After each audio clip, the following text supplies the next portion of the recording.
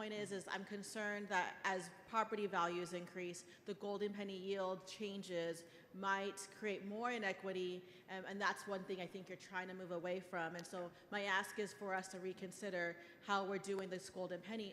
I only say this because we worked really hard in HB3 to put bands of equity to make sure school districts who could benefit the most from the golden pennies weren't able to have that ability to go off the rails and create even stronger and larger gaps of inequity. Does that make sense? Yeah, absolutely. I know that one things we can, when you look back, and we looked at this real closely throughout history, you can't find a time in Texas through our school funding period where statewide property values did not increase session after session. So, you know, I really respect what you're talking about, and we've had real thorough discussions about this. But I think when we have the opportunity to take dollars that are now being distributed, inequitably, if you will, and put it in a mechanism that drives the growth we see statewide, the success of Texas. Property values grow when you have a booming, successful economy, right? We can drive these dollars in the spot to drive it into Tier 1 funding. But I respect your concerns. That's one of the things we've looked at. You have my word that we'll make sure we continue to follow that. I appreciate that, because I agree with you. On the Tier 1 funding, that is the best and most equitable way to address school finance. I'm just concerned in this other change we could be increasing inequities, and so we have to be really careful. The other two questions I have is how much is in the HB2 is appropriated for facility funding for charter schools? Well, it stair steps. We grow it over time. The amount here, let me find it exactly for you. It's $260 million. $260 million, yes. But it grows over time? Yeah, it's stair stepped in the first 2 years. Okay. And the last question I have is, when we did HB3, one of the things that was really helpful for us who were looking at big picture, I'm really grateful that you gave us our district runs, but I think what's important for me to understand, because I don't just care about my district, I care about the state as a whole, I care about making sure we're creating equitable formulas. Will you be able to distribute statewide runs to all of us so I can do my own analysis, so I can see, is equity being sustained, something that's been very important to you, to the members who've been working on school finance for a really long time? Yeah, absolutely. Thank you, Chair. And the way we handled the runs was to make sure we got in the hands of the members, because we're having a debate today, right? We're talking about a bill. So we wanted you to be able to see what the impact of the bill was, and the runs you have show the impact of the perfecting amendment, okay, in most instances. And so that way it gives us a great starting point. But we'll certainly provide that to members as we get this bill off the floor. I appreciate that. I feel when we did HB3, we handed out, because I was there, similar to your position, handing out packets of the entire state. And I think for all of us to I don't think it's good for us to only think about our districts sometimes. We have to think about statewide implications. So I appreciate that. You bet. Ms. Roscoe, for what purpose? Will Chairman Buckley yield for questions? The gentleman yield for questions. The gentleman yields. Chairman Buckley, thank you so much for bringing this bill forward. As a product of public schools myself and a supporter of the amazing public schools in my district, I know that I share many parents and teachers and superintendents alike in thanking you for all the work that you've put into this bill. I wanted to ask, isn't it true that total public school funding, right? Because public schools are not just funded by state dollars. They're also funded by federal dollars, by bond dollars. So isn't it true that total public school funding has grown significantly since 2019? In fact, it has grown 9% even after adjusting for inflation. That is correct. And at the same time, enrollment has either stayed the same or even decreased in many circumstances. Yes, Representative Troxclair, we do have some enrollment decline in some districts, and overall the state, what you can see is a flattening of our growth curve during this period. So if I'm hearing you correctly, total per student funding has grown significantly, and it would be completely inaccurate and only a fraction of the story to make the case that somehow the state of Texas has not fully funded or increased our funding for public schools in total since 2019. That is correct. Okay, thank you so much. I wanted to ask about this financial safety nets that guarantees that schools receive 95% of their funding from the prior year if they experience decline in enrollment. This is a really important protection for public schools, right? Because I'm sure we might hear later today that other bills that we're voting on could cause a decline in enrollment, even though that may or may not be true based on the data we have in other states. Even if that is true, this school finance bill ensures that our public schools will receive at least 95% of the funding from the prior year. Yes, and also in the perfecting amendment, we address that issue even further. Right. On teacher pay, I'm curious. Is it ultimately up to the local school boards to enact their state budget and ultimately increase or decrease teacher pay? Well, the bill does provide that 40% of their new revenue must be spent on compensation. And of that 40%, 75% goes to teachers and librarians, nurses, and counselors, and the other 25% goes to bus drivers and paraprofessionals and our cafeteria workers to make sure that everybody that's involved in making a school operate to the best of its ability receives increased compensation under this bill. And that's important too, because we hear both arguments as legislators. We hear you must give our teachers more funding. And when we do that, when we have done that in the past, sometimes that increase in funding that we give in a lump sum to a school district doesn't ultimately make it into the classroom. Yeah. And in fact, the spending on administrative expenses has greatly outpaced the increase in teacher pay over the last 10 years or so. Yes, it has, but House Bill 2 is a classroom bill. It is focused towards those that are standing before our kids every day, those really where the rubber meets the road of education. It's really why we do school. We do school because of that, and this bill is drafted with that intent to drive more money to the classrooms, especially make sure that our great teachers receive teacher pay raise. So that is a safeguard that the state is really stepping up in a big way to support our teachers and to make sure that the money allocated in this bill gets directly to them and doesn't get lost somewhere along the way. Absolutely. If you think about what this bill does for teacher pay, we make sure we target teachers with 5 years of experience and 10 years of experience to create a greater delta between starting pay and 5 and 10 years of experience. Many of you here own your own business, or you work in an industry or some sort of occupation, and we know that experienced members of your team typically make a greater compensation. Our salary schedules, and if you look at our pay scales across too many districts, it's too flat. So when the teachers that have that expertise and that classroom experience, they're not receiving the pay raises they deserve, and we've always chased starting pay, this bill for the first time targets that to the center of the pay scale. Make sure we get our best paid teachers with the experience level that we know gets the results. And to that, it increases funding and expands teacher incentive allotment. That is the pathway for more of our best teachers, those that get measurable outcomes. It's their pathway to earn 6 figures. And you can see that across the state, members, where we have... The gentleman's time has expired. No more questions. Thank you.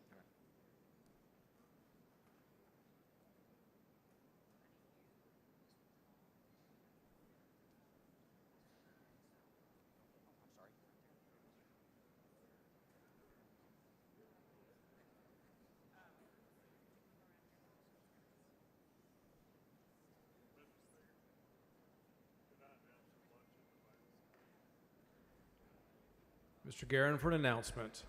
Thank you, Mr. Speaker. Members' lunch is available for purchase in the members' lounge for any members that are interested. Thank you.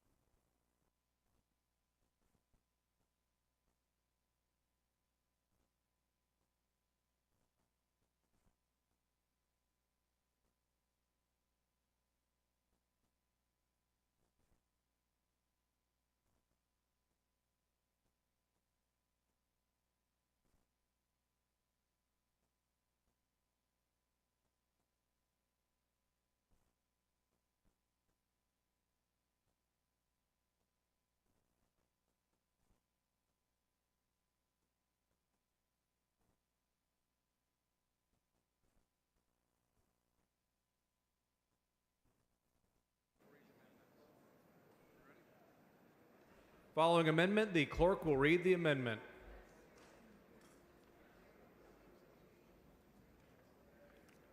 Amendment by Buckley.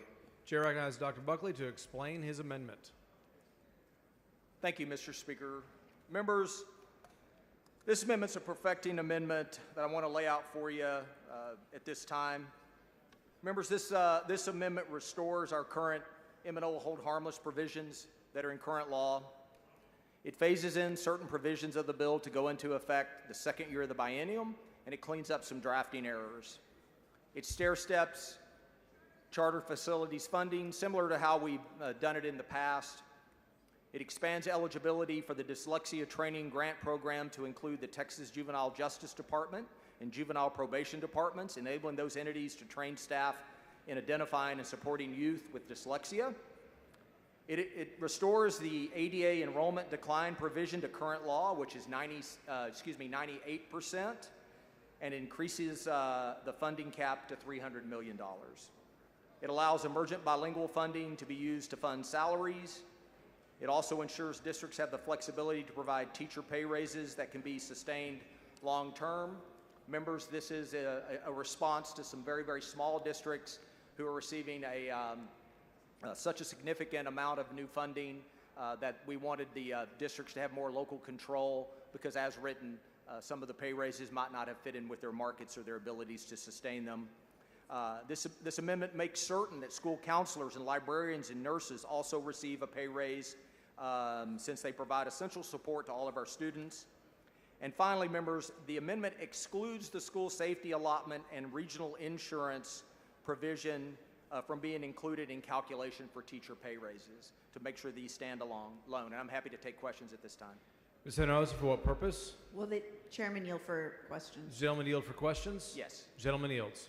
Chairman Buckley, you and I just had this conversation before the start of this bill, but I wanted to get it on record because I'm getting a lot of people calling me concerned about some language in this perfecting amendment that raises questions about previous good bipartisan work that this chamber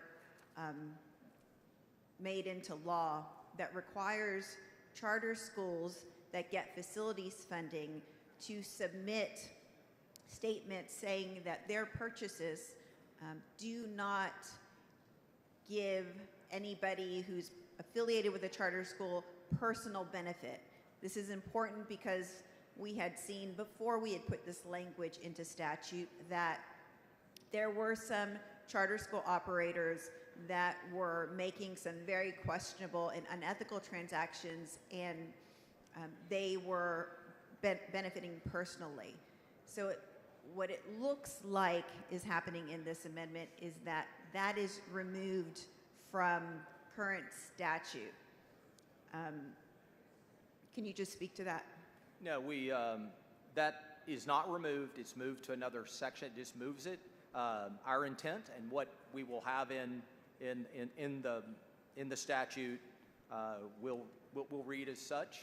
The charter holder is entitled to receive funding under subsection D for an open enrollment charter school only if the governing body of the school annually certifies in writing to the agency that no administrator, officer, or employee of the school and no member of the governing body of the school or its charter holder derives any financial benefit from real estate transaction of the school. Is that moved within the perfecting amendment somewhere that I don't see? We'll have to. Okay. Yeah. So I know this is very complicated and it's hard to do this Sure.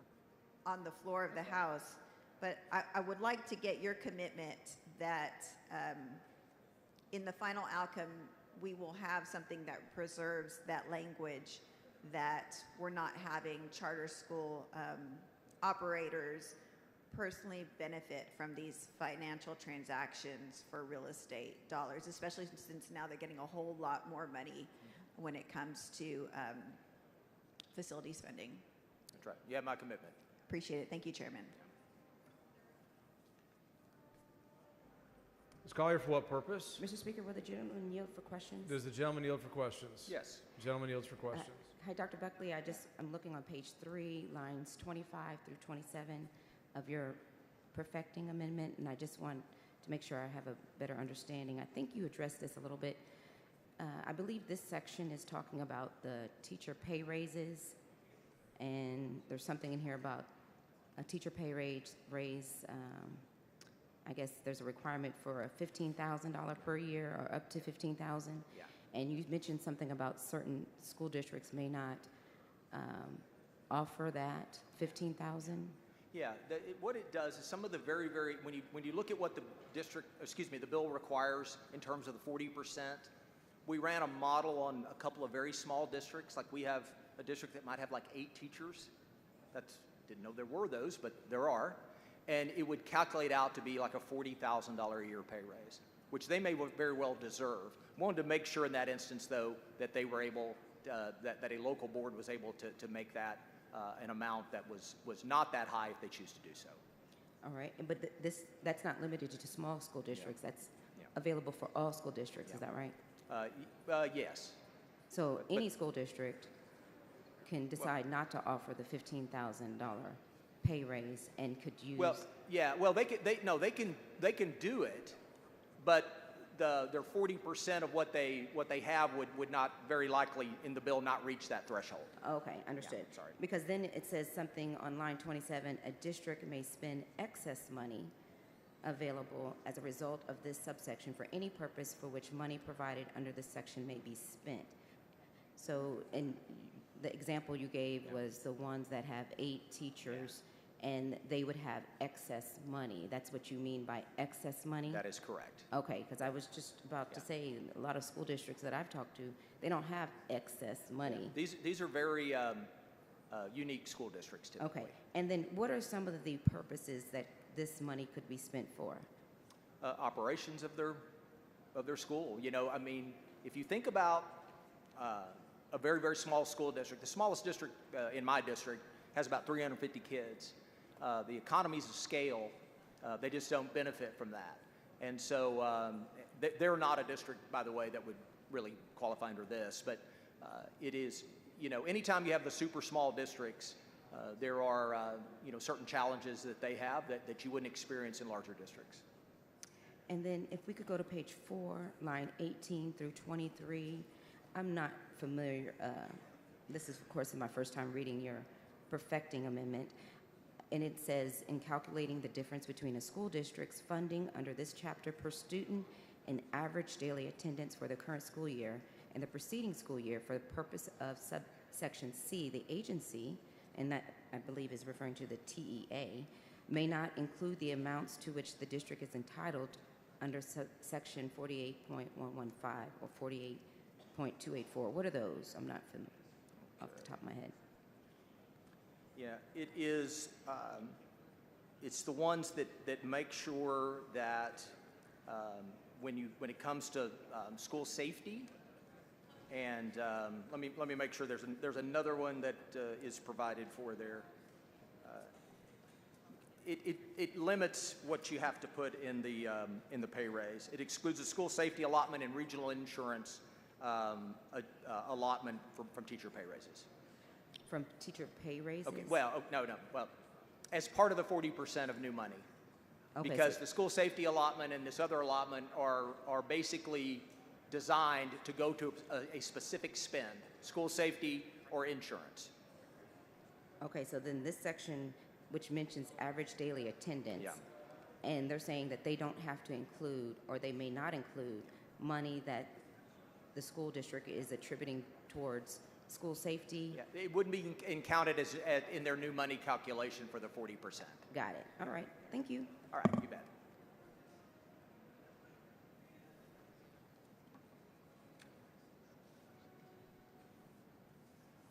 The following amendment to the amendment, the chair lays out the amendment to the amendment. The clerk will read the amendment to the amendment. Amendment by Bernal. Chair recognizes Mr. Bernal to explain the amendment to the amendment. Thank you, Mr. Speaker. Members, first, this amendment is acceptable to the author. I want to thank the chairman, Representative Kerwin, Lopez, Leach, and Bojani. We looked at the bill as a whole and saw that there was money to do something, but it took us a very long time to figure out how to get there. But we did. And so what this amendment does is allow us, without growing the size of the bill, to fund full-day pre-K. Move it on. Mr. Schoolcraft, for what purpose? Will the gentleman yield for a question? Gentleman yield for questions. Yes. Gentleman yields. Mr. Bernal, Yes, sir. just how exactly are you funding this change? Where's the money coming from? So the money is coming from the comp ed allotment, which already exists. And as you know, the comp ed allotment in the bill grows the weight. For those who don't know what weight is, it's sort of an amplifier, right? So we're growing the comp ed, the compensatory education allotment by 0.005. Now, together with the BA, that generates a significant amount of money, but per kid, it doesn't do as much. So what we're doing is, if this folder is the comp ed bucket, what we're drawing inside of it is a smaller bucket that will fill up, and then districts can draw down to pay for full-day pre-K. Because right now, what the state does is only pay for a half day, right? And they're forced to use precious resources to cover the other half. What this would do is take pre-existing money for the kids it's intended for, fill that bucket up, allow us to spend that money on pre-K, and fulfill our commitment. Okay, so in summary, sounds like you are taking money from the compensatory education allotment and moving it over to a program you think is more valuable. Is that correct? That is incorrect. Thank you. That is incorrect. Move adoption.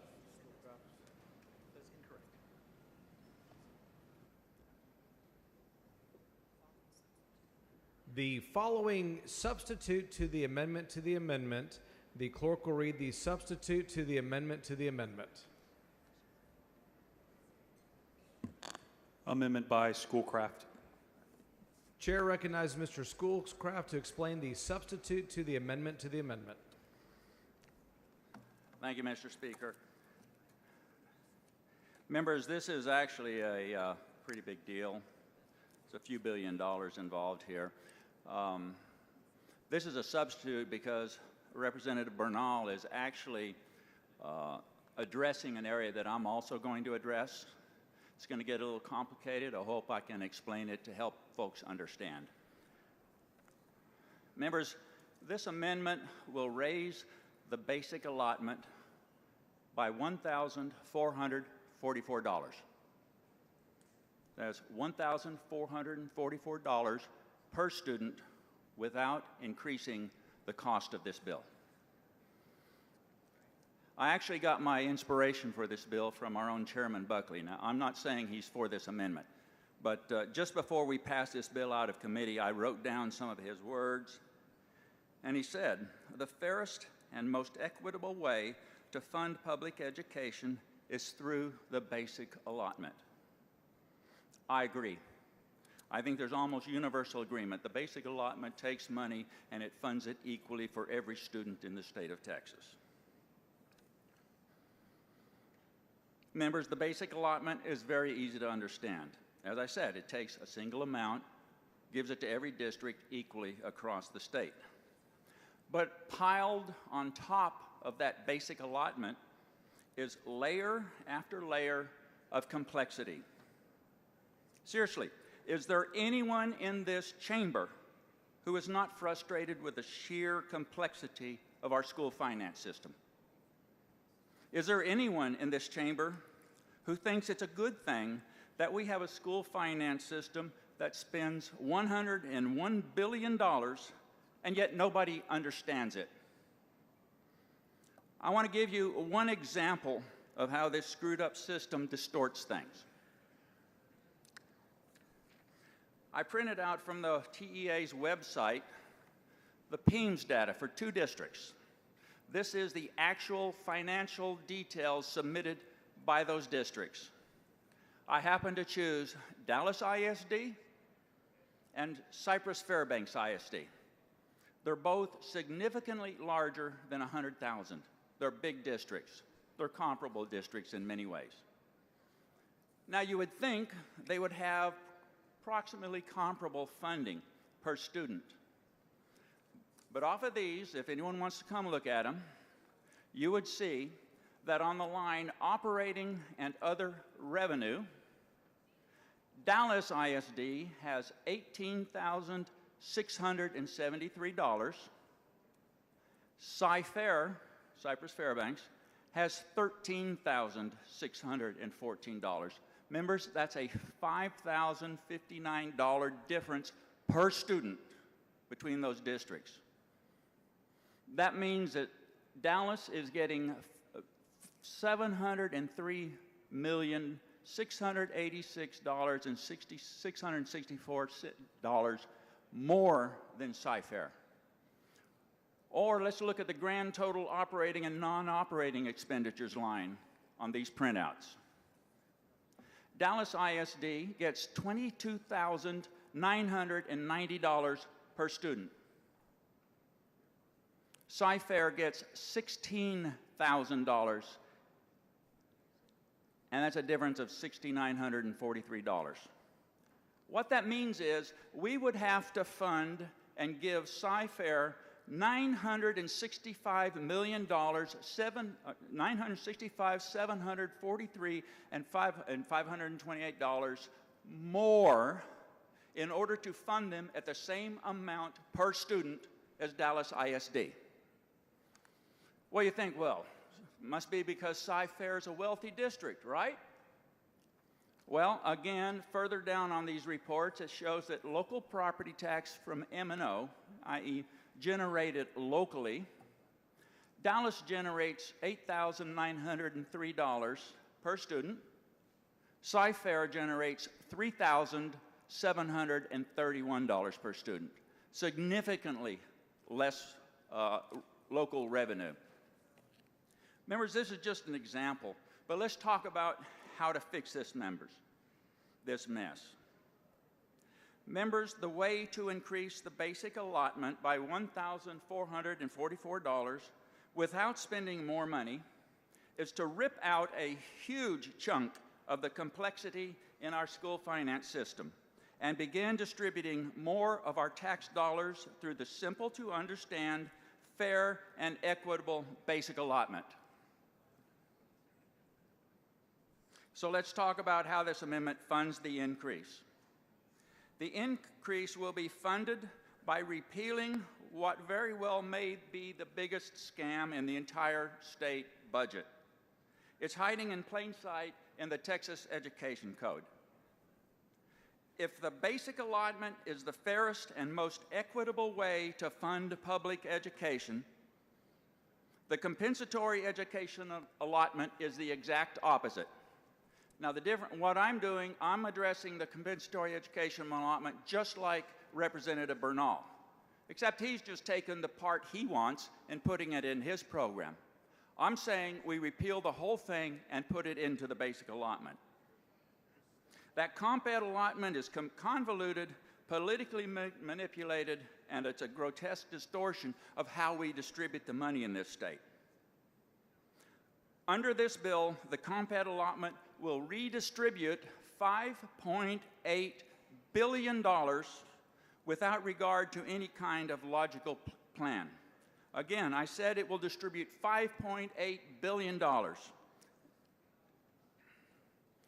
let's talk about allotments. We keep talking about those. Let's make sure we're all on the same playing field here with understanding. Our school finance system uses a concept called allotments. The basic allotment is a dollar amount that schools receive for every student.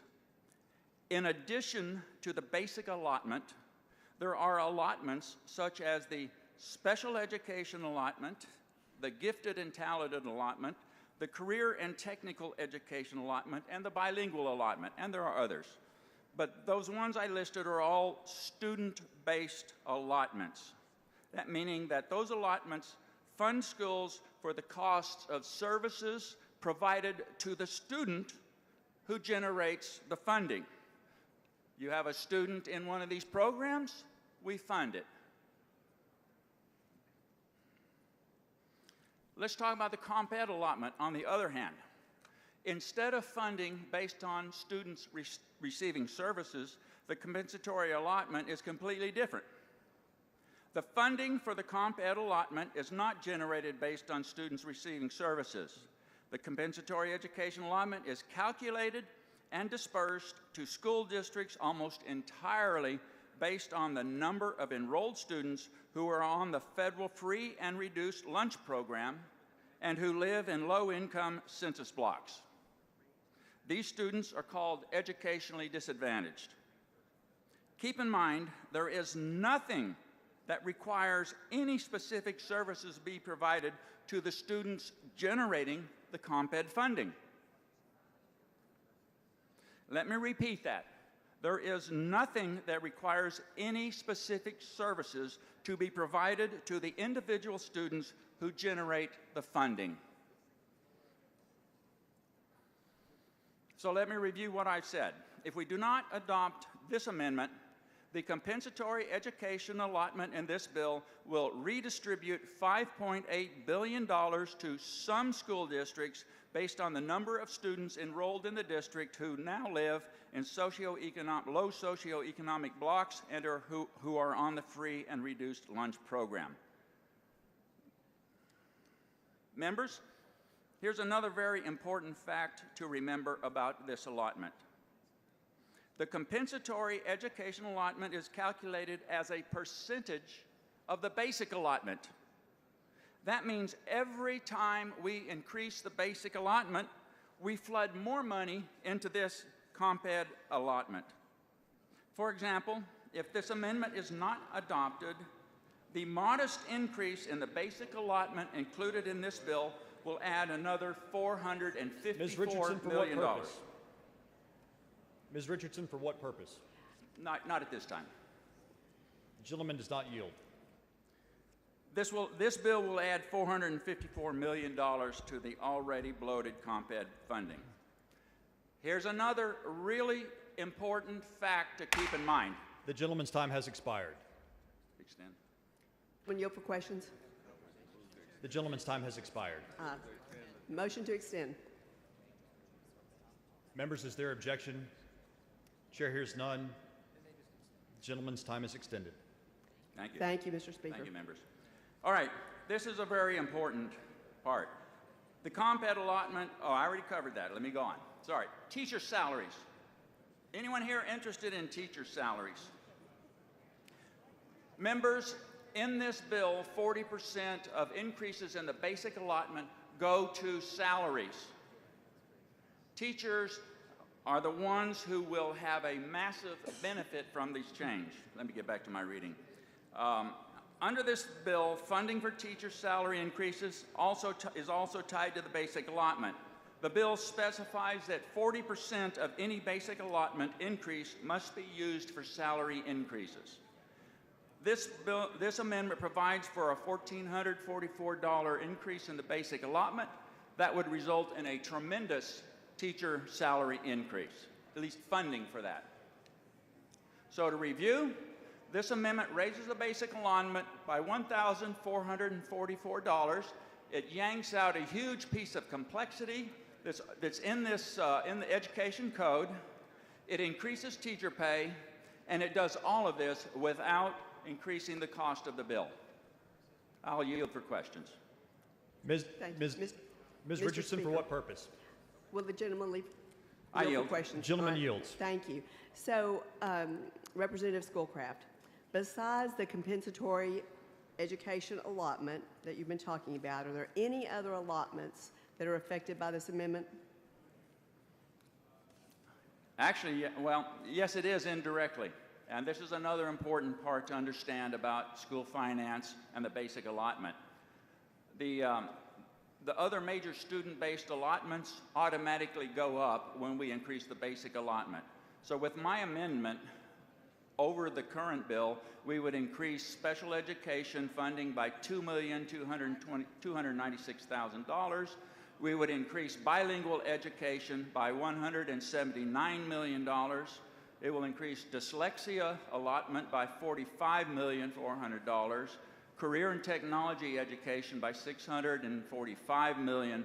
Early education allotment will increase by $143 million. So all of those allotments go up automatically based on the basic allotment. So when we increase the BA, it also increases funding for those other programs that are providing services to our students. All right. Thank you for that clarification. Mr. Speaker, Mr. Dutton, for what purpose? will the gentleman yield for questions? Does the gentleman yield for questions? I yield. Gentleman yields. Thank you. Let me ask, how is, and this is for the body, how does a school district qualify for compensatory education funding? The district receives funding based on the number of students enrolled who are on the free and reduced lunch program and who live in low-income census blocks. Okay, good. And so how is the money spent in Comp Ed? Pretty much it can be spent for however they want to spend it. It's very confusing to try to follow the rabbit trail on the code sections, because it makes it look like we have to spend it for this and that. It even says 45% has to be spent on Comp Ed programs, meaning, 55%, 45% you can do whatever you want with. But if you look closely, districts who have 40% or more Comp Ed students, which is a huge number of districts, they can spend their money based on what qualifies for Title I expenditures. And if you go look at Title I, by the way, I have a whole folder full of stuff on Title I. Basically, they permit whole, well, let's see, let me find it.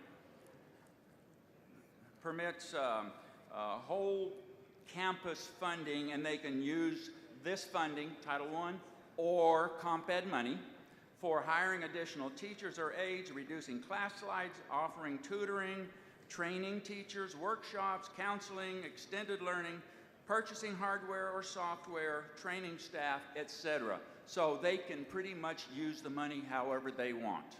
It's like a basic allotment.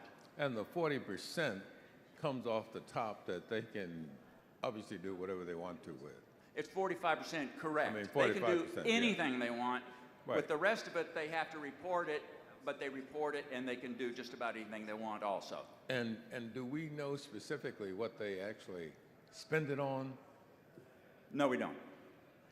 And if we put it in a basic allotment, we would have a better track on Comp Ed money and how it's spent.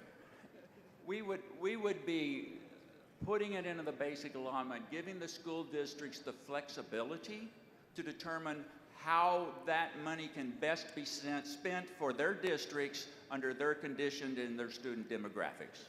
And does your amendment do away with Chairman Bernal's amendment? It will replace Chairman Bernal's amendment. That's in total? Correct. Yes. In total? So, yes.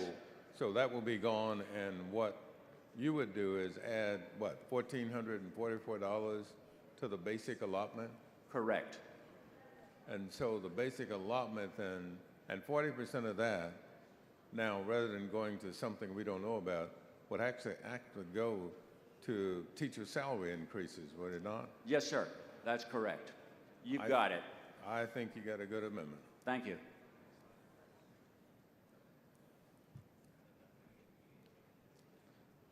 Mr. Frank, for what purpose? Does the gentleman yield for questions? Does the gentleman yield for questions? Gentleman yields. Yeah, thank you. Representative Schoolcraft, I appreciate what you're trying to do here, but is this the same bill, SB2, Dr. Buckley's bill that we discussed for 2 days in the Public Education Committee that you and I are both on? Yeah, I've actually discussed this with him also. That's correct. And I know you know a great deal about it, but I don't recall really ever having any substantive conversations by you on this amendment. So I feel like while I like some of what you're saying, to me it is catching, as a committee member, honestly, by surprise. So I wondered, do you have any runs? Like I know Dr. Buckley has spent a lot of time and has provided us all runs so we know what the impact is to our schools. Do you have any runs so that we understand what your amendment actually does to all the school districts that we all represent? Actually, on the first point you made, you might have been absent in the committee when we had a discussion about Comp Ed. We talked about the history, how it was created back in the early 80s to redistribute. And actually I visited with Dr. Buckley a couple days ago and said, will you help me get runs? And he basically said, there's not going to be time to get it done. It took 5 days. So unfortunately, everybody's going to have to vote on whether or not they think this is good policy. Okay. And I appreciate it. I didn't mean that we didn't have some discussions on Comp Ed, but in terms of, to me, this amendment completely overturns really all of the work that all of the committee members have done, and it completely overturns all of the runs. So while I appreciate what you're trying to do, certainly cannot support it. Thank you. Well, Ms. Morella-Shaw, for what purpose? Yes, Mr. Speaker. Will the gentleman yield for a couple of questions? Does the gentleman Thank you. yield? Rep. Schoolcraft, thank you for your thorough explanation. So does your amendment actually add state funds to this bill? it does not. Okay, so it's part of moving what's already been allocated around, correct? Correct. And we see that a lot of the funds that are being moved around are because of recapture has been either completely reduced to zero in some districts or greatly reduced. I have a couple here that are reduced by half. In fact, the impact is a $480 million reduction by the budget board is what they say, correct? That I don't know. I don't touch the rest of the bill dealing with recapture, any of that. You're just saying that we're not adding money from the general funds. We're taking the same money that was already moved around, but now we're adding it to the basic allotment, basically because the schools have said $1,300 roughly would catch us up with the inflation they've gone through and the deficit that they experienced because we didn't fund them last session. Is that where your logic comes from? No, my logic actually doesn't come from what any district specifically asked for, although this does align with that request. My logic simply comes from the idea that we have money that is distributed in a way that nobody can comprehend why it goes to one district and not the other. So instead of distributing the money that way, we will instead distribute it through the basic allotment so that it's fair and equitable for everybody. Does your amendment also equalize the various impacts that are on the sheets that we got, where there are disparities that you mentioned earlier, like you may see a half reduction in one district and you may see a quarter reduction in another district? Does your amendment equalize that? Gentleman's time has expired. Can I request an extension, please? I know it's the second one. It's a yes or no answer. This motion requires unanimous consent. Is there any objection? Chair hears none. The gentleman's time is extended. Thank you. Thank you, members. I think I understood your question about the disparities between the districts. It will help to reduce the disparities. Right now you have a district here, and a lot of the reason they're up here is because of this Comp Ed allotment. If we leave things as is, when we add money into the system, the $8 billion, it goes up like that. Everybody goes up some, but those who benefit from the Comp Ed go up even further. My amendment would not have anybody lose money because the $200 guarantee is still there. But these folks would catch up more. So we would have less disparity among the districts. Got it. Well, and I thank you for your examples because Cy-Fair is one of my larger school districts in Houston, so I appreciate that, and I appreciate your attempt for transparency and more equalized footing here. Thank you. Thank you. Mr. Tinderholt, for what purpose? Will the gentleman yield for questions? I yield. Gentleman yields. Thank you, sir. So I want to understand this. Money does not come from anywhere else. There's not additional funds put in. Is that correct? That's correct. The largest district that I represent was asking for about $1,400 to $1,600 to make up for inflation and things that have happened since COVID. So with this, essentially, what I'm hearing, I want to make sure I understand. We're at about 400 right now, and this would bring it to 1,400 per student That's correct. with no additional cost. Correct. So I want to reiterate that. We're going from about a $400 increase per allotment for a student to a $1,400 per student with no additional cost for the state and no additional monies added to the amount we're already appropriating. That's correct, Mr. Tinderholt. To be honest, I don't know how we wouldn't vote for this. I feel like this is an easy yes vote. It makes total sense and it's logical. I just hope they go with it. All right, thank you. Thank you. Mr. Van Dever, for what purpose? Will the gentleman yield? I yield. Gentleman yields. Thank you. Representative Schoolcraft, so I think in response to Representative Tinderholt's question, I got the impression that this is new money coming into the system, that we're going to increase the basic allotment $1,400 without costing anything, and it's going to be new money. Is that the case? No, sir.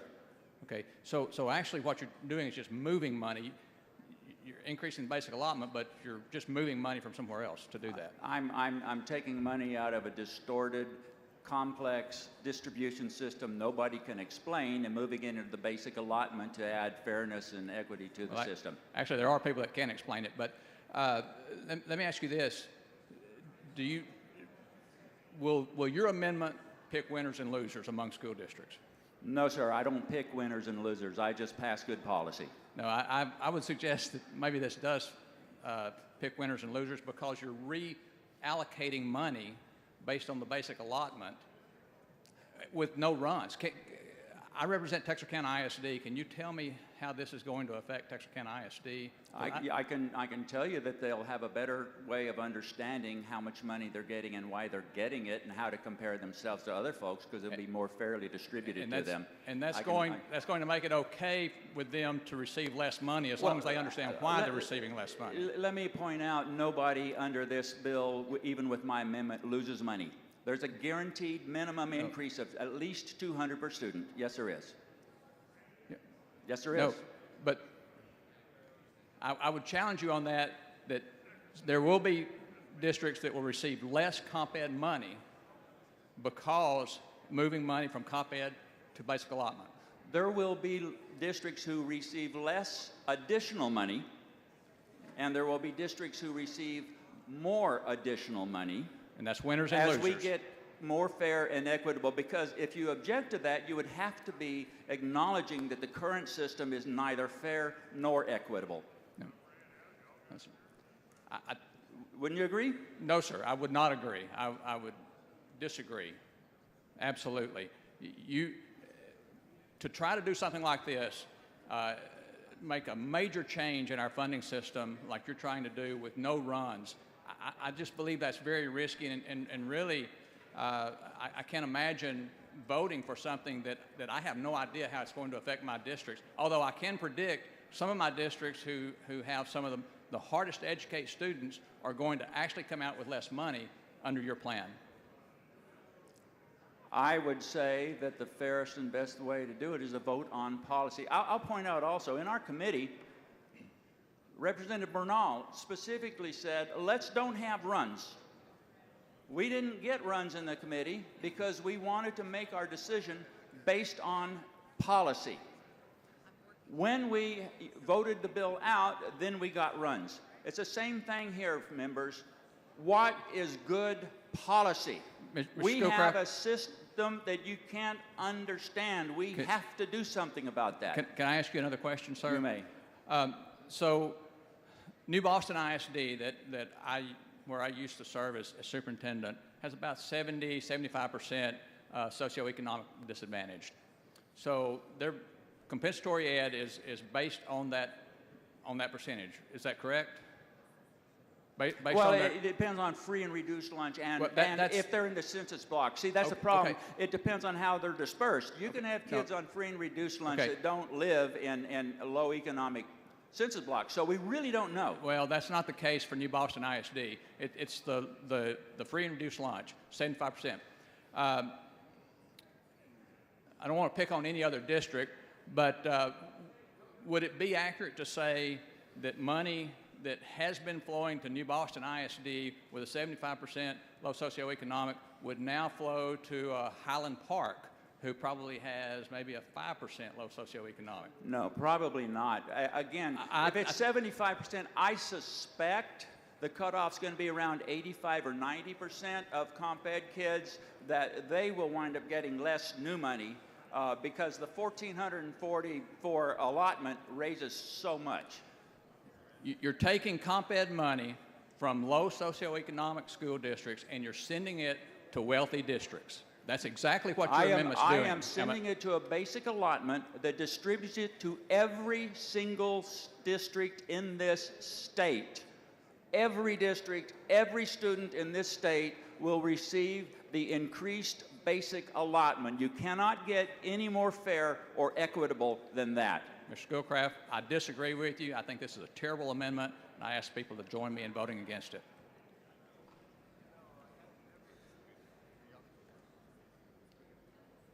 Will the gentleman yield? Mr. Bryant, for what purpose? Will the gentleman yield for questions? Does the gentleman yield? I yield for questions. Gentleman yields. Mr. Schoolcraft, I'm a member of Public Education Committee as well, and I wanted to echo Mr. Frank's comments. This is a major change in a very complicated bill, which is complicated for a good reason. And we didn't see this amendment in the committee, did we? No, you didn't. Okay. It is the case that the bill is filled with a lot of different areas from which you could have taken funding. Isn't that correct? Well, I could have taken it from any place, but this is the only section I know that is distributed with no logic to it. But you could have this is the only allotment that has no student tied to it. There is no other allotment like this that doesn't fund it based on the students receiving the services. This is the most logical thing to get rid of because of the complexity it generates. Yeah, the point I'm asking you to debate with me is this. You could have taken this money out of charter schools. You could have taken this money out of the allotment for teacher incentives. You could have taken it from a lot of places, but you've taken it from the poorest kids and the most needy kids in the state, haven't you? Are you saying they're dumb or there's some reason that they need extra money? I mean, I'm just curious. Why is it you think we need to... I have no further questions, Mr. Speaker. On top of the federal money, there's $11 billion being distributed on this basis. There's no justification for that.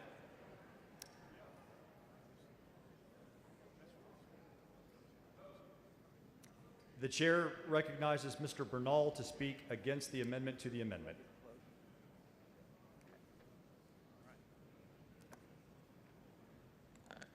Well, that got real fun real fast. First of all, let me say this. I have spent every day for the past month in this building till 10 or 11 o'clock trying to make this bill and this amendment as good as it can be. He's right. I didn't want to do runs ahead of time because you're supposed to settle on policy first and then figure the money out. You don't completely rewrite and change and reimagine school finance now. That is not the way we do things. That's not fair to you, and that's not fair to our districts, number one. Number two, to be clear, if we were to do this, it would result in a massive cut to about 2/3 of the districts in this state. So just because it makes sense to some people based on 5 minutes of conversation does not mean that harm will not befall our districts if we do this. For example, the district that I'm from, where I went to school, which includes one of the poorest zip codes, not just in the state, but in the country, if we were to do this, it would be a $12 million cut to them. That is wildly irresponsible. And I guess we can say that maybe people understand the system better, but those kids can't read, they can't eat understanding. They can't read understanding. They need help. And this takes away that help. I appreciate what the representative is trying to do, and I welcome a longer conversation between him and I and everyone else to make this system even more understandable and transparent than it should be. But this is not the way to do it. This is not the time to do it, and I agree. There are lots of parts of this system that it does pick winners and losers. And if we're being honest, some of the wealthier districts make out better, whether we do anything or not. But to hone in on the one provision that recognizes the challenges that poor students face and saying this is the problem, let's redistribute that wealth to everyone else, that's never been and is not supposed to be what this body is about. So I ask you not to support this amendment. Thank you. The chair recognizes Mr. Dutton to speak against the amendment to the amendment. Mr. Speaker and members, sometimes you'll be faced with a issue where it's a good amendment, but it's a bad idea. And let me tell you why I say that. You heard me say from the back mic that it was a good amendment. Comp Ed money is generated by children on free and reduced lunch. That's who generates the money. But if you ask school districts, do they spend the money on those children? That's when you get an answer that causes me to want to support Mr. Schoolcraft's amendment. Because that's not who the kids are we've been spending the money on. And what I'm going to do, what I'm doing now is to say, look, I think Representative Schoolcraft had brought this body's attention now to this whole problem of Comp Ed money. And so I have Representative Chairman Buckley's commitment that we're going to do something about it. We're going to fix it. We're going to make sure that if the children generate the money, that's who we spend the money on. And so that's the only reason I'm up here today, is to tell you that it's a good amendment, but I'm going to vote against it. Chair recognizes Mr. Schoolcraft to close on the amendment to the amendment. Thank you, Mr. Speaker. Members, first of all, as far as advance notice, first time I saw Mr. Bernal's amendment was when I was up providing my amendment. We didn't discuss it in committee. We didn't see runs. We didn't do anything. I mean, I'm not saying he didn't talk with Chairman Buckley beforehand, just like I did. But this is not some sort of a, gotcha last-minute deal. Representative Bernal said, I think I heard him say 2/3 of the districts will lose money. That, I don't know where he's getting that from. There's no way to know that, frankly. But no district in this state will lose money under this amendment. There's an absolute guaranteed minimum increase for every district of $200 per student. That's the minimum amount.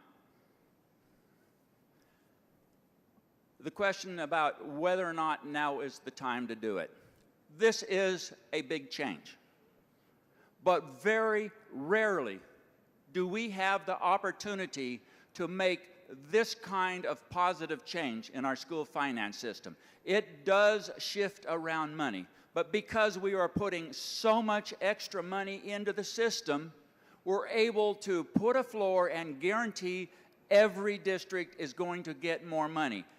That is expensive. There is a good chunk of money going to that guarantee, that otherwise could have increased the basic allotment even more. So we're being fair to everybody. You generally can't make changes in public education finance unless you're putting a ton of money in it because of the problem it creates requiring hold harmless. Basically, if we don't make this change now, while we're providing this kind of funding for the entire system, we won't have another opportunity like this probably for decades. So, with that, I ask you to please vote yes on this amendment. Mr. Schoolcraft sends up a substitute amendment. A record vote has been requested. The clerk will ring the bell.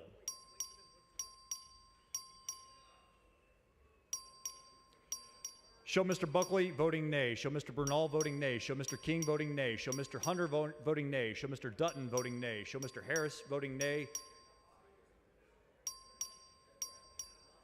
Have all members voted? Have all members voted? There being 25 ayes and 121 nays, the substitute amendment fails.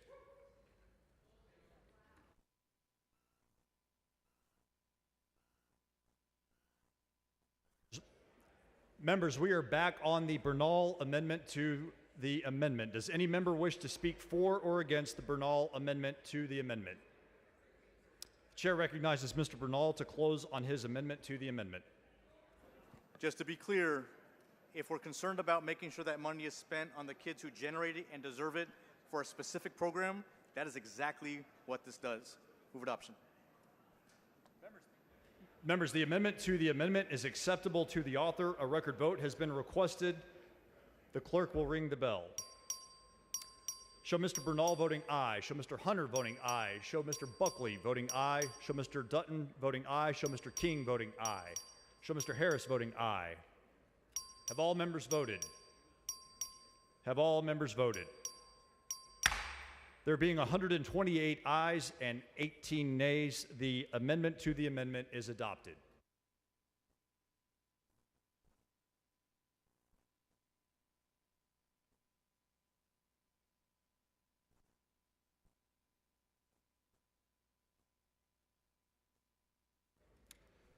The following amendment to the amendment, the clerk will read the amendment. Amendment by Buckley. The chair recognizes Mr. Buckley to explain the amendment to the amendment. Members, this is an amendment to correct a drafting area or error concerning make sure we have charter transparency in facilities. And I move adoption. Members, you've heard the amendment to the amendment. It is acceptable to the author. A record vote has been requested. The clerk will ring the bell. Show Mr. Buckley voting aye. Show Mr. Hunter voting aye. Show Mr. Leach voting aye. Show Mr. Harris voting aye. Show Mr. Bernal voting aye. Show Ms. Bowers voting aye. Have all members voted? Have all members voted? There being 145 ayes and 0 nays, the amendment to the amendment is adopted.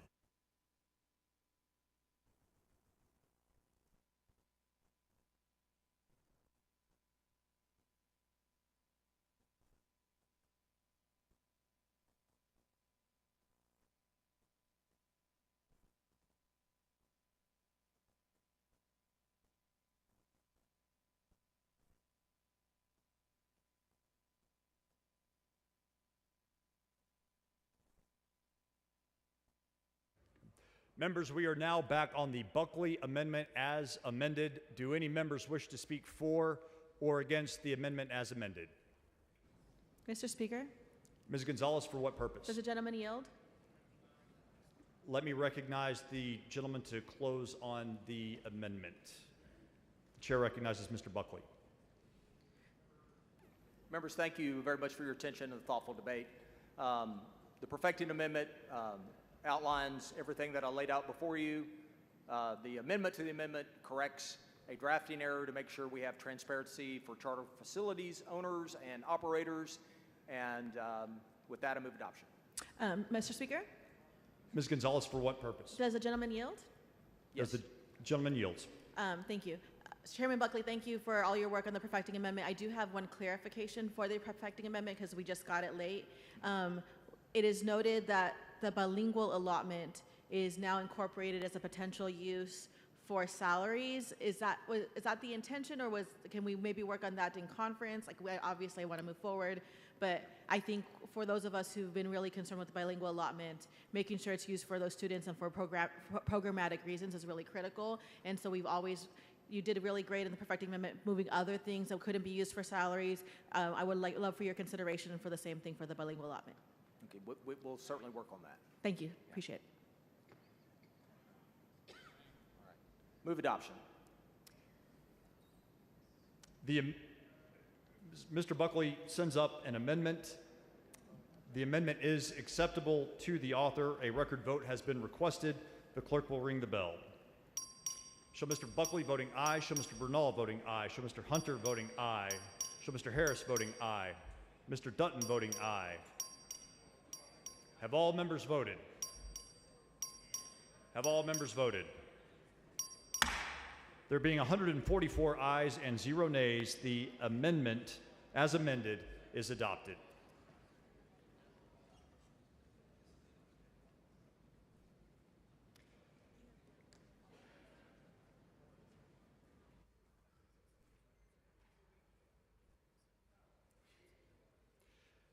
Members, please excuse Representatives King, Darby, Smithy, Thompson, Hull, McQueenie, and Guerin to attend a meeting of the Committee on State Affairs on the motion of Mr. Patterson. Is there any objection? Chair hears none.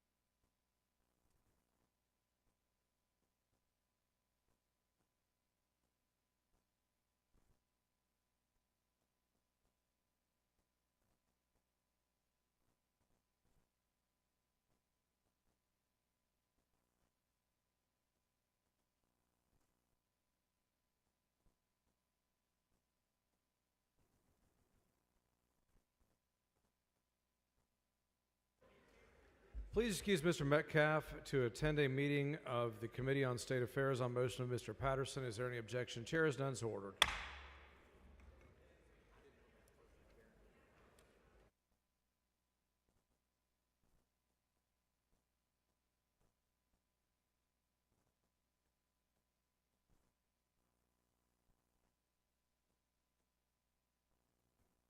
Following amendment, the clerk will read the amendment. Amendment by Olcott. Chair recognizes Mr. Olcott to explain his amendment. Thank you, Mr. Speaker. Members, I have a pretty simple amendment. One thing that's come to my attention looking at school finance over the last 5 or 10 years and looking at some studies that have come out, I see a disturbing trend, and that is a higher and higher percentage of base pay going into school districts are going to admin positions, and a lower and lower percentage is going into teachers. And my amendment is extremely simple.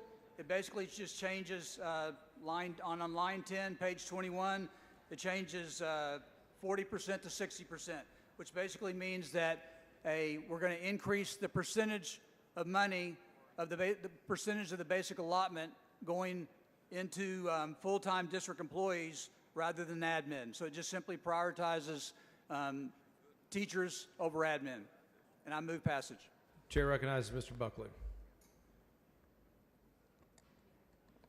Members, though I certainly respect the intent of what Mr. Alcott is certainly trying to do here, this sort of goes back to the complexity of a school finance bill. And that is, though his intentions are very, very good, the reality is this would not impact every district in a similar manner, and we would, again, find ourselves in a situation where we would have unintended consequences for some school districts. Current law requires that 30% of the new money go to teacher and staff pay raises. House Bill 2 already increases that to 40, so we've expanded that. So respectfully, I'm going to oppose the amendment and move to table. Mr. Alcott to close. Thank you, Mr. Speaker. Members, yes, once again, my amendment is simple. It basically increases the percentage from the basic allotment. It goes up to 60% going into full-time employees rather than 40%. Thank you. I move passage. Mr. Alcott sends up an amendment. Mr. Buckley moves to table. Question is on the motion to table. If you're in favor of the amendment, vote no on the motion to table. If you're opposed to the amendment, vote yes on the motion to table. A record vote has been requested. The clerk will ring the bell. So, Representative Hunter voting aye, Mr. Buckley voting aye, Mr. Harris voting aye, Mr. Dutton voting aye. Have all members voted? Have all members voted? There being 113 ayes and 21 nays, the motion to table prevails. Following amendment.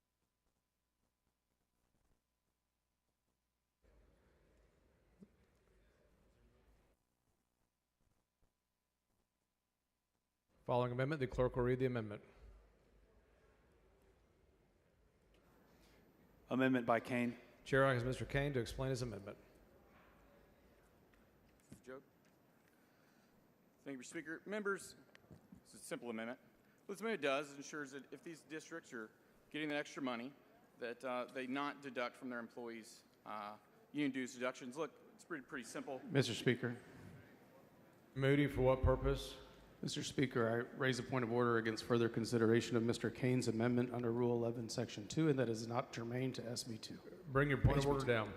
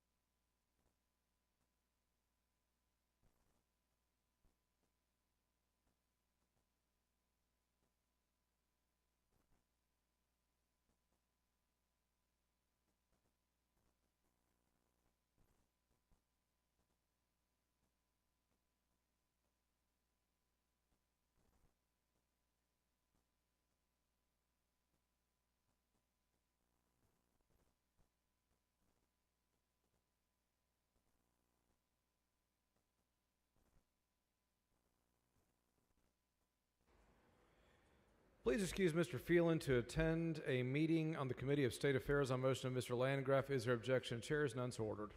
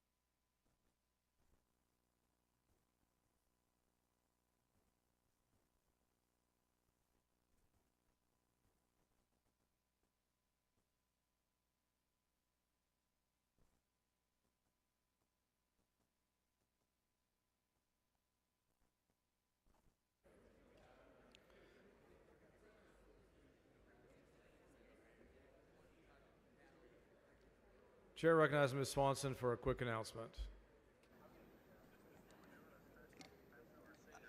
Okay. I've got Scott Wall from Capitol Commission on the phone here, and he wants to invite everybody to come up now while we're on a brief break, and we're having Bible study and food from Cabo Bob's, and it's also a Passover Seder demonstration, and it is right up here on third floor, right behind the dais there in the what they like to call the fishbowl. And just please come right now, and then leave when you have to. So, yes. Oh, yes, members only. Yes, sorry about that. But please come on up, and we will have a great time together and great food. Thank you. Members, the House will stand at ease until 1:40 while this point of order is being deliberated, so y'all can have lunch.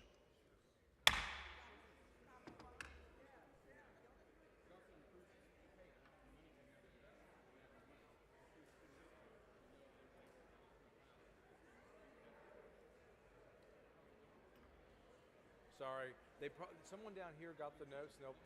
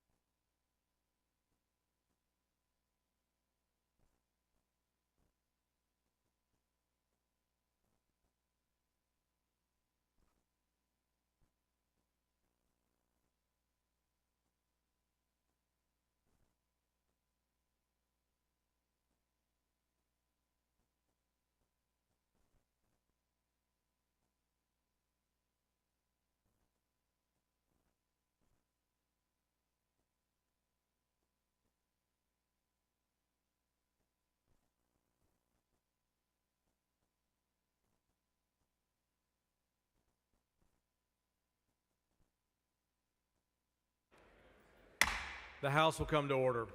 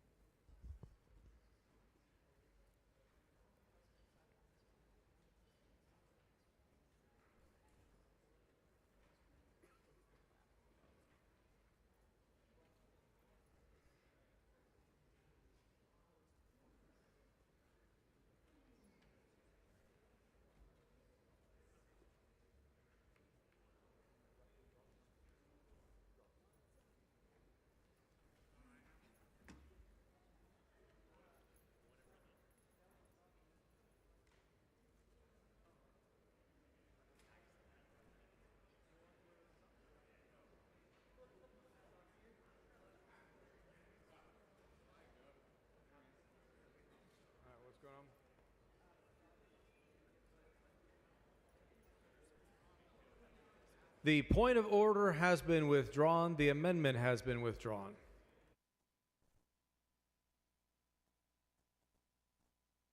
The following amendment, the clerk will read the amendment. Amendment by King. Chair recognizes Mr. Ashby to explain the amendment.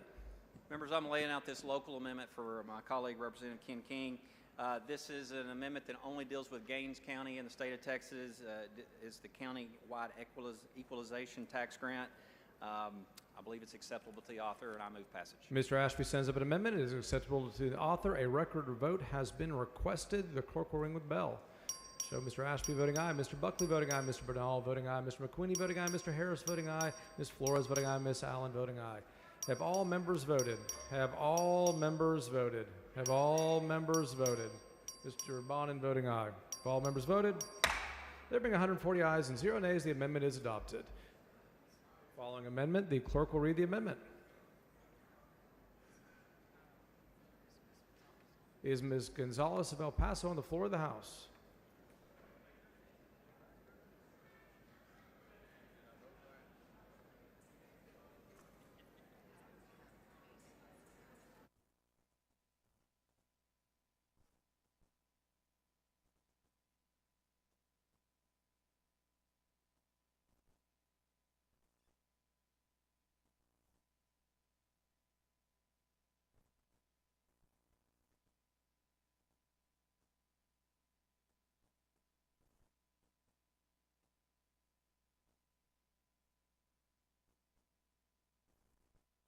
The following amendment, the clerk will read the amendment.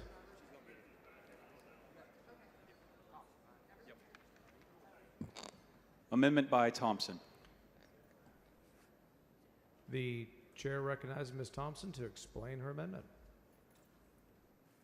Mr. Speaker, members, in 2019, the legislature created the Collaborative Task Force on Public School Mental Health Services to study and evaluate school mental health services to increase transparency and ensure that our tax dollars were being spent as effectively as possible. This amendment merely gives us another sunset date, 2031. I move with adoption. Ms. Thompson sends up an amendment. It is acceptable to the author. A record vote has been requested. The clerk will ring the bell. Mr. Anchia voting aye, Mr. Buckley voting aye, Mr. Bernal voting aye, Mr. Harris voting aye, Mr. McQueenie voting aye, Mr. Schofield voting aye. Have all members voted? Have all members voted? There being 132 ayes and 14 nays, the amendment is adopted. The following amendment, the clerk will read the amendment.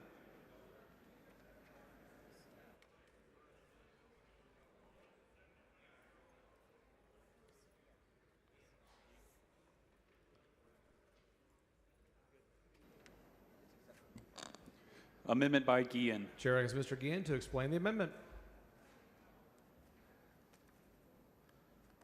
Thank you, Mr. Speaker. Members, this amendment carves out recapture from a school district's reported liabilities on Indicator 8 of the school first rating system. It's acceptable to the author. I move passage. Mr. Guillen sends up an amendment. It is acceptable to the bill author. The clerk will ring the bell. Mr. Mr. Buckley voting aye. Have all members voted? Have all members voted? Mr. Bernal voting aye. Mr. McQueenie voting aye. Mr. Schofield voting aye. Have all members voted? Have all members voted? Being 146 ayes and 1 nay, the amendment is adopted.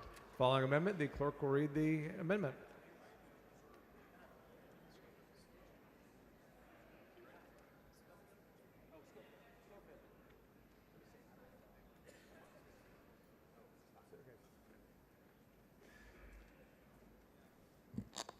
Amendment by Schofield. Chair recognizes Mr. Schofield to explain his amendment. Thank you, Mr. Speaker. Members, years ago, we passed a local option homestead that the school districts can provide to their people. You can find it in Tax Code Section 11.13N. And we appreciate the fact that our school districts gave a homestead exemption to their taxpayers so much that we punished them for it. And the way we do that, when I'm finished, I will be happy to yield at that time. Not at this time. And so what we do is we have the comptroller does a tax value study of all the districts that you can find in Chapter 403, and in that they are to lower the school district's taxable value by half of the homestead exemption. So they get punished in the amount of half of the homestead exemption that they give to their taxpayers. Now, I have a bill that would have given them back all the money. This amendment only gives them back another 10%. So currently, they get docked down to 50%. This would raise it to 60%, so that they only lose that much of their state funding. They only lose 40%. Mr. Speaker, will the gentleman yield? As soon as I get done, Mr. Martinez-Fisher, I'll be happy to yield. Mr. Speaker.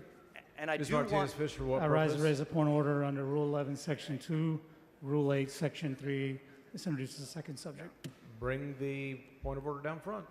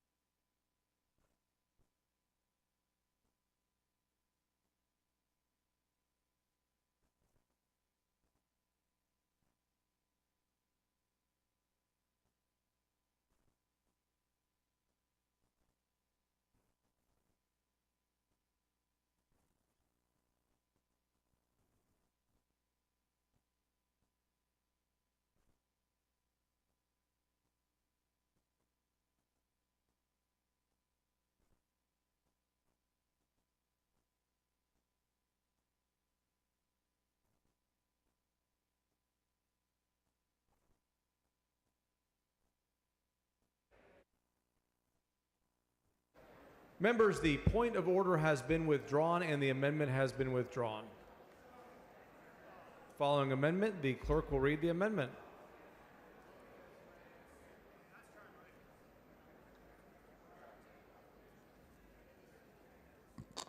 Amendment by Gonzalez of El Paso. Chair recognizes Ms. Gonzalez of El Paso to explain her amendment. Thank you, Mr. Speaker. Members, this is a simple amendment that helps our kids with disabilities. In the current language of the bill, it gives information regarding the state-supported living centers. This clarifies that the definition of intellectual disability, developmental disabilities, and adds qualifications for home and community-based residential placement, and it's acceptable to the author. Ms. Gonzalez of El Paso sends up an amendment. It is acceptable to the author. A record vote has been requested. The clerk will ring the bell. It's Hunter voting aye. Have all members voted? Have all members voted? Leach voting aye. Dean voting aye. Have all members voted? There being 124 ayes and 16 nays, the amendment is adopted.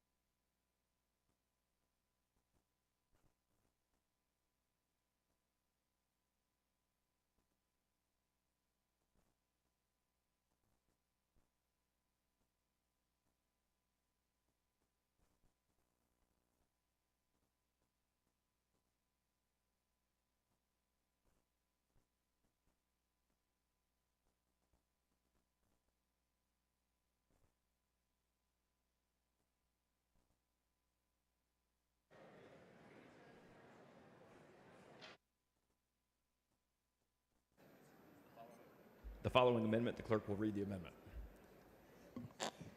Amendment by Bryant. The chair recognizes Mr. Bryant to explain the amendment.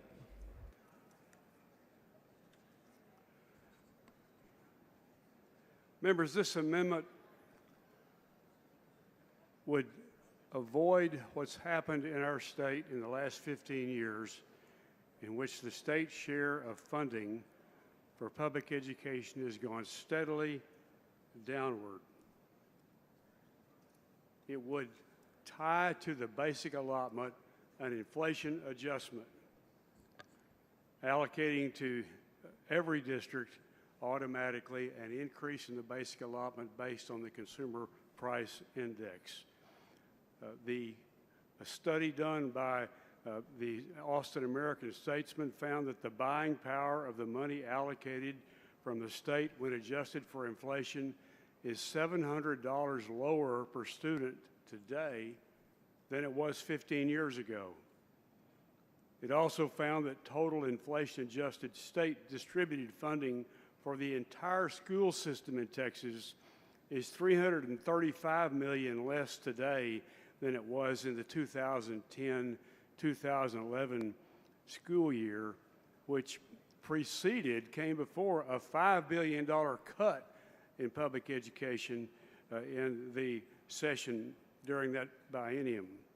It's important to note that in the 15 years since then, the state has added 500,000 public school students. I urge you to adopt this inflation adjustment.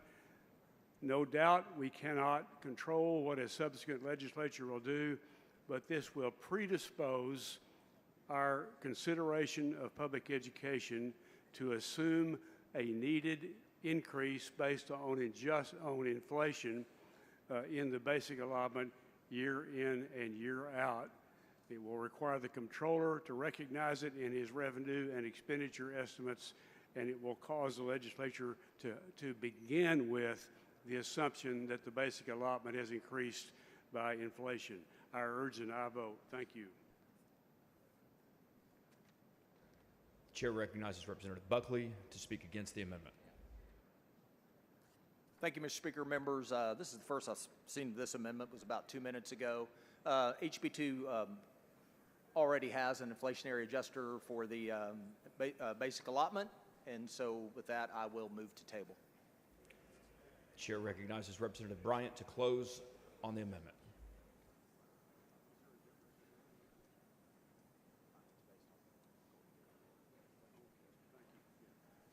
The increase that Mr. Buckley referred to is tied to the golden penny.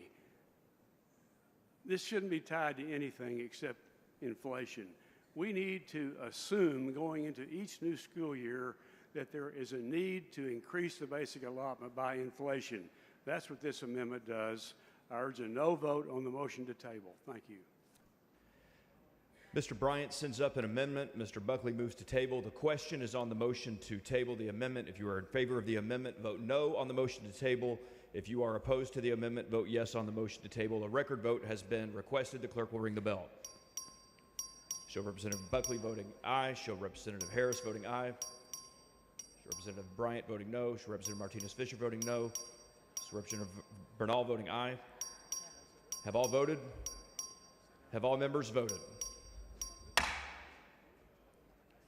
There being 88 ayes and 58 nays, the motion to table prevails.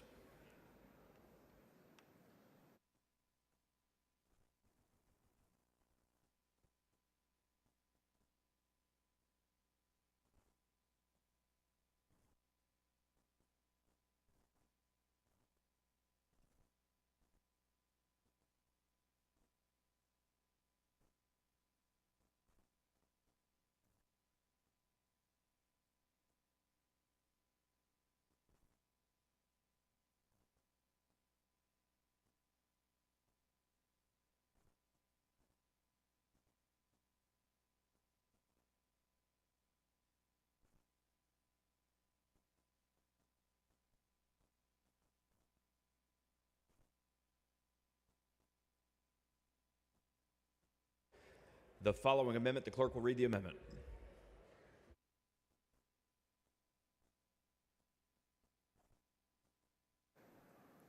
Amendment by Bryant. Chair recognizes Mr. Bryant to explain the amendment. Mr. Speaker and members, Texas is 44th in state spending on public education. That is to say, we're 44th in the state contribution to public education relative to all of the other 50 states in the nation. That is not a place where our public wants us to be. It's not a place where we should be. This amendment would make us 25th. It would increase the basic allotment from the proposed basic allotment amount in the bill of $6,555 to $8,950. Making us 25th in the nation. The cost of doing that is the entire surplus. It's the entire surplus. It was $30 billion in the last biennium. It would be about $24 billion in this biennium. Why do I offer this amendment? I offer it to make the point that the surplus that we boast about so much is not the result of careful management of our resources. It's not even the result of good luck. It's a result of underfunding public education relative to the rest of the nation. That's not a place where we ought to be. I offered the amendment in order to be able to make that speech, and I withdraw the amendment.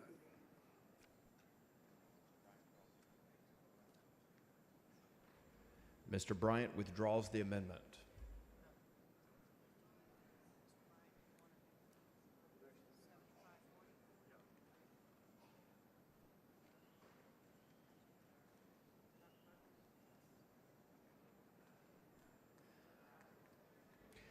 The following amendment, the clerk will read the amendment.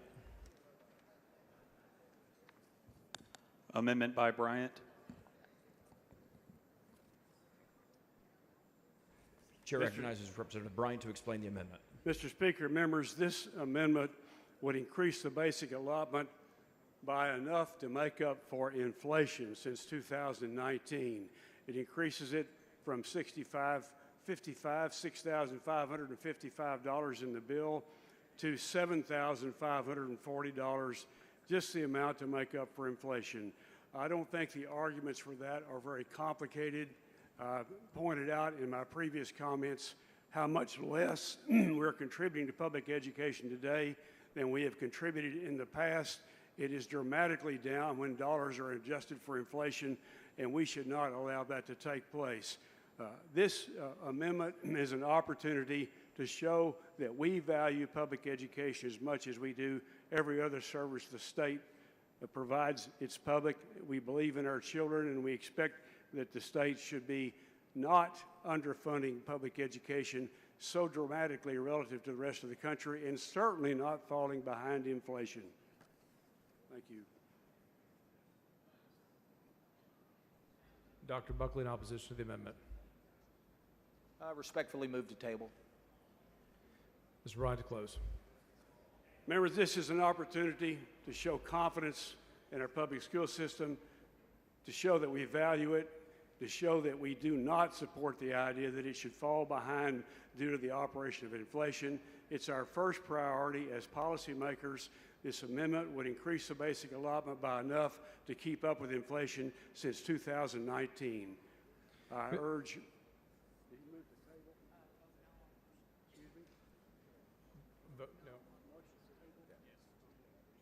I urge a no vote on the motion to table. Mr. Bryan sends up an amendment. Mr. Buckley moves to table. The question is on the motion to table. If you're in favor of the amendment, vote no on the motion to table. If you're opposed to the amendment, vote yes on the motion to table. A record vote has been requested. The clerk will ring the bell. Show Mr. Harris voting aye, Mr. Buckley voting aye, Mr. Bryant voting nay. Have all members voted? Have all members voted? Ms. Fairley voting aye. Mr. King of Hemphill voting aye. Have all members voted? Have all members voted? There being 87 ayes and 59 nays, the motion prevails.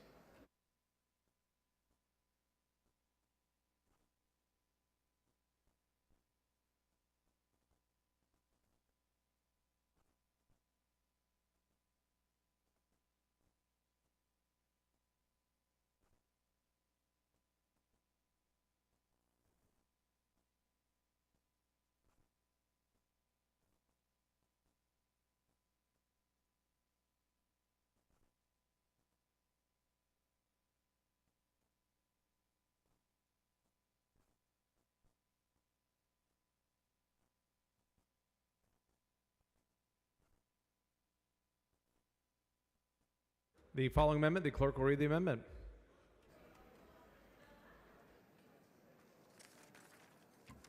Amendment by Bryant. Chair recognizes Mr. Bryant to explain his amendment.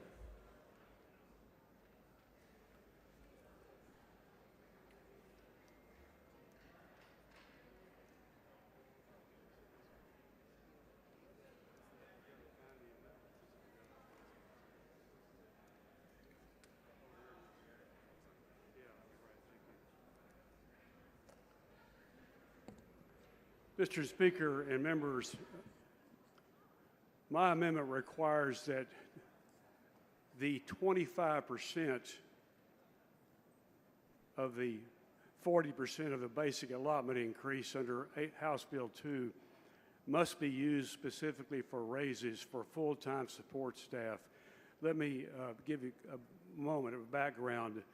As currently written, the pending bill sets forth 40% of new funding under the basic allotment, which must be used for salary increases. So 40% of the basic allotment has to be used for salary increases.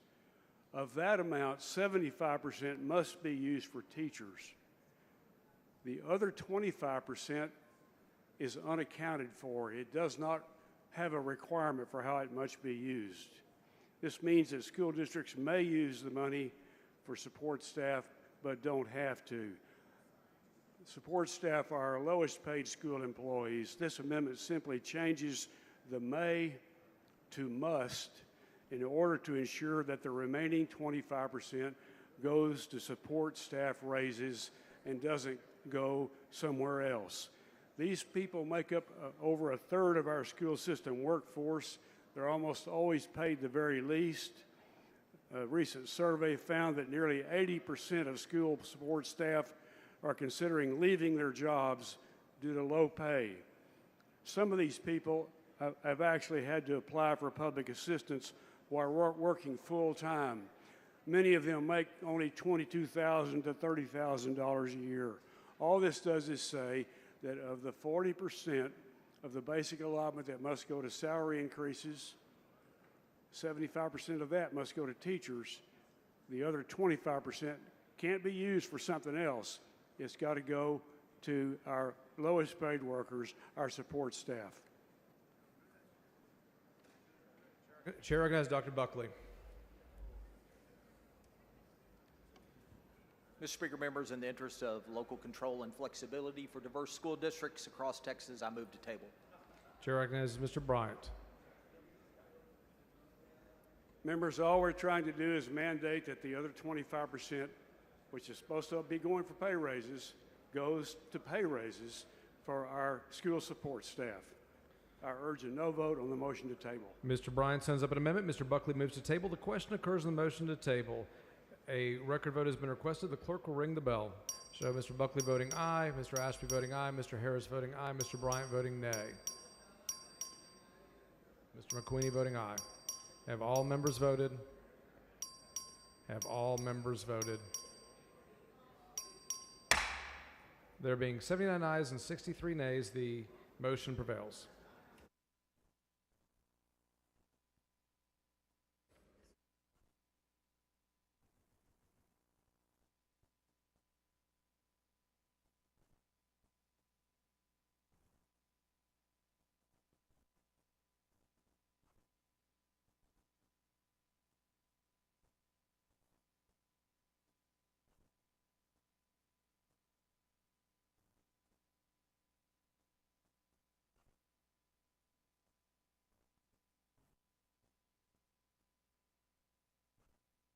The following amendment, the clerk will read the amendment.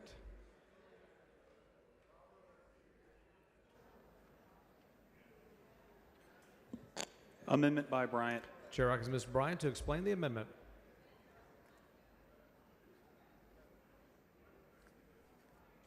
Members, this amendment relates to charter schools. It simply applies the same certification requirements to charter schools that we are imposing on public schools by inserting the term open enrollment charter schools on line 14. Teacher certification, as many of you know, is a rigorous process. It's designed to ensure that educators have the necessary knowledge, skills, and training to effectively teach our children. Charter schools, like public schools, serve diverse populations using public money, and many of them have economic disadvantaged students or other students that face barriers to academic success that requires careful training in how to teach. Teachers in these schools should be fully prepared to address the needs of students, just like teachers in the public schools. Without certification requirements, charter schools can hire underqualified teachers, which ultimately compromises the quality of education. The Texas Education Agency has determined clearly that an uncertified teacher produces a much lower outcome for the students. Additionally, we've seen plainly that the longevity of uncertified teachers is low. Fewer than 40% of them remain in the classroom after 5 years, with over 30% leaving after their first year of teaching. In contrast, 96% of traditionally certified teachers remained after the first year and 81% after 5 years. So this amendment would require simply that charter schools hire certified teachers in exactly the same way that public schools are required to do. Chair recognizes Dr. Buckley.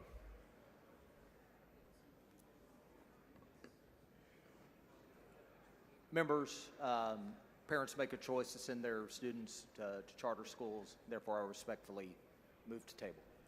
Chair recognizes Mr. Bryant.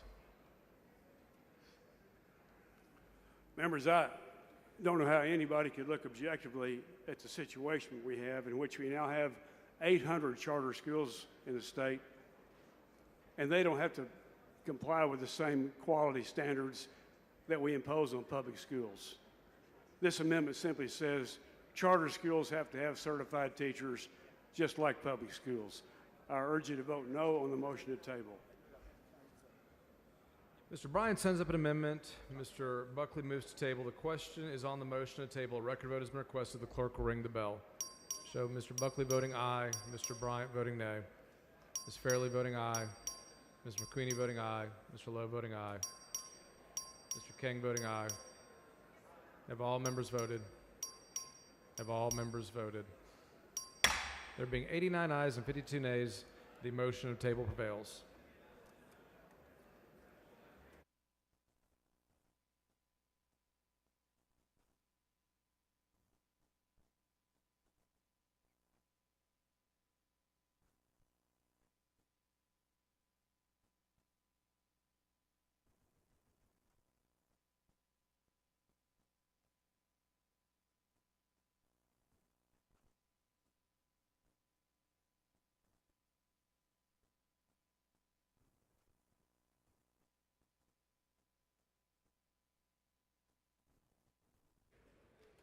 Following amendment, the clerk will read the amendment. Amendment by Bryant. Chair recognizes Mr. Bryant to explain the amendment. Mr. Speaker, members, this amendment adds section 12.10561 to the Education Code to prohibit charter schools from using state funding to pay off settlements from civil liability imposed on them by lawsuits or government agencies. Public accountability has to follow public dollars. Charter schools operate with public dollars. In recent years, we've seen several operators in Texas use state education funds to pay out legal settlements, often stemming from mismanagement or misconduct at the leadership level. For example, in 2020, IDEA Public Schools, one of the largest charter networks in Texas, came under fire after it was revealed that leadership used public funds. Mr. Chairman Hawkins. I will yield when I finish my comments. They came under fire after it was revealed that that charter unit, that charter company, bought private jets and luxury box seats. The fallout led to several resignations, a state investigation that uncovered financial mismanagement, and a settlement agreement that included repayment of the misspent funds. This amendment simply says charter schools that operate that way cannot use state dollars to pay off their settlements. I yield. Ms. Gervin Hawkins, for what purpose? Will the gentleman yield for questions? Does the gentleman yield for questions? Yes, ma'am. The gentleman yields. Representative Bryan, with all due respect, you know, are you aware that charter schools are public schools? Charter schools receive public money, but they are not run by our local school districts. I don't regard them as public schools. Representative Bryan, charter schools been in existence over nearly 30 years, correct? I'll take your word for that. Representative Bryan, would you agree we all want the best for children? Would I agree? That we all want what's best for children? Of course, yes. And so, have you visited any charter schools?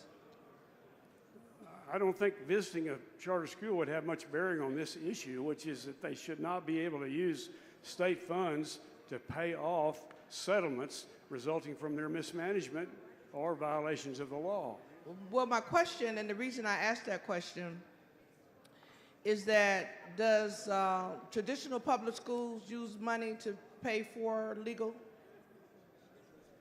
An independent school district that is sued would have no other funds except public funds. So if a charter school is a public school, then shouldn't they be given the same opportunity? Shouldn't we have parity here and align? Well, it would be good to have parity where there is parity, but there is not parity here because the charter schools already operate with fewer public reporting requirements than the independent school districts. And if they're allowed to use public education funds to settle legal disputes over buying jet airplanes, which is something public schools don't do, a real public school doesn't do that, or buying boxes at the local sporting arena, which is something real public schools cannot do, they should not be able to pay off the settlements resulting from that using tax dollars. Were you aware that no plane was ever purchased? Am I aware that what? There was no airplane actually purchased. Were you aware of that? I'm sorry, I don't understand what you're asking me. My question is, Mr. Speaker, can we have a little order in the House? Members, please take your conversations outside of the rails. Thank you, Mr. Speaker, because I think this conversation is so important that we begin to not try to divide our traditional public and our public charters, and that we begin to understand the alignment that public charter schools have the same accountability and even more so than traditional public. That if a charter school violates and does not meet the academic accountability, the financial accountability, or the operational accountability, that they can be closed down. But then, I assume that's a question, so I'll respond in this way. If they're the same as public schools, how do they buy a jet airplane? How do they buy boxes at the local sports arena? How did one charter school, which only has 1,000 students, pay its CEO $800,000, 4 times what any superintendent in Texas gets So, paid? Representative Bryan, even though the questions are supposed to come from the back mic, I will answer your question, okay? Well, First of all, no plane was ever purchased. There was a request to a board, and that request was denied and never fulfilled. I want to be clear. We don't want any school that's getting public money to do malfeasance. Traditional public schools have also had some challenges with superintendents being overpaid, board members doing things that are wrong, okay? So let's get on the same page of understanding, okay, that we don't want any public school, be it traditional public or public charter schools. Well, okay, and Representative Bryan, I'm asking the questions here, okay? We want all of our students to get the best education, be it they in a traditional public or a public charter. Wouldn't you agree to that? I would agree to this, that charter schools do not operate under the supervision of the school board. They are set up by private people. They call themselves nonprofit, but somehow they manage to pay enormous salaries to people for managing relatively few students relative to what happens in public schools. They don't have the same requirements that public schools have, and they nevertheless get tax dollars. They can even borrow against our foundation school program without a public vote. All of these things take place uniquely with charter schools and not with public schools. Okay, but they should not be able to use their funds to pay settlements for violating all the rules and the law and common sense by paying gargantuan salaries to CEOs, by buying airplanes, and by buying tickets at football stadiums. Representative Bryan, I agree with you 100%, but let's be clear. No plane was ever purchased, okay? Just like traditional public make mistakes, so does charter schools. What I don't want is, would you agree that it is not fair to put every charter school in the same bucket, that they're all doing things wrong? We are serving thousands of children. So, Reverend Bryan, I would agree they shouldn't be in the same bucket. The ones that don't do bad things, they'll be happy with this amendment. This amendment deals with the ones that do bad things. They can't take tax dollars and pay off those settlements. Representative Bryan, my final question. Pardon me? My final question. Okay. How can we get yourself to fully appreciate the value of a charter school that are helping thousands of children across this great state? How can we get you to that place of understanding? I fully appreciate the facts as they are. These schools are governed by private individuals who are on the board of an entity that happens to call itself nonprofit, but quite clearly has a lot of operating cash left over at the end of the year. So I'm just saying we're not going to let them use state dollars to pay off settlements they incur because of doing something wrong. The good charter schools, they don't have a single thing to worry about. Representative the ones Bryant, that are misbehaving, they're not going to like this. Representative Bryan, can we work together to get on the same page so that we can ensure that traditional public and public charter schools are working to their best advantage to serving children? Can we do that? Okay. We can get on this page. The good guys, they don't have a single thing to worry about. The abusers, they can't use state money to pay off legal settlements. Thank you The for gentleman's letting time me has ask questions. expired. Mr. Speaker, can we get an extension of time so I can... There's been a first request for an extension of time. Is there any objection? Chair is none. Time is extended. Mr. Bryant, will you come back to the mic? Mr. Toth, for what purpose? Will the gentleman yield for questions? Will the gentleman yield for questions? I yield. The gentleman yields for questions. Okay, my $64,000 question. Mr. Bryant, do you play golf? No. You don't? You ever heard of Howling Trails Golf Course? No. You've never heard of Howling Trails Golf Course? Then you No. probably don't know who it's owned by, do you? I guess not. It's owned by La Jolla ISD. So what? So it's okay that an ISD owns a golf course? I don't like that. Let's have an amendment. But aren't we talking about misappropriation of funds here? Well, let me ask you compared to ISDs versus charter schools? Let me ask you a question, Mr. Toth, or pose respond anyway in a fashion that might be informative. If they have a particular reason for that relates somehow to their school student body, for example, recreation or something for the... How about a water park? Should La Jolla own a water park? Let me finish. Let me finish. Okay. If they can justify that somehow or another, we should hear them out. But generally speaking, no, I don't think that's a good idea. But let me ask you, has that school district been sued for buying an airplane or buying boxes? Has it been sued for malfeasance of some kind? Good. No, you got a great point. Okay, so we're talking here about settlements when you've been sued for doing the wrong thing. You should not be able to use tax dollars if you're a charter school that's not governed by an elected board, that's able to even borrow money on the state's credit without a bond election, misbehaving. And we're saying those folks cannot use Mr. Bryant, cannot use state funds. Mr. Bryant, I'm asking questions from I'm not finished answering your question. Members, please refrain from talking over one another so y'all can hear if you could everyone's stick debate. to, Mr. Brandt, Those if you could folks just stick to cannot the use question. state funds to pay off settlements. That's all this amendment does. Okay, well, a plane was never purchased by that charter school, but let me ask you about Granbury ISD and the superintendent use of their private Granbury ISD plane and the superintendent using that plane for his family trip. Is that okay? I don't know if that's true or not, but if it's true, the school board ought to do something about it. But you know what? The public has a remedy well, there. ABC said that, and they don't lie, do they? But you know what? When a charter school misbehaves, you can't vote out the school board. So how about $60 million football stadiums? Is that okay? That's how many charter schools have built $60 and $70 and $80 million football stadiums? That's up to the local school district. Oh, okay. Thank you very much. Let me ask Appreciate you, have that. they been? I would ask Mr. Toth this question in conclusion, a rhetorical question, Mr. Toth.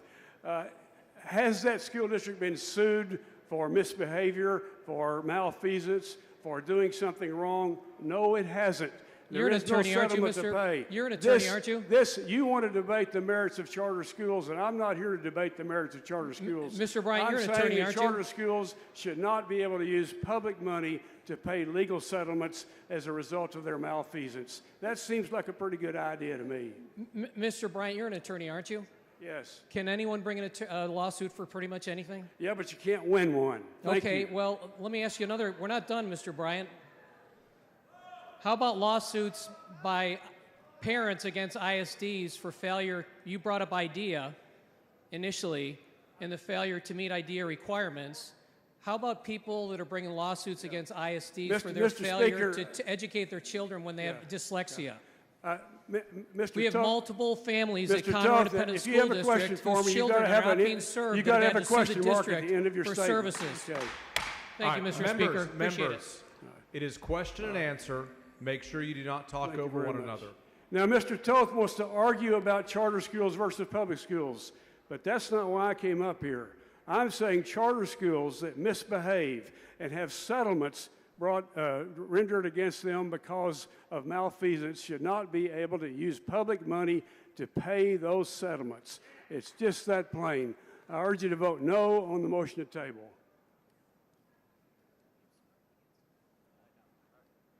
Chair recognizes Dr. Buckley. Mr. Speaker, members, I move to table. Chair recognizes Mr. Bryant. Mr. Bryant closes. Mr. Bryant sends up an amendment. Mr. Buckley moves to table. The question is on the motion to table. A record vote has been requested. The clerk will ring the bell. So Dr. Buckley voting aye. Mr. King of Hemphill voting aye. Mr. Alcott voting aye. Mr. Bryant voting nay. Have all members voted? Have all members voted?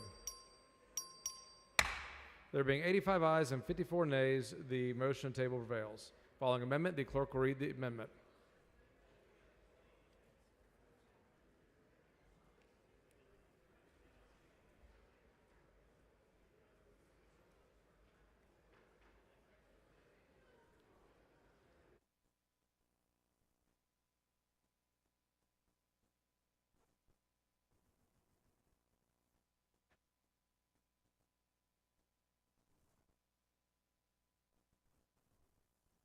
Members, anyone wishing to speak on for Ms. Luther for what purpose?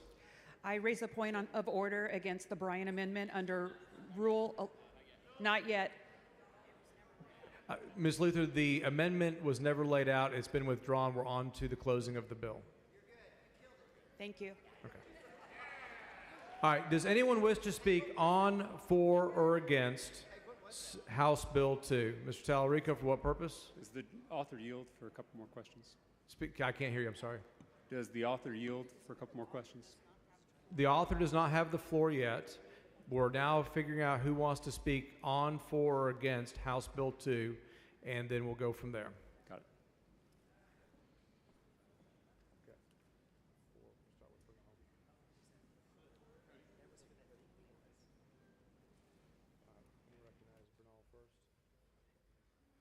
Are you ready first? Okay. Chair recognizes Mr. Bernal for the bill.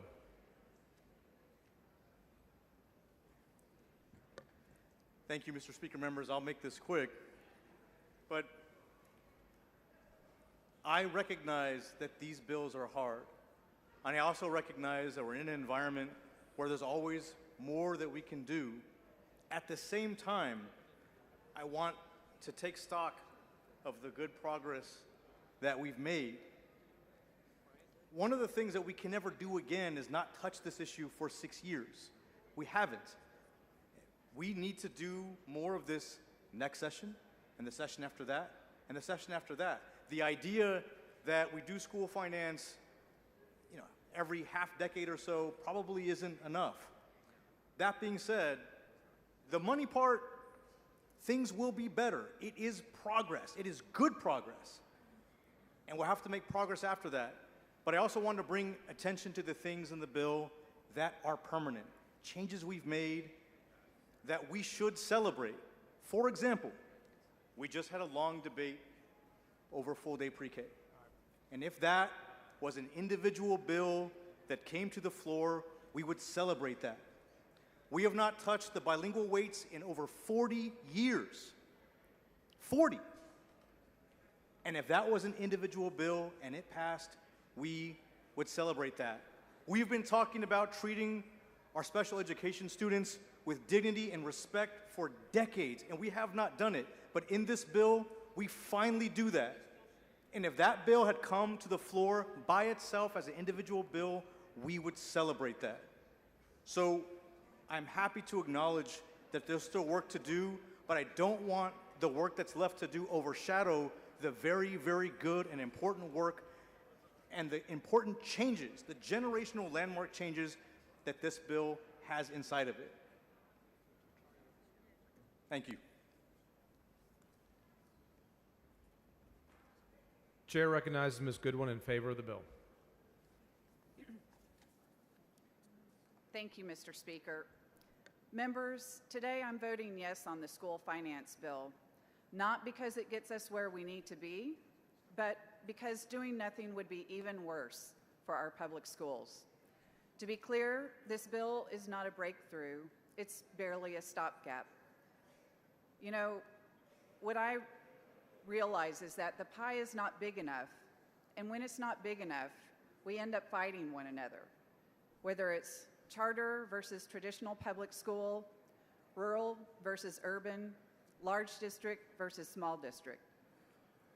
We're fighting because we're just getting crumbs. Our pie is not big enough. But I wanted to share with you members something that was written by one of my superintendents. So in the words of my superintendent, today I took a leap of faith.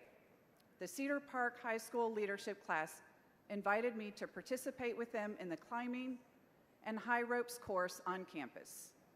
Set in the shade of beautiful oak trees on campus, the course is designed to develop the skills outlined in our graduate profile: leadership, collaboration, communication, risk-taking, failing forward, adaptability, and compassion. Spotters ready? Ready. Belay on. On. Climbing. Climb on. I climbed the 40-foot poles safely in a harness and rope. Standing on the top, no railing to grip, took my breath away.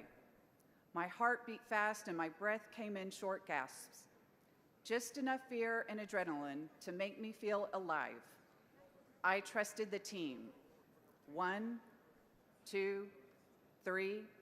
I took a leap of faith, and they caught me. On Wednesday, legislators will consider how to finance public schools in the great state of Texas. They will decide how we develop the future of our state. Here's how the current version of House Bill 2 affects Leander ISD. Please note, I truly appreciate the incredible work legislators are doing to help public education. This is just some food for thought about our current reality. Leander is currently facing a $34 million deficit for 2025-2026. We have reduced expenditures by almost $16 million, and the board has agreed to expand our deficit parameter to 4.5%, allowing us to adopt a $19.6 million deficit. We can do this for one more year, but we can't afford to dip into reserves after that for cash flow reasons. Here's part of the problem. The bill includes a $21 million increase in M&O funding for Leander ISD, but 40% of any increase must be used for teacher, nurse, and librarian increases, and 75% of the 40% must go directly to teachers, a reflection of how much legislators value these dedicated educators. For that, we are grateful. So, $8 million goes to specific staff raises, $4 million goes to provide a 2% increase for staff like bus drivers, food service workers, custodians, aides, etc., because otherwise we have a serious imbalance problem in our compensation plan. That leaves $9 million to reduce the deficit in year one, which gets us to a $10 million deficit, which is within the 3% threshold but will probably be realized. The following year, we're $4 million shorter than that and further over the deficit threshold than before, so likely we have to cut further. It's even worse in 2027. So, long story short, we appreciate every dollar the measure gives us, and it helps, but it doesn't solve the structural problem of public school funding. Today was my last opportunity to experience this leap of faith. Part of our expenditure reductions is to eliminate this phenomenal program from Leander ISD. Our students will not have this experience in the years to come. This means the dismantling of the high ropes course at all 6 high schools and the elimination of the position of high ropes and leadership instructor.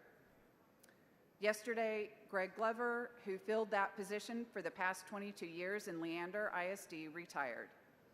He's the one who invited me to take my leap of faith today. He exemplifies the Leander way, our deep culture of continual improvement. He is an innocent victim of the larger structural issues with public school finance.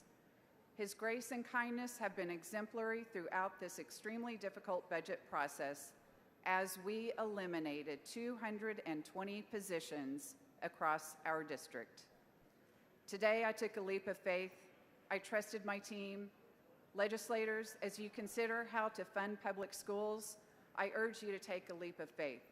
Trust your public school district teams to have the best interests of their communities at heart. Grant us the local control to make unique decisions for unique circumstances. Focus your efforts on giving us as much flexibility and local control as possible. We will catch you. Members, again, I am voting in favor of this bill because our school districts desperately need the funding, and yet we need to do so much more. Thank you.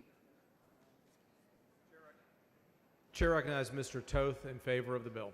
Thank you, Mr. Speaker. Members, education, medication, and incarceration. If you've been here for a few terms, you've heard that expression. Education, medication, incarceration. That's 88% of our budget.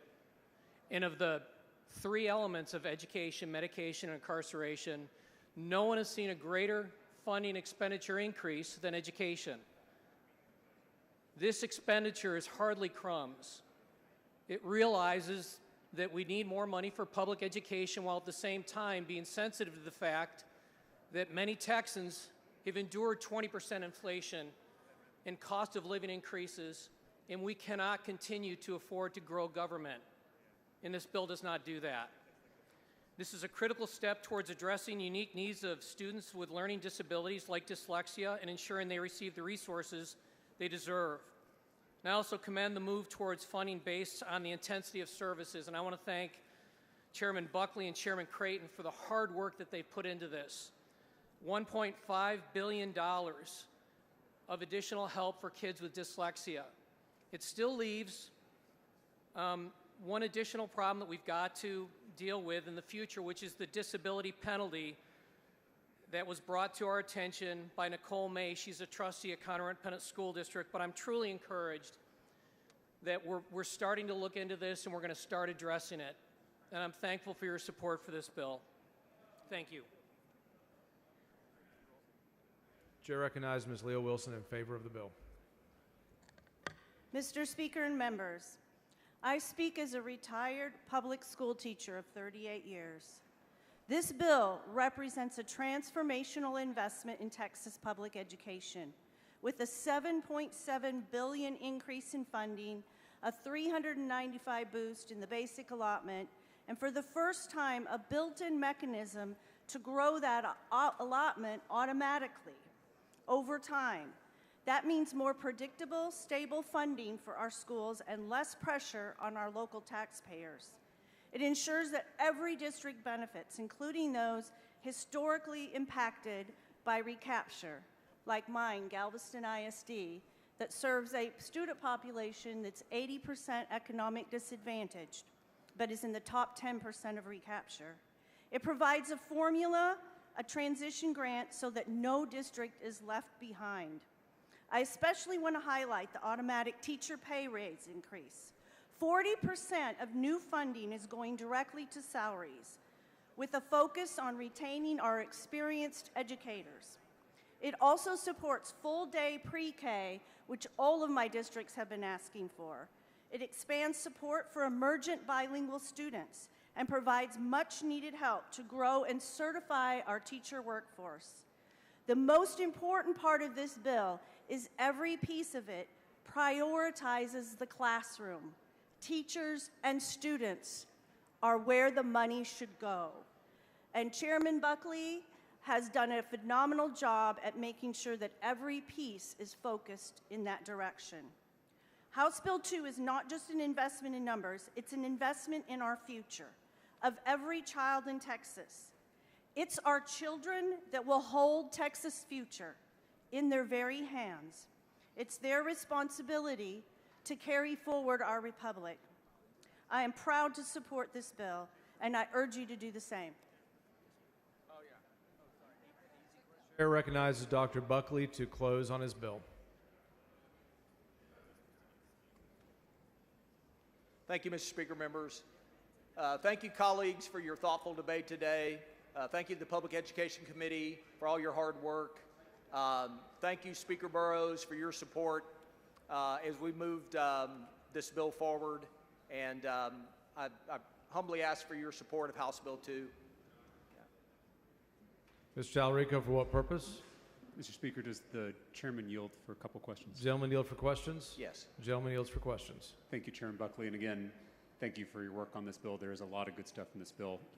I just wanted to clarify one thing before we close. There was a lot of conversation about the basic allotment. I know there were amendments about it, conversation about it, so I just want to pinpoint where we landed. So the basic allotment is the foundational part of our school finance formula. It's a per student amount currently set at $6,160. That basic allotment hasn't been raised since 2019, is that correct? That's correct. And we heard in committee it would take roughly $1,400 added to the basic allotment just to catch our schools up to 2019 funding levels. So at the very least, we need to increase it by $1,400. How much does your bill increase the basic allotment? $395. Thank you, Mr. Chairman. Thank you, Mr. Speaker. All right, members, again, thank you very much for your support. On House Bill 2, the largest investment in public education in the history of Texas, Mr. Speaker, I move passage. The question occurs on passage to engrossment of HB 2. A record vote has been requested. The clerk will ring the bell. Show the speaker voting aye. Mr. Buckley voting aye. Bernal voting aye. Have all members voted? Have all members voted? There being 144 ayes and 4 nays, House Bill 2 is passed to engrossment.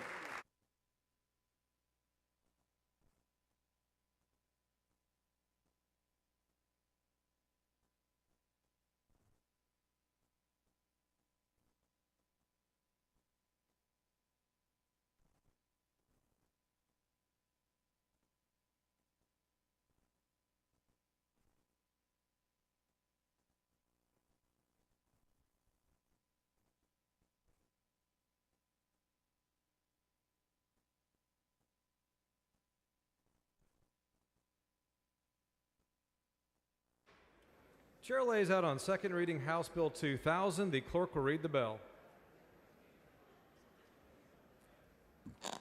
HB number 2000 by Ashby, relating to the applicability of sex offender registration requirements to the offense of child grooming. Chair recognizes Mr. Ashby to explain the bill. Thank you, Mr. Speaker. Members, it is with a heavy heart that I bring this bill before you today because this piece of legislation was filed in response to a tragedy that occurred in my district. In February of last year, an 11-year-old girl named Audrey Cunningham was kidnapped and murdered in Polk County. After her body was recovered from the Trinity River, the details that came to light as a result of the investigation were so gut-wrenching that it made national news, and it prompted an outcry from a tight-knit community in rural Deep East Texas. The man who killed Audrey Cunningham, Don McDougal, was living with Audrey's grandparents, who were helping McDougal get back up on his feet. Unbeknownst to them, McDougal had a criminal history that, had they known at the time, would have stopped them from ever letting this monster into their home. Before Audrey's death, McDougal had been accused of indecency with a child after attempting to molest a young girl in 2007. Because the prosecution had no evidence to prove that he committed the act of molestation, McDougall struck a plea deal and was charged with the lesser charge of enticing a child, which does not require the offender to register as a sex offender. I can't begin to imagine the pain and outrage this family felt after learning about McDougall's troubled past, and House Bill 2000, Audrey's Law, seeks to prevent tragedies like this from happening in the future. Members, House Bill 2000 will add a requirement for individuals convicted of child grooming to register under the Texas Sex Offender Registry. During the 88th legislative session, last session, the legislature created the offense of child grooming in the Penal Code. To paraphrase the statute, a person commits an offense if they knowingly attempt to engage in sexual activity with a minor. While this new offense is certainly necessary and carries with it a felony charge, the offense does not require a person who is convicted to register as a sex offender. Adding this offense to the list of crimes that require registration under the Sex Offender Registry will strengthen penalties for this heinous act and equip the public with more information to protect themselves and their families from predators like Don McDougall. Members, thank you for joining me. I ask you to join me in turning tragedy into triumph. And with that, Mr. Speaker, I move passage of House Bill 2000 in memory of Audrey Cunningham. Members, the question occurs on passage to engrossment of House Bill 2000. A record vote has been requested. I'll give you time to vote from your chairs. Clerk, please ring the bell.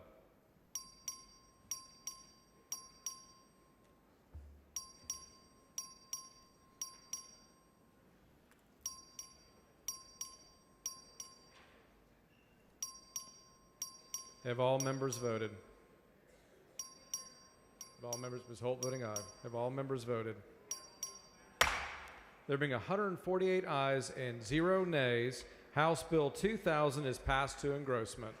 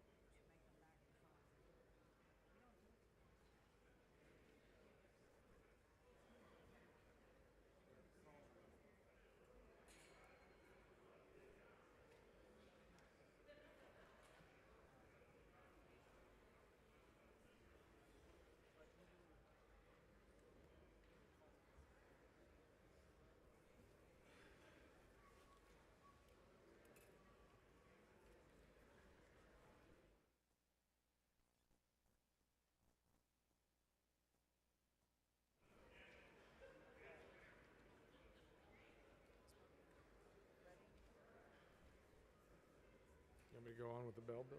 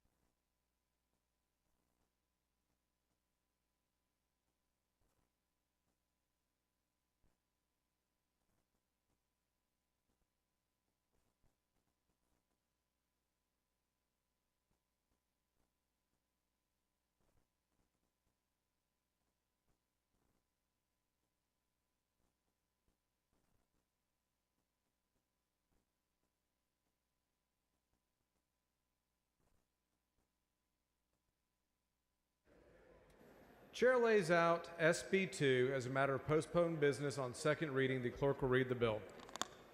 SB number 2 by Creighton, relating to the establishment of an education savings account program. Chair recognizes Dr. Buckley to explain the bill. Thank you, Mr. Speaker. Members, Senate Bill 2 creates an educational savings account program to be administered and overseen by the Texas Comptroller's Office. Utilizing state funds, ESA will allow participating Texas families to pay for a range of educational expenses outside of the traditional public school system, empowering parents to choose the educational path that best fits their child's needs. The bill provides for certain education expenses, including tuition and fees at private schools, dual credit courses, industry-based certification training, high-quality pre-kindergarten programs, textbooks, fees for classes and assessments, tutoring, transportation to and from school, educational therapies, and the cost of meals at school. This is a universal program, so any Texas student is eligible to apply. Applications will be prioritized for children with disabilities or special learning needs and who live in a household that qualifies based on criteria from the 2025 Federal Poverty Guidelines. Senate Bill 2 specifies that a special education student can receive the full state entitlement for which they were eligible at a public school in the prior year. This will make certain that parents have the resources necessary to provide the very specialized education that so many Texas kids need. Other qualifying students are eligible to use 85% of their state funding allotment at a new school. As of today, would be a little over $10,000 per year. The calculation used to set this amount is an approximation of relevant state funding sources used to educate children in Texas, but this amount does not include INS or federal funds. A homeschool student may receive $2,000 to be used on approved expenses. Senate Bill 2 is a true savings account that gives families flexibility to use funds when and how they need them. Unused funds may roll over for future educational expenses, and rollover saving mechanisms lead to more thoughtful, cost-conscious spending decisions. Members, in my experience serving as a state representative and on the Killeen ISD School Board, I've come to believe two things. Public education is at the heart of so many communities in Texas, an institution charged with the development of our future. And that, despite our best efforts and investments, not every student is best served at their local public school. While I absolutely believe that every educator and administrator has the highest commitment and dedication to the students they serve, there remain students in our education system that could and should be served better. Not far from me in Bell County is an incredible school devoted to some of these students that I described today. The name of the school is Oak Creek Academy. Many of the students have language and cognitive and physical developmental needs, and at best, difficult to provide for, and often impossible under various constraints within their public schools. In meeting with the students and families who have found a home at Oak Creek, it is quickly apparent that many of the families are struggling to work multiple jobs to afford their child the opportunity for an education that fits their needs best, and they're praying for assistance. As a neighbor, I am overwhelmingly sympathetic to these families and cannot understand Texas allowing these children to slip through the cracks. As a legislator, I refuse to ignore these children and their futures. As I have stated before, my intent is to provide students and families with the opportunity to choose the best possible educational setting for their child, and I believe Senate Bill 2 provides this choice, while prioritizing Texas' most high needs and vulnerable students. Mr. Frank, for what purpose? I don't think. Yeah, does the gentleman yield? Does the gentleman yield for questions? Yes. The gentleman yields for questions. Dr. Buckley, thank you so much for bringing this bill. I think it's tremendously important. I do have a couple questions, I think, from comments that I've gotten, and I want to make sure that people understand. There's been a lot of discussion about who will get the ESAs. Would you mind walking through the prioritization? I know you touched on it a little bit, but of who gets priority when we're giving out the ESAs? Yeah.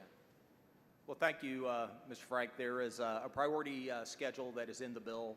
That priority group number 1 encompasses students from families, students with disabilities from families that are earning 500% of the federal poverty level. Priority number 2 are those students from families of 200% of the poverty level. And that's probably the less than 200% is likely the most, the folks who will get it the first and the most. That is the largest number that you'll probably get. Yes. Okay. And then, okay, and then the 500%. Yeah. Okay. Yes. And 3 is the students between income of the 200 to 500, and then priority 4 is students that are from families that earn greater than 500%. Okay. And then I was wondering, could you discuss there's discussion of private schools, and I know there's been, people will say fly by night, but my knowledge of the bill obviously is that schools have to be accredited. It's a pretty rigorous process to get accredited. Could you walk through that just a little bit about how long it takes to get, and the audits and the kind of things involved in being private school accredited? This bill absolutely requires that schools that accept students with ESAs be accredited. That process now includes sometimes 2 years of advance investment in first of all in real estate, in training, in organization, and making sure they have the financial stability, and that is before any child walks in the door. Right. And then after that, once they can accept students, then under accreditation systems, schools have to administer a norm reference test and achieve outcomes before they receive full accreditation. And this has been a process done for a long time, and we actually, traditional public schools accept transfers of credits from those schools because we have looked at the process. We stay on top of that process. So I appreciate you going over that. Just a couple quick final questions. I know you believe, and I'll ask it as a question, do you believe that most public schools in Texas are doing a fantastic job of educating kids? I know you do. Absolutely. They did for my kids. Yeah, absolutely. And I believe that too. I think most of them are doing a phenomenal job. But do you believe that no matter how good that school is, that it may not be a perfect fit for 100% of the kids that are in that district? No, it's not a perfect fit for 100% of the kids. So if it is not a perfect fit for 100% of the kids in that district, does your bill give that parent an opportunity to do something that is in the best interest of that child? Absolutely. So it gives parents and kids opportunities that don't exist today. Is that correct? That is correct. All right. Thank you very much. Love the bill, obviously, and look forward to lengthy debate. Okay, thank you. For what purpose? Does the gentleman yield? Does the gentleman yield for questions? I do. Gentleman yields for questions. Thank you. I really appreciate that. And could you just real quick remind us how much funding was for public education in the bill that we just passed? Nearly $8 billion. And how significant is that? It's significant. It's the largest investment in our public schools in the history of our state. And I'm proud to have joined in voting for that. I'm glad we got it passed. And my next question is, how much funding is in this current bill for children and families? $1 billion. Thank you for that. And then, does this legislation, which kids would benefit the most from this legislation? I know Chairman Frank kind of explained some of those tiers, but do you mind going a little bit deeper into that? And which kids would benefit the most from this program? You know, I think one thing we all know as well as parents, certainly I know, is that educating our children is complicated. And often, we have children with different abilities and different interests and different needs, and often the environments that our zip code requires us to attend may not fit their needs the best. And so what this bill will do is simply give a parent another tool in their toolbox so that they can provide the educational setting that best serves their child. That's what happens at Oak Creek Academy. We have families that understand that many of the kids have significant disabilities, and some don't. But the setting, the environment there, it meets the needs of some kids, and parents need that choice. It's their children, and they need to have that opportunity when things aren't working out at the public school. They need to have a pathway, a tool in the toolbox, if you will, to make sure that their child receives the best education possible. Absolutely. I agree with you on that, and I just want to even drill down a little bit further. And can you just give us more clarity on what this bill specifically, how this bill specifically helps our kids with special needs? Well, I think one of the most important things is that they're prioritized, number one, first of all. And number two is that the ESA amount is linked to the dollars that are produced in the public school setting, so that parents that have kids with significant learning disabilities have the resources they need to take that to a private setting. We heard hours of testimony of concern about that.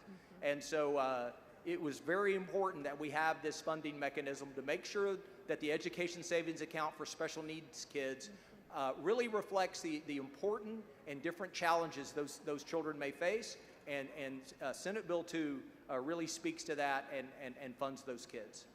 Thank you. I really appreciate that, and I wanted to drill down on that because those are the kids that are going to benefit the most from this, and that's why I think all the women behind you and really everybody in this chamber is excited for the opportunity to help those kids especially. And then real quick question, I know with the special needs funding in the bill, it kind of describes if they've got a tutor or a therapist, there are special guidelines in place where those people have to be licensed. You know, we want to make sure that this money is going to people who are going to really help those kids the most, that we know who they are, they're licensed.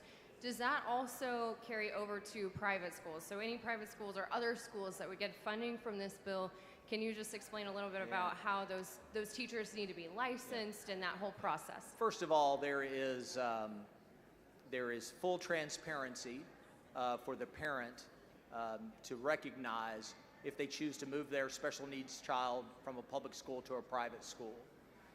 That is required that the parents sign off on that and have an understanding of what may be different about the private school setting than the public school setting. And when those therapies or additional services that they need, all of those therapists and providers are vetted.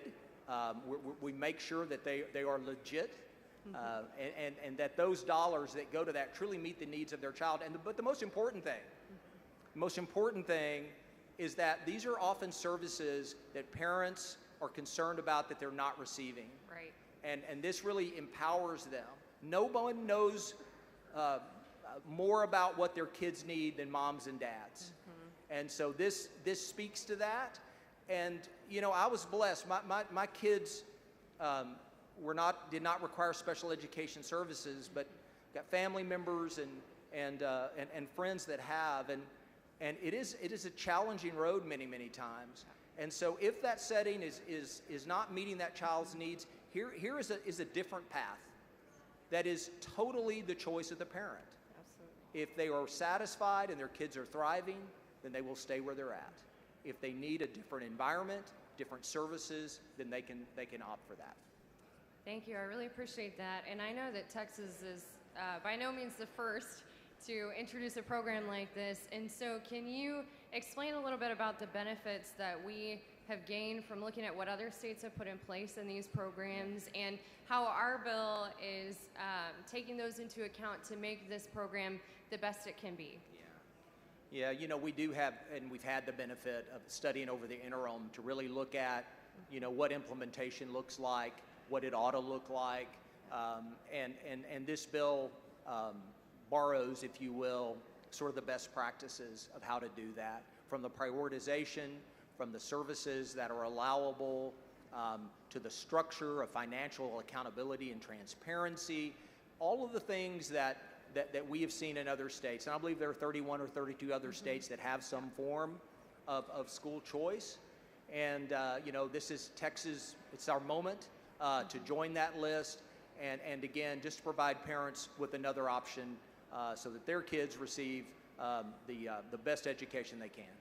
Thank you. I really appreciate that. And just to continue kind of our comparison between what other states have done and what we're working on in this bill, you know, I believe that it's possible to take care of our public schools and give parents a choice. And would you agree that in other states that have passed these programs, we see increases and more success in education across the board for all kids, no matter what school they're in? Yeah, we do. You know, when you look around at states, there's cherry-picked data that we'll talk about, you know, issues in other states. And the fact is, though, that when a program operates like this and parents are empowered, what you'll find is that those children are served better and public school outcomes improve.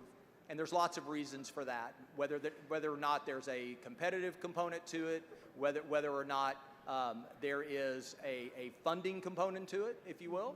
But in the end, what we know is that when parents have an option, you know, what we lose in this argument is one of the choices is to stay where you're at. Right. You know, it's always about someone that's a leaver. The reality is the vast number of Texas parents will not leave. So it is simply another choice. And I think what's important for parents to know is that it is not an either-or decision that you are either, you know, choosing a public school or choosing a private school. Many parents in other states may have one child that uses an ESA to go to a private school or another setting, and other kids that are in the public school. I mean, I know folks in Texas right now that are doing that very thing for lots of reasons. Thank you so much. I appreciate that answer. And I agree with you. Of the constituents in my district that I've heard from on this, that is the story I hear the most often. That for one of their kids, public school is fantastic. It works great. But for another one of their kids, they need more options. And I believe this bill will provide them with those additional options. So thank you. I appreciate you answering all my questions. You bet. Thank you. Ms. Hicklin, for what purpose? Will the gentleman yield? Will the gentleman yield for questions? I do. Gentleman yields. Thank you. Chairman Buckley, is it your understanding that states that have these programs, there's actually been an increase in diversity? Absolutely. You know, the reality is that many times students that live in the most challenging areas of Texas, students that face more challenges than my kids faced, probably more than your kids faced, are often those that don't have the options that I had. My wife and I actually drove from one school district where we live to another one, to an adjoining district, for lots of reasons, and that was our choice. But many Texas kids, they don't have that option. And so I think it's very important to understand that once you have that you will unlock the ability for some kids that are really struggling in environments that are at school and outside of school, by the way. It's not always just what happens in the schoolhouse. It can be what happens in the neighborhoods. And this allows them to find a pathway to another school where they can be absolutely the best that they can be. Thank you for that answer. I agree there seems to be restrictions, especially when it comes to options that are based on zip code or economic challenges that this bill will focus on. Yeah, I think one thing, Representative Hicklin, is to understand that, you know, we get into a lot of times the discussion of what the income levels are. What I don't suppose to know are the specific challenges that every Texas family is having. You know, I mean, I know that that is a very personal thing, and that an educational option, though this bill prioritizes by special needs and income, there are children of all income levels that need a different option. And it is, to me, extremely important to make certain that we provide those options in a way, understanding which children would have the most trouble accessing, making sure they're prioritized, but then also understanding and not supposing that we know, you know, what goes on in every family in Texas and their circumstances. Thank you. Could you talk a little bit about the constitutionality of this bill? I know that there are some concerns or challenges when it comes to that. The court rulings are clear. Education savings account are absolutely constitutional, and that's been held before, and we're not wading off into bad constitutional territory. We know that states around the country have programs that are much more mature than ours. In other words, they've been around for years. Florida's been around since probably 22 years, 23 years, and but the law is settled on this. Thank you. One last thing. I know you spoke a little bit about the accreditation process for private schools. Can you share a little bit about accountability measures for those that might be concerned? Yeah, you know, there's always a lot of talk about, you know, are we going to have an accountability measure? And the bill requires that a student receiving an ESA must take the norm reference test that is provided, that is required in a accredited private school. And then those tests will then allow parents, and it'll also allow through reporting back through the provider of the education savings accounts and ultimately to TEA, so that we have data to make sure that tax dollars are yielding student achievement or a parent satisfaction. All of these things that choice is wrapped around. It's not always necessarily achievement, but there can be other things. There can be peer groups. There can be bullying. There can be environments. A lot of the families that I know that are choosing private schools now are doing it for reasons other than academic. It could be involve bullying. That's probably the number one reason. Thank you. Well, as a mom of 4 kids, I'm so excited for the opportunities that will be opened to all families for the future of their children, that parents will be empowered with their God-given right to make the best choices for their children's future. Thank you so much for this bill. You bet. The gentleman's time has expired. Spears, for what purpose? Would the gentleman yield for questions? The time has expired. Are you moving to extend the time? A motion has been made to extend the time. Is there objection? Chair hears none, so ordered. Spears, for what purpose? Will the gentleman yield for questions? Will the gentleman yield for questions? I do. The gentleman yields for questions. Thank you, Chairman. How would Senate Bill 2 help families who feel stuck in their current school settings? It gives them an option. It provides them another, that's really interesting, because I was talking with families back home, and where I live in kind of a rural area, smaller school, it's a great school district. I've talked with families at local restaurants and over on the weekends, and most would say, I'm completely happy with my public school, but I wouldn't mind having an option if I needed it. And I think that's what a lot of families are really thinking, is that some are in that crisis mode now, but others just believe that it is their God-given right to direct the education of that child, and they look forward to the provisions in Senate Bill 2 to be able to exercise that right when they need it. Thank you for that, and I agree with you. And for this specific bill, we hear a lot about the different school choice models. What makes the education savings account model in SB 2 better than previous school choice efforts? Well, it's not, nobody cuts a check to a parent. There's not a debit card. There's not all the fears and some of the rhetoric you hear. It's all about that. These dollars are held in trust by the comptroller, and then they're dispersed to the Certified Education Assistance Organization that runs the program, and then funds are used to pay on behalf of parents for tuition or services, therapies on that. So it's tightly controlled to prevent any sort of fraud or abuse. And it's more parent-directed. It provides more options for parents. More options for parents is always good. Yeah. So thank you for that. And after the pandemic, there were a lot of things that came about in public education. So why do you think it's more important now, even after the pandemic, that we implement school choice? Yeah, I think you can look around the state. You can talk to schools across the state and even look around the country. And you can find significant challenges now that we have in our schools. Learning loss from kids that miss school. Some of our younger kids sort of got used to not going to school. And so it's created specific challenges in our public schools.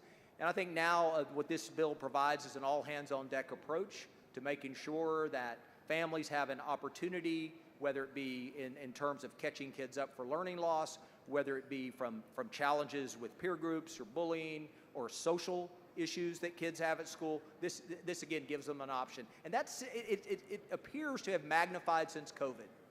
I won't speculate of why that is, but it certainly seems to be more concern from parents following the COVID pandemic. Thank you for that. And also, let's talk about competition. We know there's competitions among schools when we do have these options available, but how does it help Texas compete nationally with education innovation? Well, we have so much to offer as a state, and whether it be our economic development, our business climate, and what really the factors, low regulation, less taxes, the things that business looks for. But you can't sustain that without a top-tier education system. And the reality is it takes more than just a current system to provide that. There are children now that are struggling in their environment who, if placed, and often you'll see this when placed in a different environment, they thrive. And who knows what that child will achieve when they are allowed and their parent can direct them to the environment that fits their needs best. What sort of innovation it will be unlocked in the brain of that youngster? We don't know yet, but we do know that that will happen when parents have more choice. I agree, Chairman. And so what would you say to someone who worries that SB 2 will hurt public schools? You have not seen anywhere in the country where public schools have been impacted in a negative way by school choice. You just haven't. And this bill will not impact our public schools. When you are providing the services and you're meeting the needs of children, we know that parents will stay in their public school. Even in a universal program, this is a significant decision for a parent. This is often, if you'd have been like our family, I have no one in my immediate family or my parents or grandparents or anybody else except for like 2 cousins that ever went to a private school. I don't know that much about that, but I do know that this opportunity that we will provide will not hurt our public schools. It'll just create another lane or another option for parents. And I think it's a really good question. I think what happens sometimes, and I've used this analogy in the hearings, is our public schools really are asked, in a medical analogy, to be a general practitioner and a neurosurgeon at the same time. That's a hard lift, and when there is issues with students and parents lack the satisfaction, or there's even an agreement between a school and a parent that the child's needs aren't being met, or we need to do, it's just, again, another pathway for a parent to choose to get their child in the right setting. Thank you, Chairman. There's been a lot of discussion about this over the last few months, good, bad, and indifferent. What do you think is the most misunderstood thing about ESAs? Oh man, the most misunderstood. There really is so much. I think that it is an existential threat to public schools. You just haven't seen that anywhere. I have superb confidence in our public schools to continue to provide incredible education for their kids. They did for mine, and they've done for many on this floor, and they will continue to do so. But I also understand that I don't necessarily have to get to make the call what's best for your kid or some other parent's children. And so when you have this sort of opportunity and you really empower the parent to do so, I've always said that a choice typically results in more satisfaction. When I have to make that deliberate step, apply for an ESA, take my child to a private setting, then at that point, maybe what it has done is invested me in the outcomes that we want. Why that doesn't happen in the public school setting for them, I don't know. But I know in many times what you'll see when you talk to families at Oak Creek Academy, that smaller setting typically, it really invites more parent engagement, and you see children that were struggling really begin to thrive. Well, if you could expand upon that a little bit further, how would this bill change the day-to-day reality for parents and students? I think when we all sit down and our kids, this is what goes on a lot in Texas. We think about where we live, what that school we're zoned for is, right? Then we're like, well, do we want to go to that school? Well, we might want to go to another school. So we think about, can we get a transfer? Do we have to move? Can we move? Can we afford to move? Is there a charter school nearby? All this is going on, right? I've got a 4-year-old grandson in Fort Worth, and right now, that's what my daughter and son-in-law are doing. They're thinking, all right, when Leo is old enough, what's going to fit, right? What's going to fit for him? Well, when you think about parents and having to make these decisions, this is going to provide one more option. And they think about, all right, maybe it is the local public school. Maybe we'll move to this. Maybe we'll transfer there. Maybe we'll pick this charter. Or maybe we'll exercise our right and go through the ESA process and be able to take our child to a setting that fits their needs best. Well, as a mother, an auntie, and eventually a grandmother, I thank you for bringing the bill. Thank you. Ms. Troxclair, for what purpose? Will the gentleman Will yield the gentleman for yield questions? for questions? The gentleman yields. All right, Chairman Buckley. I want to talk about something that has been absolutely, continually misreported by the media. We have heard over and over again, often by people who are opposed to school choice, that this bill will only benefit wealthy families.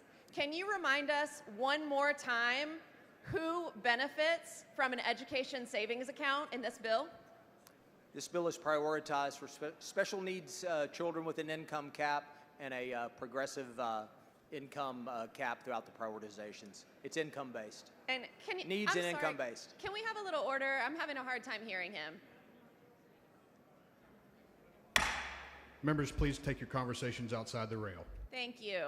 So has it surprised you during this time that that false claim has been repeated over and over again in the media, and nobody in the media has corrected that claim? Yeah, you know, I mean, it's kind of a class warfare argument, I think, and you know, I'm at the local private school, Oak Creek and Killeen, all the time, and whether it be as a state representative or a veterinarian, you know, bringing a dog up there on career day or you know, attending events, and you know, these are not millionaire families. These are families they're working.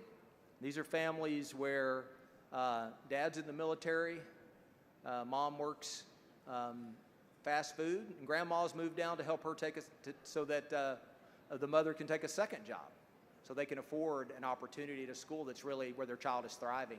And so, you know, I think that, you know, on the surface, that's the argument, but it just doesn't bear out anywhere in, you know, anywhere where you see education savings accounts. So it's a convenient talking point, but it is in no way reality, because in reality, students with special needs and low-income students are first, second, and third in line under this bill, correct? That is correct. Okay. I'd also, as a member who represents both suburban and urban counties, and suburban, urban, and rural, I have been really shocked and disappointed in how these false talking points have proliferated through our rural communities and been used as scare tactics to protect the urban areas who really are not living up to students' and parents' expectations. Most of the students, isn't it true that most of the students across the 32 plus other states that have already enacted some sort of school choice program, the students that benefit most from those programs are typically urban area students that are seeking a way out of a potentially failing public school? Yeah, that's what you see across the country, and I think what you have in those areas are parents that are seeking this sort of relief, this sort of option. And when you have that, you have to turn to the rural areas where I'll stipulate people love their public schools in rural Texas. Absolutely. We just passed a bill that provides the largest influx of money to rural public schools in the history of the state. And the gentleman's time has expired. I'll make a motion to extend his time. Members, you've heard the motion. Is there objection? Chair hears none. The gentleman's time is extended. So our rural areas have nothing to fear from school choice. They are sort of that hotbed of where our Texas values live, and often that school is sort of that, that hub of activity.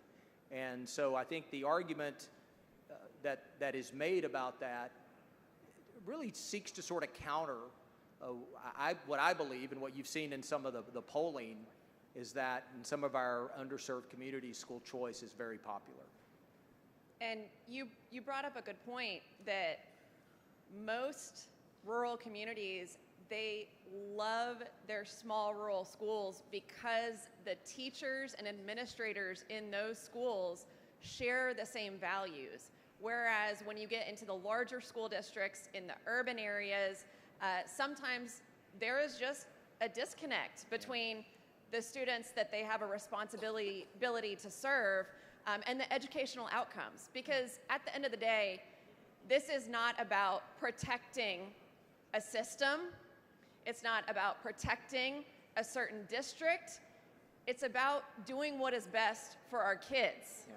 Yeah. And I think you will see throughout our discussion today that most of the studies show that educational outcomes for all students, including public school students, actually improve in areas that a school choice program has been adopted. Is that true?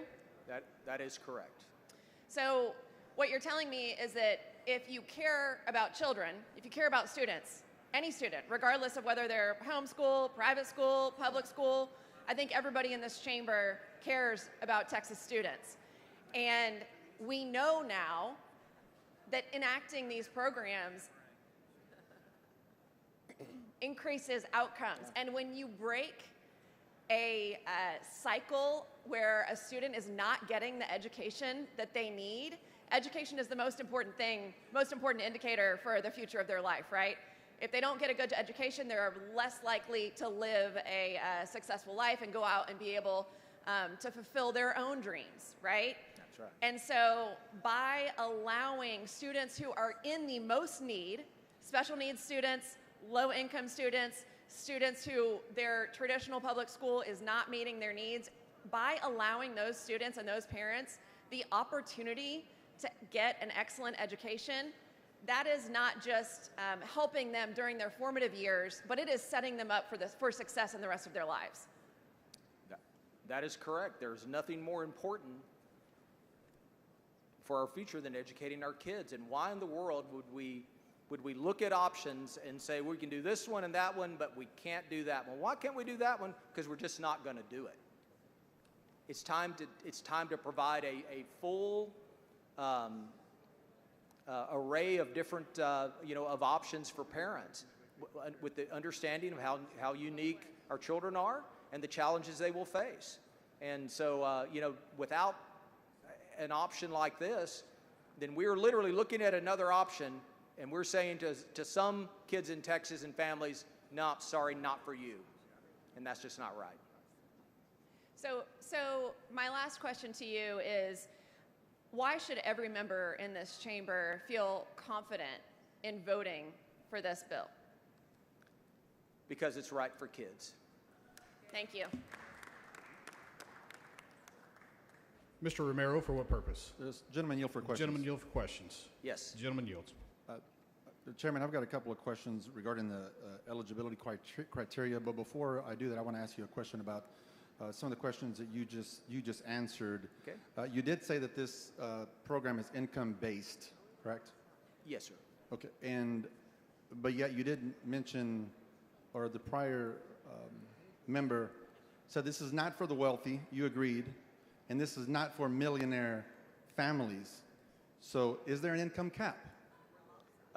No, but it's prioritized by income. Okay, but a moment ago, when the prior member asked questions saying this was not for millionaire families, you agreed that this is not for millionaire families. So do you agree that this program is not for millionaire families? I believe that you will see more middle-class Texas families access this program than any other segment. Okay, regardless of whether it's more or not, but this is available, and Texas should know that this voucher program is being made available to millionaires, people that could potentially make $1 million a year. Is it still available to those families? But, and that income level is capped. Okay, so at what cap in your bill, can you tell me where the income level is that you believe is not for the wealthy? What is the maximum income level at which your voucher bill is now going to allow for a family in Texas to take part in this program? Well, the income levels, as I described, begin with students with disabilities, and then... No, I'm asking the question... You're talking about on the high end? I'm asking, what is the maximum amount of income at which you are no longer available, or you are no longer eligible to receive a voucher, public schools, public taxpayer dollars, because in this building we talk a lot about lowering taxes. Ultimately, this comes from all people in Texas. What is the maximum amount of income a family can earn at which they're still eligible to receive this voucher program? Under Priority 4, it's families earning $160,000 a year or more. That's under Priority 4. Are you telling me that Priority 4 is the maximum amount, so therefore no one that makes over $140,000 a year combined income? No, it's reserved, it's prioritized for families earning more than $160,000 per year, and it's capped at 20% of the program. Okay, it's 20%. So what's the cap? Is it 160 to 200? Is it 160 to 250? It's not capped. It's universal. All families are eligible in that priority. Okay, so then back to my prior question. Will a family that makes $1 million a year or more, are they still eligible? They're eligible to apply. Okay, so then a millionaire family will. A billionaire family would still be eligible. Yeah. Thank you. Yeah. I want to ask you some questions regarding the eligibility criteria. Under SB 2, your bill does require proof of citizenship or lawful admission into the United States, correct? Yes, sir. And under this bill, who is responsible for making immigration status determinations? It is done through the application process. That application process happens where? It happens when the family applies through the Certified Education Assistance Organization. So this is an outside vendor? It is. It is one. Could be one of several that the comptroller would contract with via RFP. Okay. And does your bill intend to adhere to the Immigration and Nationality Act's definition for lawfully admitted? Yes. If they're lawfully admitted, they're eligible. So are you aware that someone that can be lawfully present, even if they are not lawfully admitted into the United States? For example, they could be present with a green card. They could have protections under the Violence Against Women's Act. They could have special immigrant juvenile status. They could have DACA.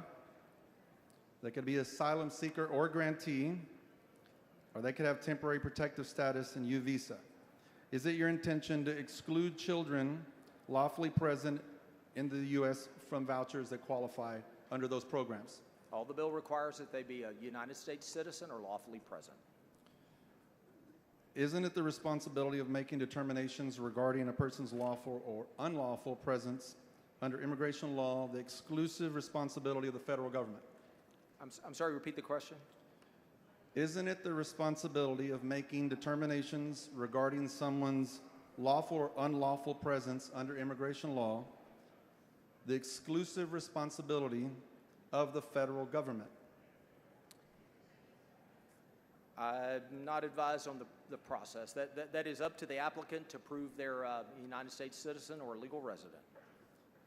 And to your prior response, they are going to be presenting this information to someone that is not of the federal government. So the vendor, will they be required to be a part of some federal government institution, since they are going to be providing information, or persons seeking to be a part of your voucher program are going to be providing that documentation status? Yeah, they will verify that they are citizens or lawfully present. What documents will they be required to establish their presence or lawful admission? Documents provided by the applicant.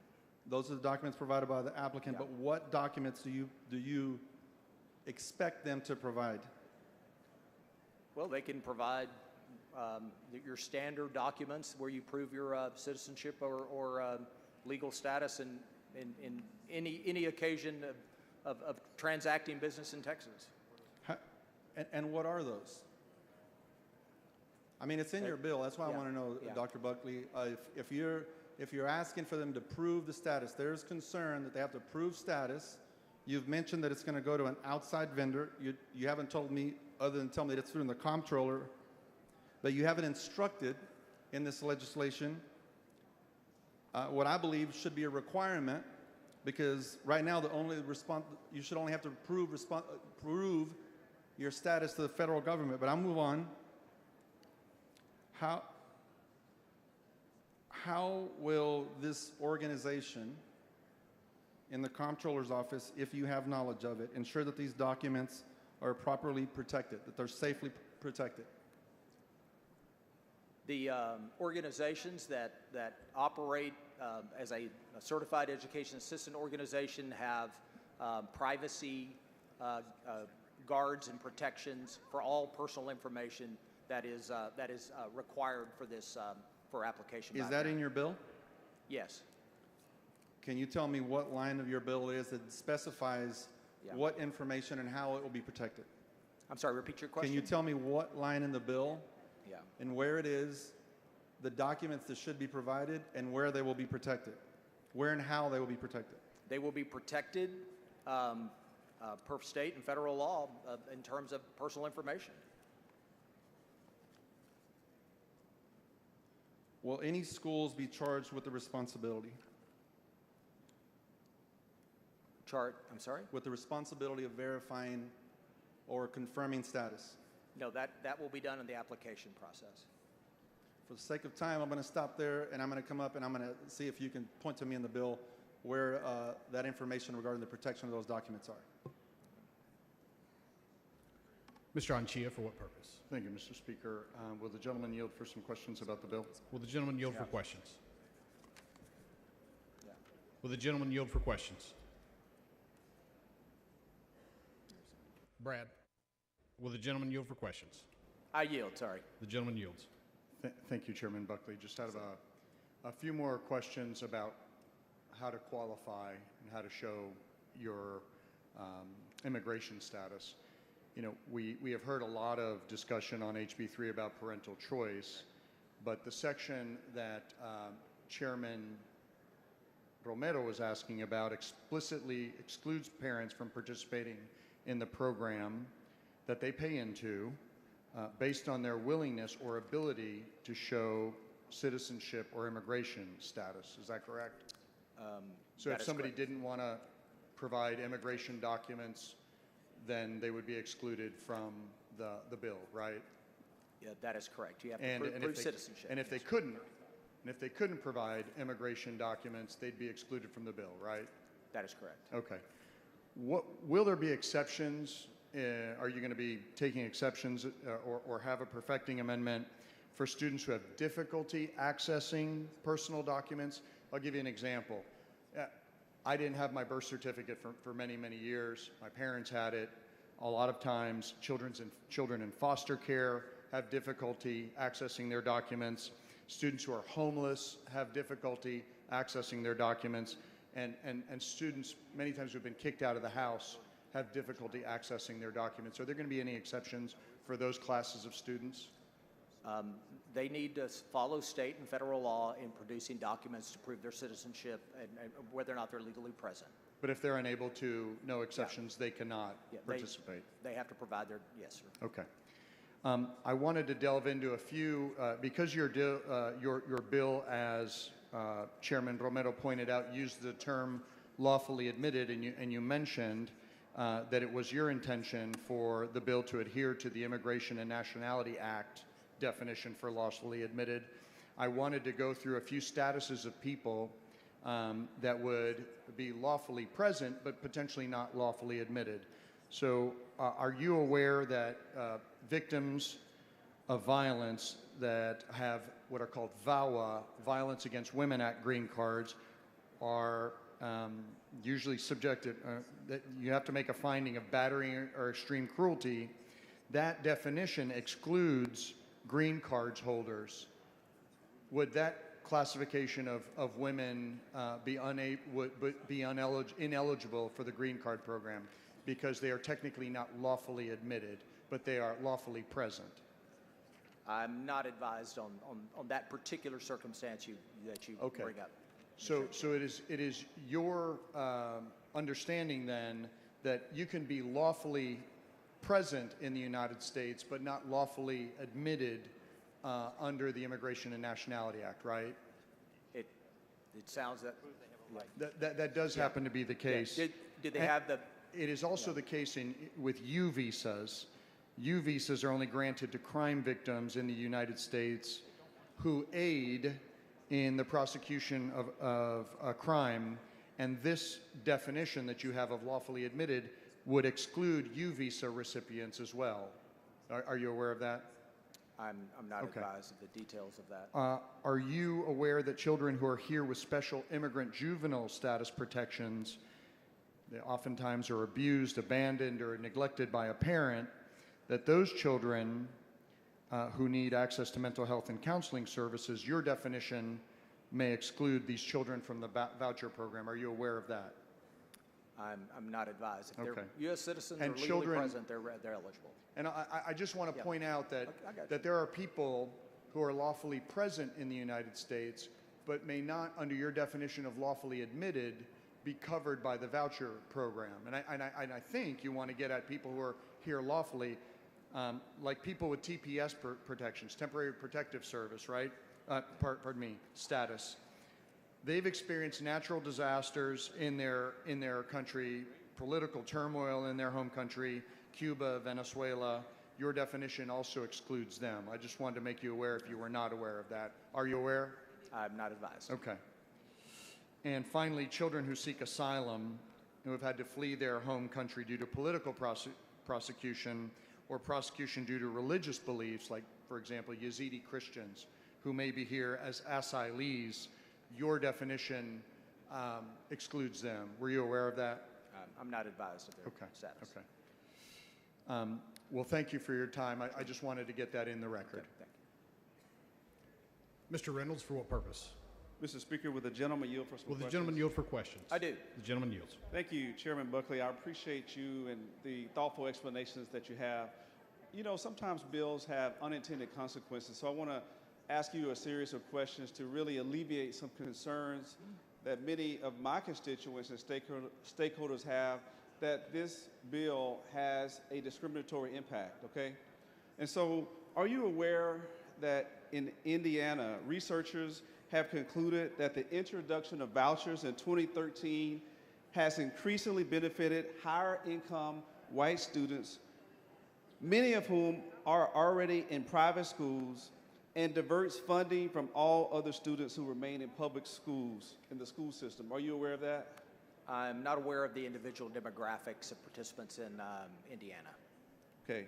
Are you aware that simply an analysis from an Ohio newspaper using data provided by the Ohio Department of Education found that the state's voucher programs disproportionately served white students? Are you aware of that? I am not. Are you aware of the Century Foundation report reviewing the impact of private school vouchers nationwide found that voucher programs are more likely to increase school segregation than to promote integration or maintain the status quo? Are you familiar with that? I'm not familiar because we don't have a system in Texas. Okay. Well, let's talk about Texas.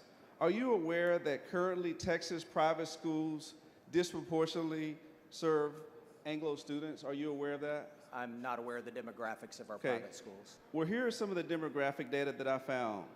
That according to the most recent data, white students are the majority population in private schools in Texas, comprising 55% in 2022 as compared to 26% in public schools. Are you aware of that? I'm not aware of that like I said, demographic data concerning private schools. Are you aware that African American and Latino students attend private schools at lower rates than Anglo students? Are you aware of that?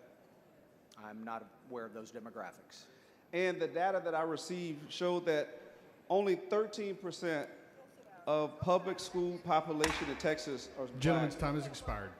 Mr. Speaker, Mr. Reynolds, for what purpose? motion to extend the time. Members, you've heard the motion. Is there objection? The chair hears none. The gentleman's time is extended. Thank you. Chairman Buckley, are you aware of data that shows that 13% of the public school population in Texas is black and 53% of the public school population is Latino? Are you aware of those statistics? Was that public schools? Yes, sir. Yes, I'm aware of that. Okay. And are you aware that only 6% of private schools are African American populated students and 23% of Hispanic students in private schools? Are you aware of that? I'm not aware of those demographics. Okay. Does it concern you that, let me strike that, has this body adequately considered the very likely possibility that this legislation will disproportionately benefit white students and create more segregation in our schools? That is not the intent of this legislation. It's my intent that this gives every Texas family the opportunity to select the education that is the best fit for their child. What protections does this bill have to ensure that we don't fund segregation in our public schools? Yeah. When you look across all the states, first of all, there's throughout the process, there's no discrimination on who can apply and such. But we also find that across the country, when you look at programs, that you see significant populations of Hispanics and African Americans that attend private school and that are accessing through ESA programs. And the intent of this bill is to give parents, regardless of immutable characteristics, the opportunity to access the education that's best for their child, Mr. Reynolds. That's what this bill does. So, Chairman Buckley, when I looked at the proposed section 29.370 of the bill, which establishes an annual reporting requirement for each certified educational assistance organization, I see that subsection 1 requires educational assistance programs to collect and compile data regarding program applications disaggregated by age, but not by any other factors outlined in proposed section 29.3715. Isn't that correct? The intent of the section is to make sure that the report reports back to the legislature of the participants in the program. Okay. And I'm just trying to make sure that there wasn't a drafting error. Can you explain why other factors such as disability, status, or race, gender, socioeconomic status are not included in this annual reporting requirement for this application? Well, the application process would certainly require verifying disability status because one of the priority groups.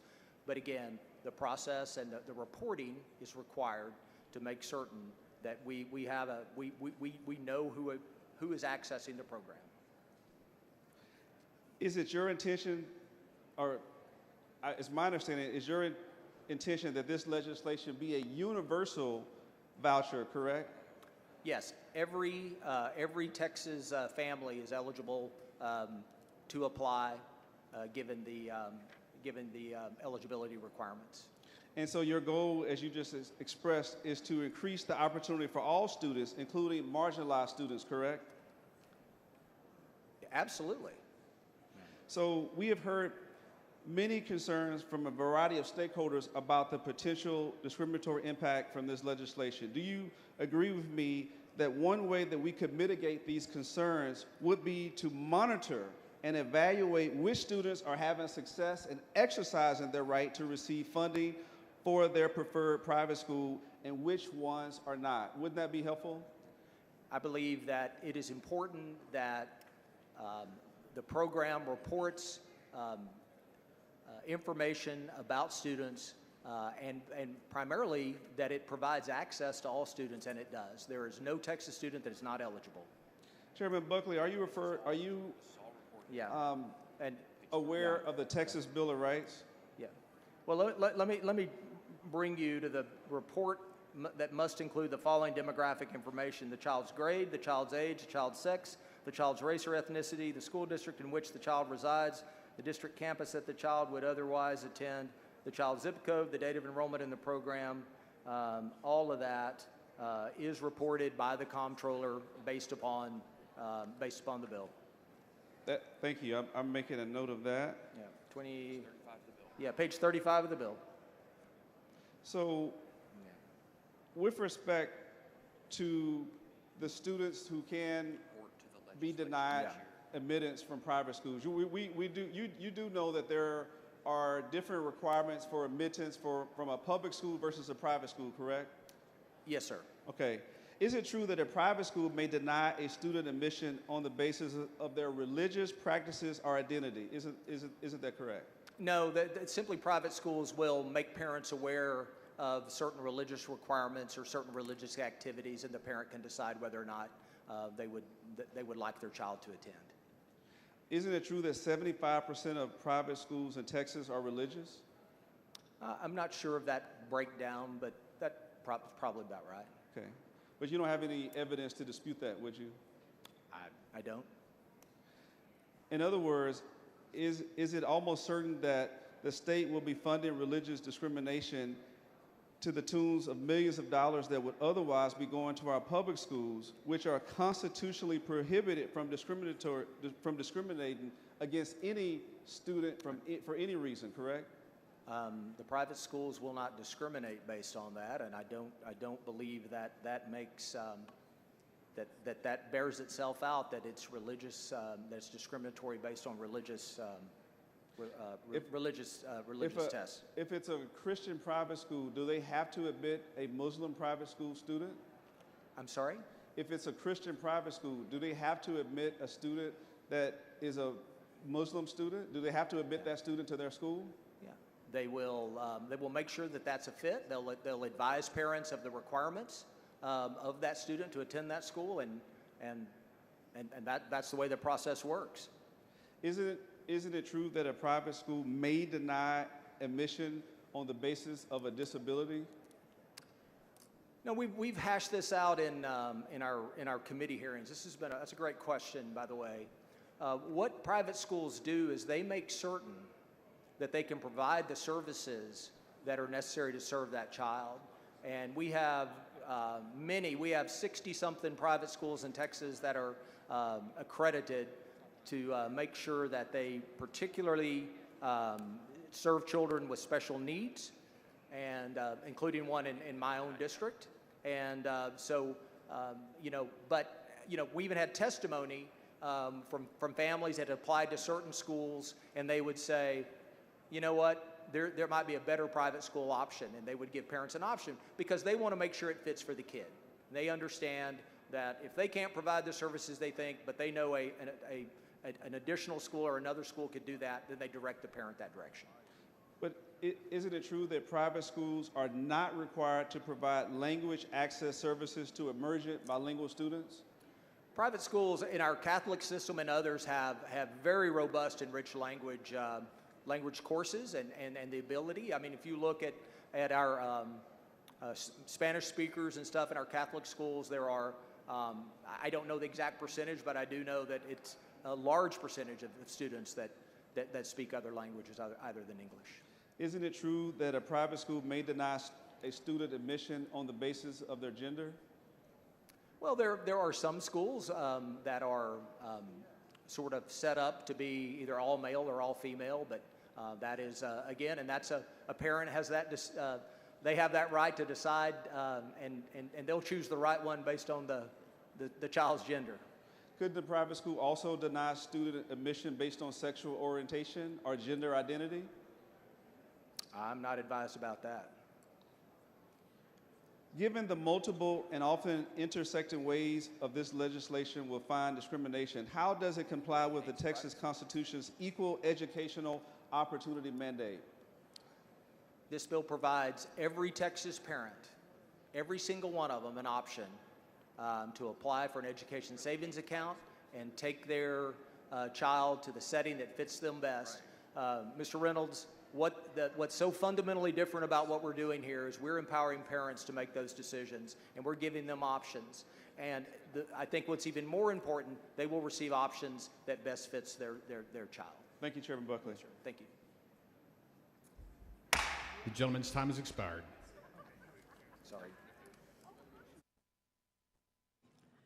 Can I make a motion to extend? Members, you've heard the motion. It requires unanimous consent. Is there objection? There is objection. The gentleman's time is not extended.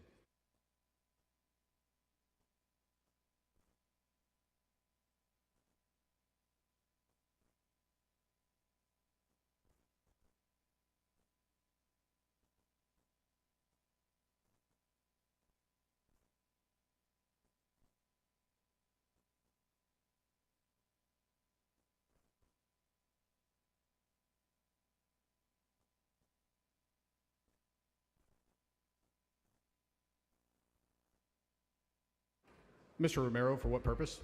Mr. Speaker, could I ask to have the exchange between Chairman Buckley, myself, Chairman Anchia, and Chairman Buckley reduced to writing and placed in the journal? Members, you've heard the motion. Is there objection? Chair hears none, so ordered.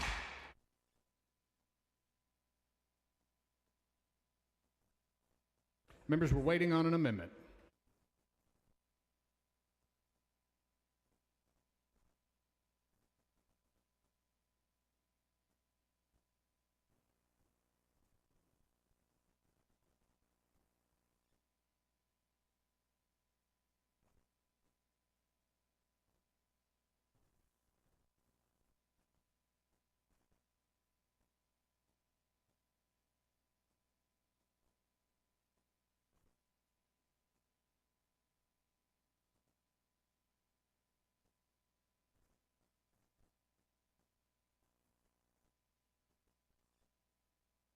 Ms. Troxclair, for what purpose? Can the previous exchange, the full exchange from beginning to end, be reduced to writing and put in the journal? Members, you've heard the motion. Is there objection? The chair hears none, so ordered.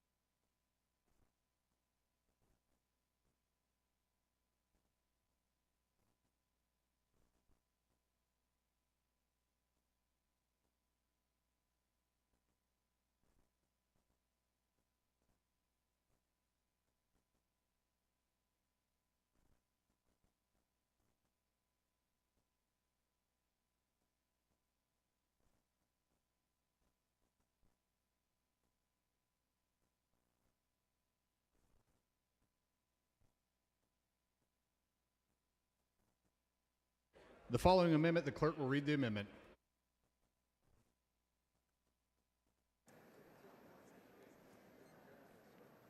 Amendment by Buckley. The chair recognizes Mr. Buckley to explain the amendment. Thank you, Mr. Speaker. Members, this is a perfecting amendment that clarifies a few items and adds some additional guardrails that members have asked for. And it does the following. It clarifies that children of active duty military are included in eligibility. It requires that accredited private schools have operated a campus for 2 years before they could accept an ESA student. We strengthen the 20% cap on the fourth priority. We improve auditing provisions to improve accountability and transparency in the program. We make it clear that if a student returns to a public school, that they receive what they're entitled to plus 10%, just like a current public school student PEG grant. We ensure that the comptroller shares the annual report, including assessment scores, with the TA commissioner. It includes data reporting on students with disabilities that leave a private school. Per the report, it clarifies that. It's in the bill already. And lastly, there are some edits from the comptroller's office to ensure the agency has the flexibility in administering the program, and I move adoption. Dr. Allen, for what purpose? May the gentleman answer a few questions? Will the gentleman yield for questions? On the amendment, Dr. Allen? I'm sorry. On the amendment, Yes, it all goes together. It's on the gentleman yields for questions. Yes. I yield. on the amendment. How much money is in the budget for the voucher program? That's not in this amendment. Questions have to be limited to the actual amendment that has been laid out. Well, he was talking about the money going back from the school, so I wanted to know how much money was in the budget. Say $1 billion.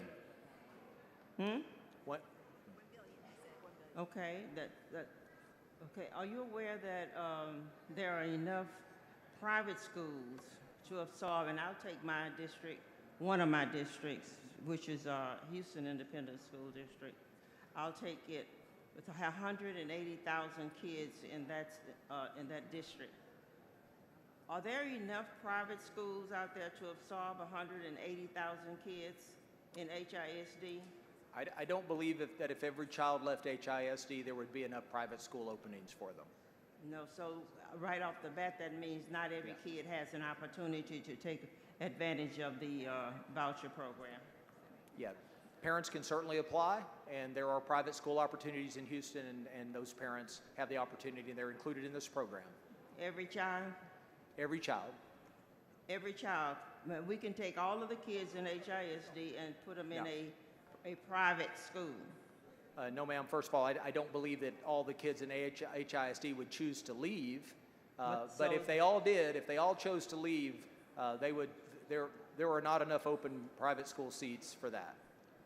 No, so that simply means that every child does not have an opportunity to take advantage of this program. Yeah. Every child is eligible to apply for the program. Okay.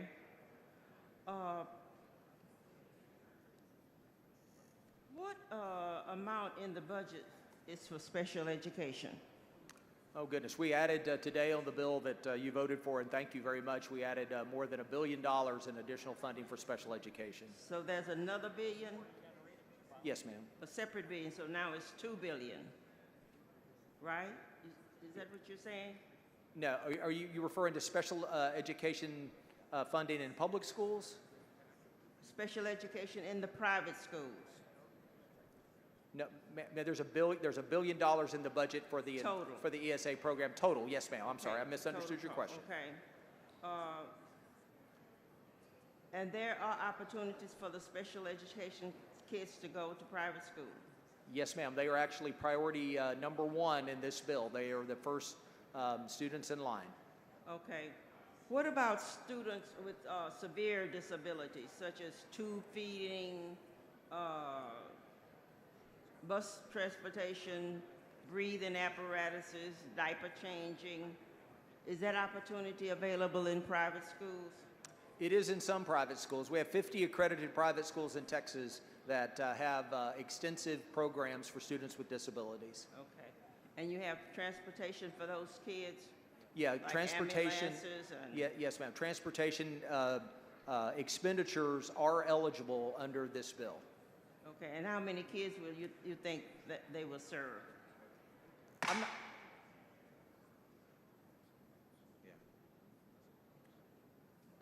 Excuse me? Members, we are on the perfecting amendment by Dr. Buckley, not the bill.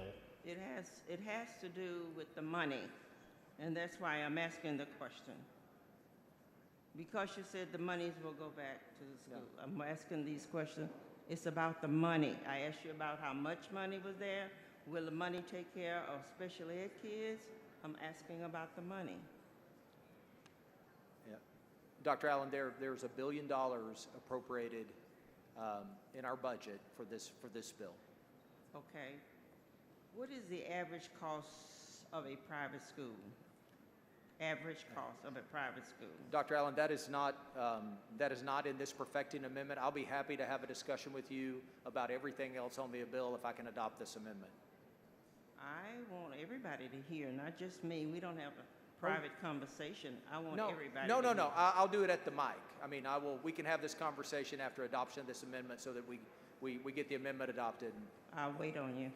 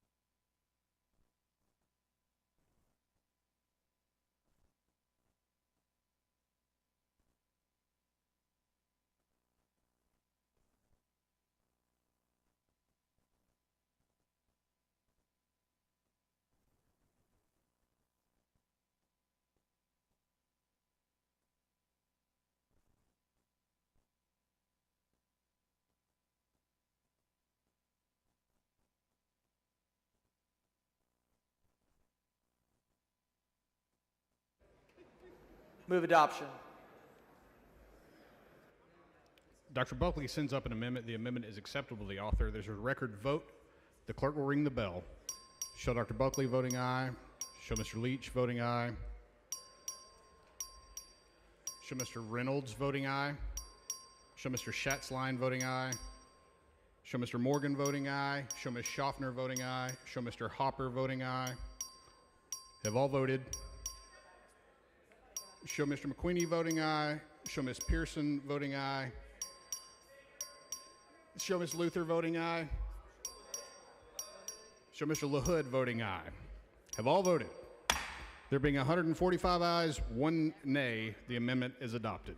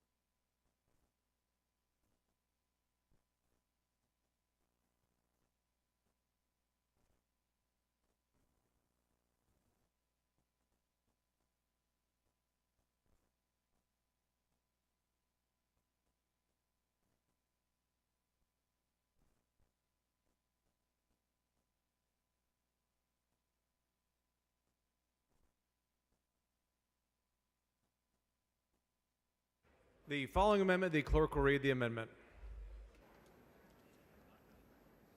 Amendment by Dutton. Chair recognizes Mr. Dutton to explain the amendment. Mr. Speaker and members, if I had to title this amendment, it would be called Put Your Money Where Your Mouth Is. Because what this amendment does, well, let me start with what the bill does. The bill says they're going to give all these kids $10,500, essentially. Now, that's one size fits all. And usually I can tell you around here, when we've had one size fits all, it means it fits nobody. And essentially what this does is says that they recognize, or at least acknowledge, that there are some children who are in a 12-foot hole.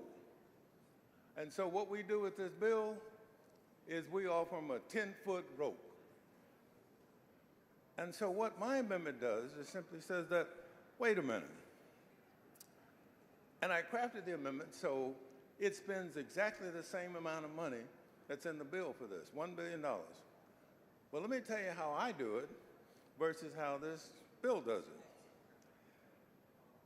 If you are 200% or below poverty, what my amendment does is says we will pay the full tuition of the private school up to $30,000.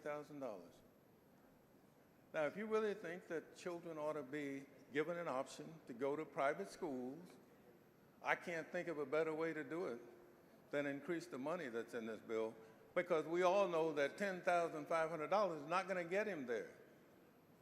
But $30,000 might. And then what it does is it says that, okay, what we'll do is for children who are from families that are only 300% of the poverty guidelines, we will pay $10,000.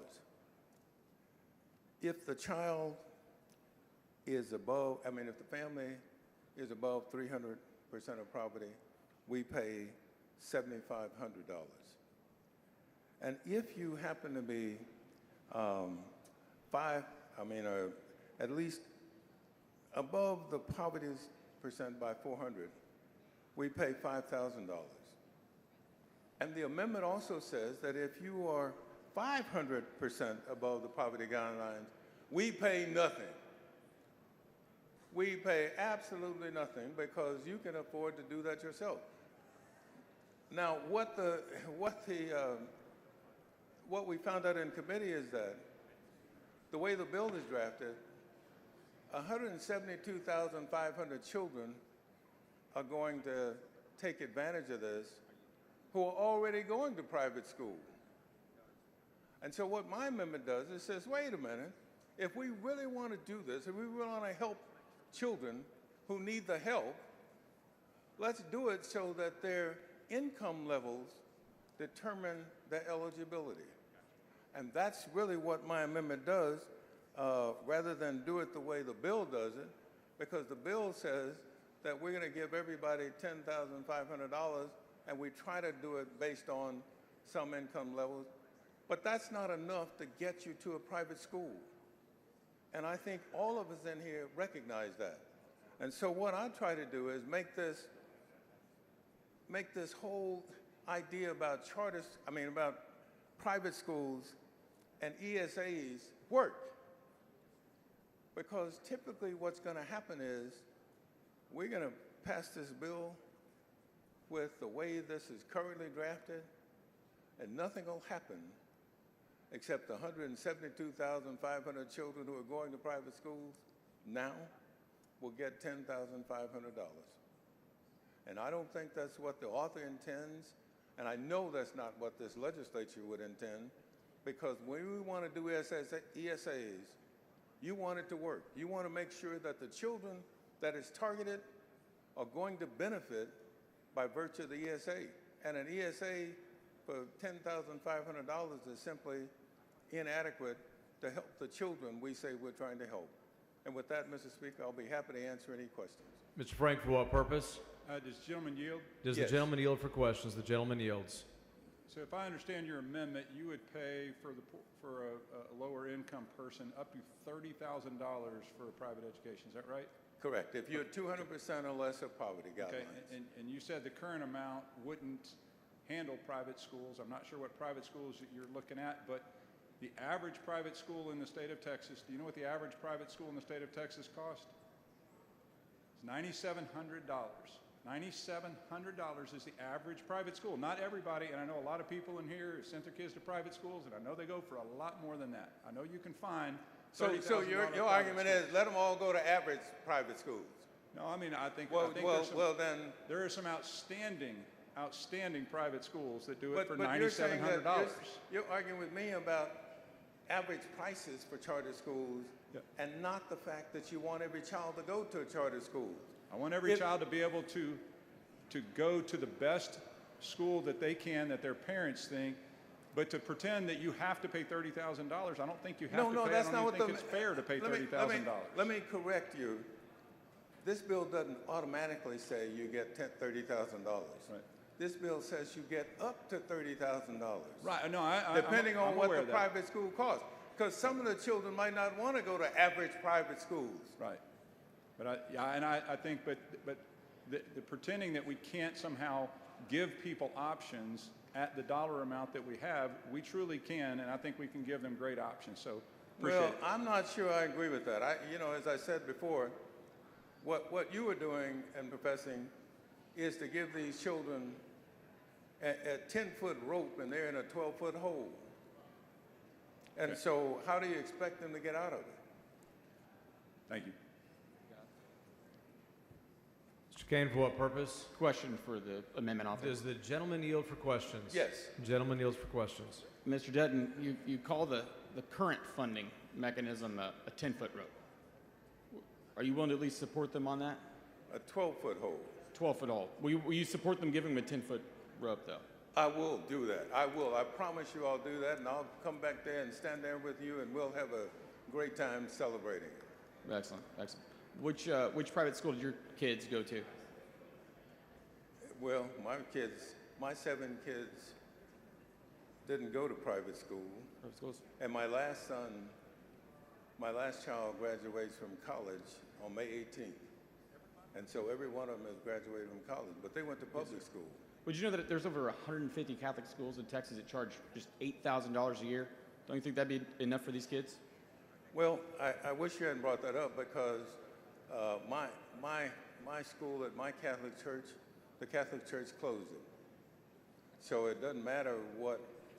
And I asked in the hearing, if I asked the person who was representing Catholic schools, whether or not, if this passes, will you open the school in my district?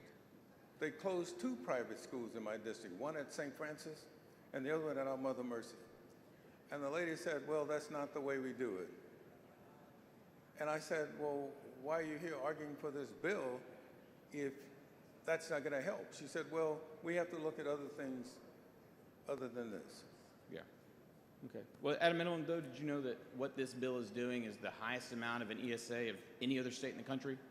This is the most that any other state's done for the ESAs. Well, I know it, but we should learn from them that the way to do it is to structure this so that we make sure the children we are targeting actually get the benefit.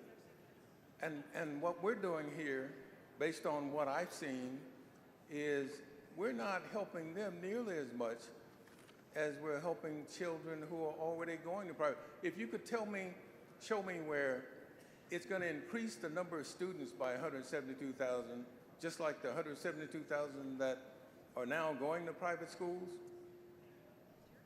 and who are now going to benefit from this, I would be fine with it. But it seems to me that we're going to have 172,000 of students who are currently in private schools benefiting from this ESA, and we may not get 50,000 students who are not going to private schools, who are the students we say we're trying to help. I listened to the governor. The gentleman's time has expired. Thank you. Mr. Speaker, will the gentleman extend his time? The motion to extend times. First extension. Is there any objection? Chair is none, so extended. Thank you, Mr. Speaker.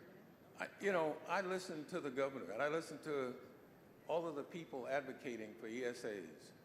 And one of the things they start with, by putting a picture, a face on the ESA, is they start with children that I'm talking about in the 12-foot hole. That's who they start with. They start with saying, well, we got to help them. They're locked in these schools, and they ought to be given some way out. They ought to create an option for them. Well, if you're in a 12-foot hole and somebody sends you a 10-foot rope, that's not much of an option. Mr. Speaker, For what purpose? will the gentleman yield for a question? Will the gentleman yield for questions? I yield. Gentleman Thank yields for you. questions. Rep. Dutton, if I was going to name your bill, I'd name it the equalizer, because I think that's what your bill is trying to accomplish. I also share the same concern that you have, which is, although the wording of the bill does put the LMI, or the low to moderate income families, first in the wording, it concerns me that they will actually have access and be able to access this. Does it concern you that when we pass this kind of legislation, we often don't inform the public so that they are fully aware that they can take advantage of this kind of program? Well, yeah, that's one of the problems with it is the children we're trying to help who are the hardest to reach, this bill makes no real effort to reach them. Does it concern you that, and I'm sure you're aware of this, that when people are lower in income and socioeconomic status, they often don't have access to internet the way that other people do, even though we take it for granted because we have access every day, 24 hours a day? Well, that's true, but I think people find out what they need to know, People will find that out.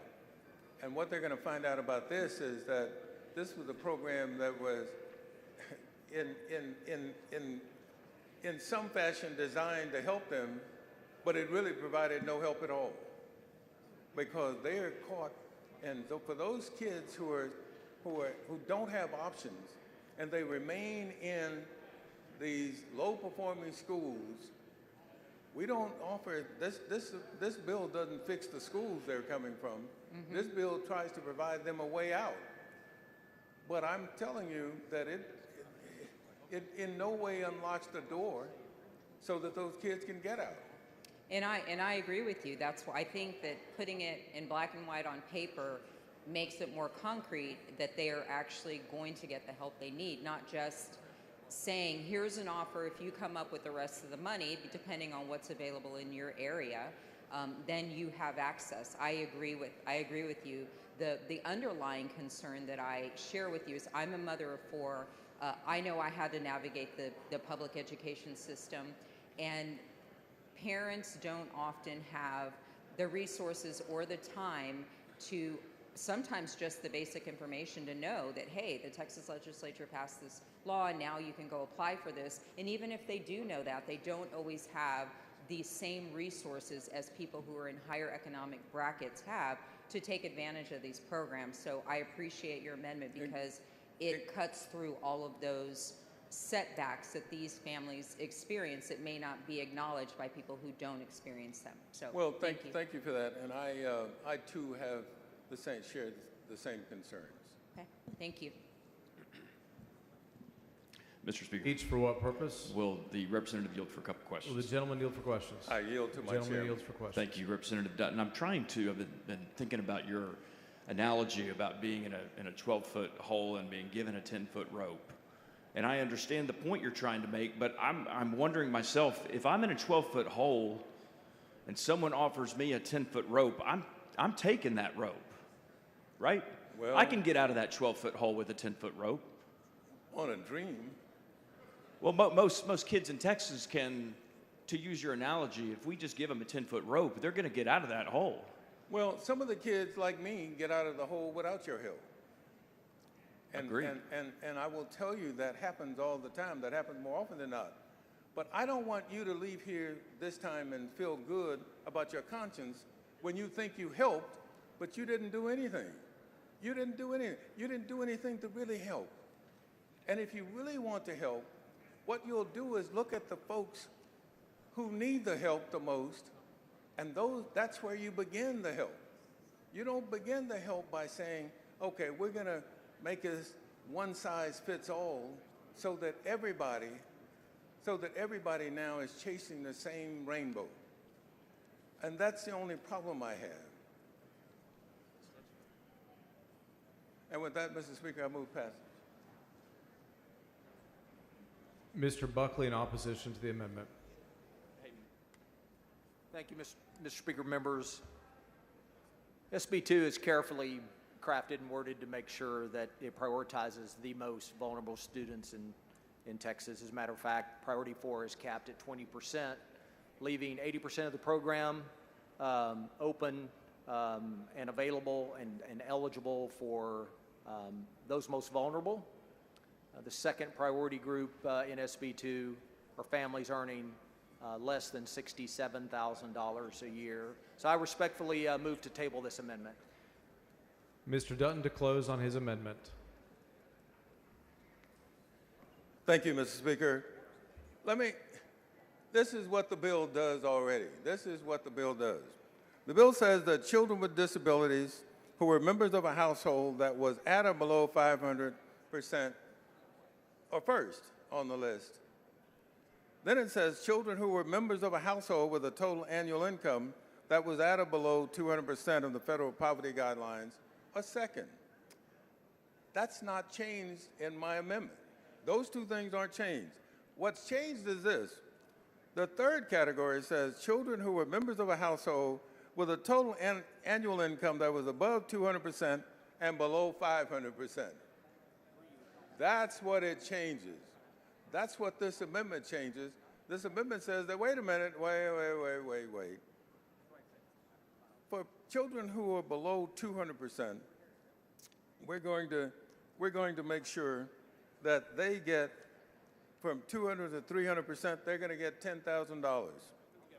And then again, it splits it up and says for children above 300%, but below 400%, they're going to get $7,500. And then for a child who is a member of a household with a total annual income that is 400% but below 500% of poverty guidelines, they'll get $5,000.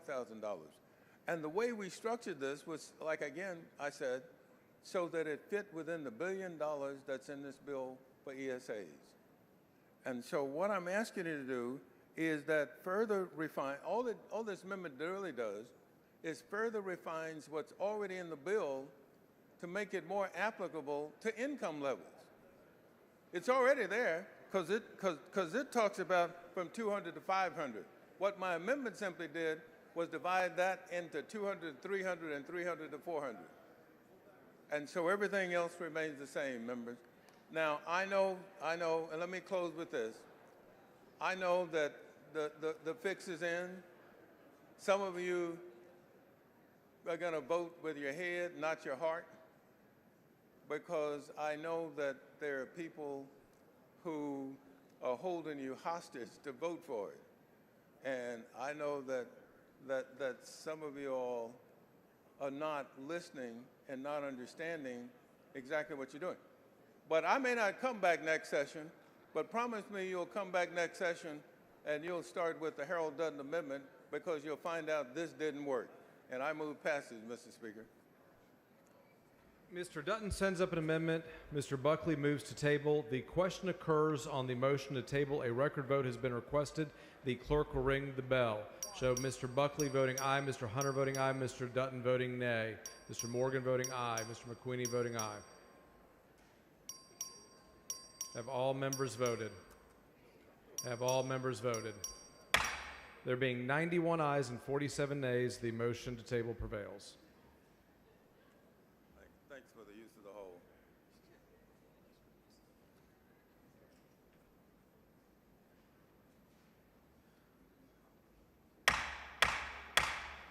Members, we do have a recognition. The chair recognizes Ms. Garcia of Bear for a recognition. Thank you, Mr. Speaker. Members, today, while we're in this body on this floor advocating for school finance, advocating for school vouchers. We had a group of students walk out of a school in my district, 8 of them. 7 of them brutally beat another student and then shot and killed him. This happened at 2 p.m. today. A 14-year-old child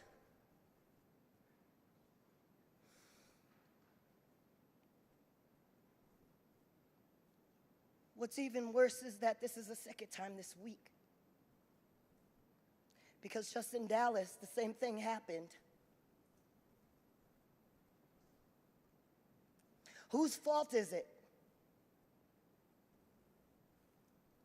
Whose fault is it? Is it our fault?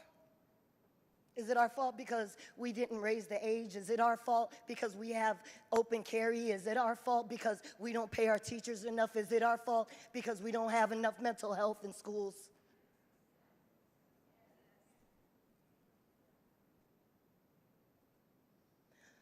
A family is suffering tonight because their child went to school today and was murdered by his classmates.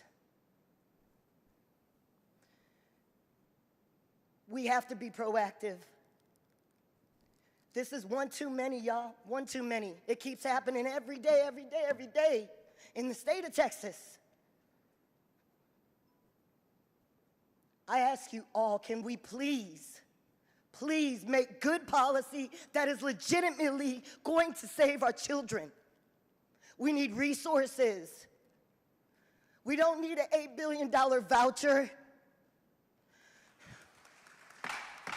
We really don't. The chair advises the guests that under the rules of the House, demonstrations, outbursts by visitors in the gallery are strictly prohibited. What we need is protection in our schools. What we need is fully funding the education of our students. What we need is to make sure that every unfunded mandate, like putting officers in all the schools, is fully funded. This is what we need from this body. So as we carry on the rest of today, I ask that we do so with honor, with respect, and as we share our deepest condolences with the families of these children. Thank you, Mr. Speaker. Members, please join us in observing a moment of silence.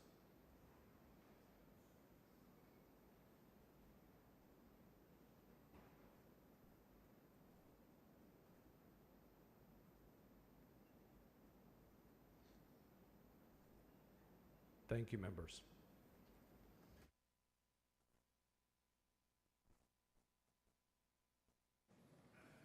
Mr. Tinderholt, for what purpose? Parliamentary inquiry. State your inquiry. Should we be making political statements during recognitions? Mr. Tinderholt, at this time, the chair declines to answer hypothetical questions. Thank you, Mr. Speaker. Thank you, Mr. Tinderholt.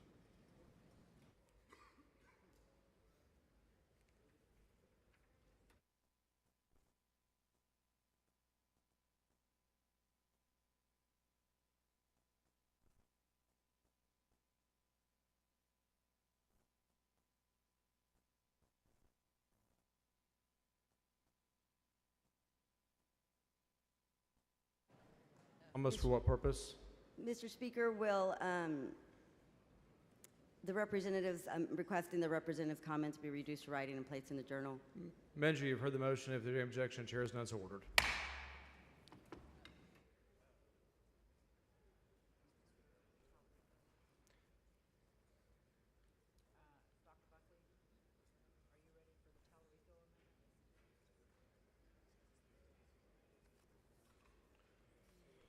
The following amendment, the clerk will read the amendment.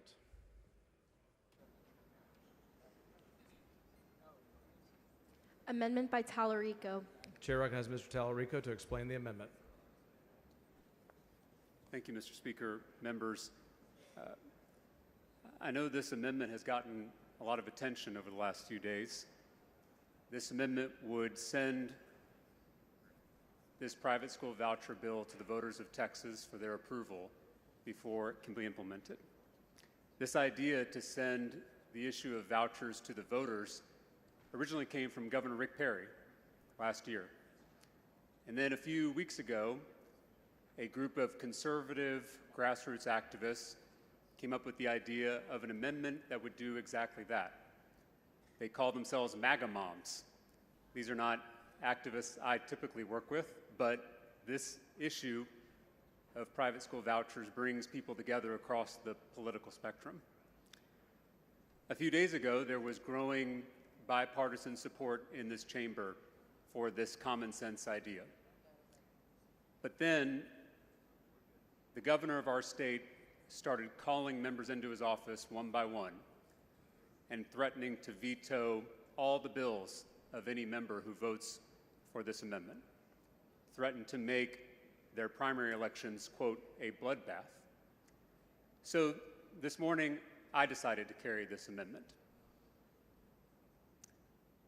Not only because it's a good idea, not only because it's what our constituents want, but also to make a very important point. No one, including the governor, should ever threaten a lawmaker. We do not serve the governor. We serve our constituents. The governor is saying that putting vouchers to the voters is unconstitutional. That's not true. The way I know it's not true is because, as Attorney General, Greg Abbott wrote about statewide referenda and never raised constitutional concerns. The governor is saying there is no historical precedent for sending vouchers to the voters. That's also not true. There were statewide referenda in 1986, 1989, and 2006 on controversial topics. Lastly, the governor is saying Texans have already voted on vouchers. That's also not true. One, because there are a lot more people in this state than Republican primary voters, and this voucher will affect all of us in ways both big and small. Second, I think we all know that the primaries last year were not fought on vouchers. None of the TV ads, none of the mailers that the governor funded against our colleagues were about vouchers. And so I'm a little confused because the governor has said private school vouchers are wildly popular. And so if he's telling the truth, I would think this referendum would have no trouble passing. I would also think the governor would welcome an opportunity to finally have a mandate on this controversial topic. Texans have been fighting about vouchers for 70 years. The first voucher bill was proposed in this Capitol in 1957, and we've been fighting about it ever since. So if any issue should go to the voters, it's this one. We're sending a lot less to the voters for their approval this session alone. And believe me, this body has been very clear that any time taxes may go up, the taxpayers should have a say. And by creating a new parallel education system that will cost billions of dollars every biennium, this voucher bill will absolutely raise property taxes. And so I think the taxpayers should have a say before it's implemented. Members, regardless of where you are on this bill, you know that I'm passionately against vouchers. That's no secret. There are friends of mine in this chamber who are passionately for vouchers, and that's fine. That's what this body is all about. But let me just make a pitch on why we should all support letting the voters get their say. It's the only thing that'll put this issue to bed. Because believe me, even if this passes, we'll be back here next session and the session after that and the session after that fighting about vouchers, fighting about loosening regulations, fighting about expanding funding, fighting about changing eligibility. This fight will never end. The only way for it to end is for Texans to get their say on this issue. I know that you're under a lot of pressure from the governor. I know that. I get that. I know that's not easy. But last time I checked, this legislature was a separate and equal branch of our state government. The last time I checked, we still had separation of powers in this state. The last time I checked, this was still the people's house, not the governor's house. All of that is at risk with this vote on this amendment. So regardless of where you are on this bill, I'm asking you to stand with me on this amendment. Let Texans approve this measure. Let Texans get a say. I urge you to vote for this amendment for our constituents, for our Constitution, and for this House. Ms. Goodwin, for what purpose? Will the representative yield for questions? Does the gentleman yield for questions? Yes, I yield. The gentleman yields for questions. So I believe you said this, but I heard several members the other day say that we have already voted on this issue. Have we voted on vouchers? Have we let the people of Texas vote on vouchers? No, Representative Goodwin. We have had primary elections where members were targeted because of their vote on vouchers in the past, but as a proposition, as a referendum, vouchers has never been put to the voters. And these members even suggested that in the general election we voted on vouchers. Did we vote on vouchers in the general election?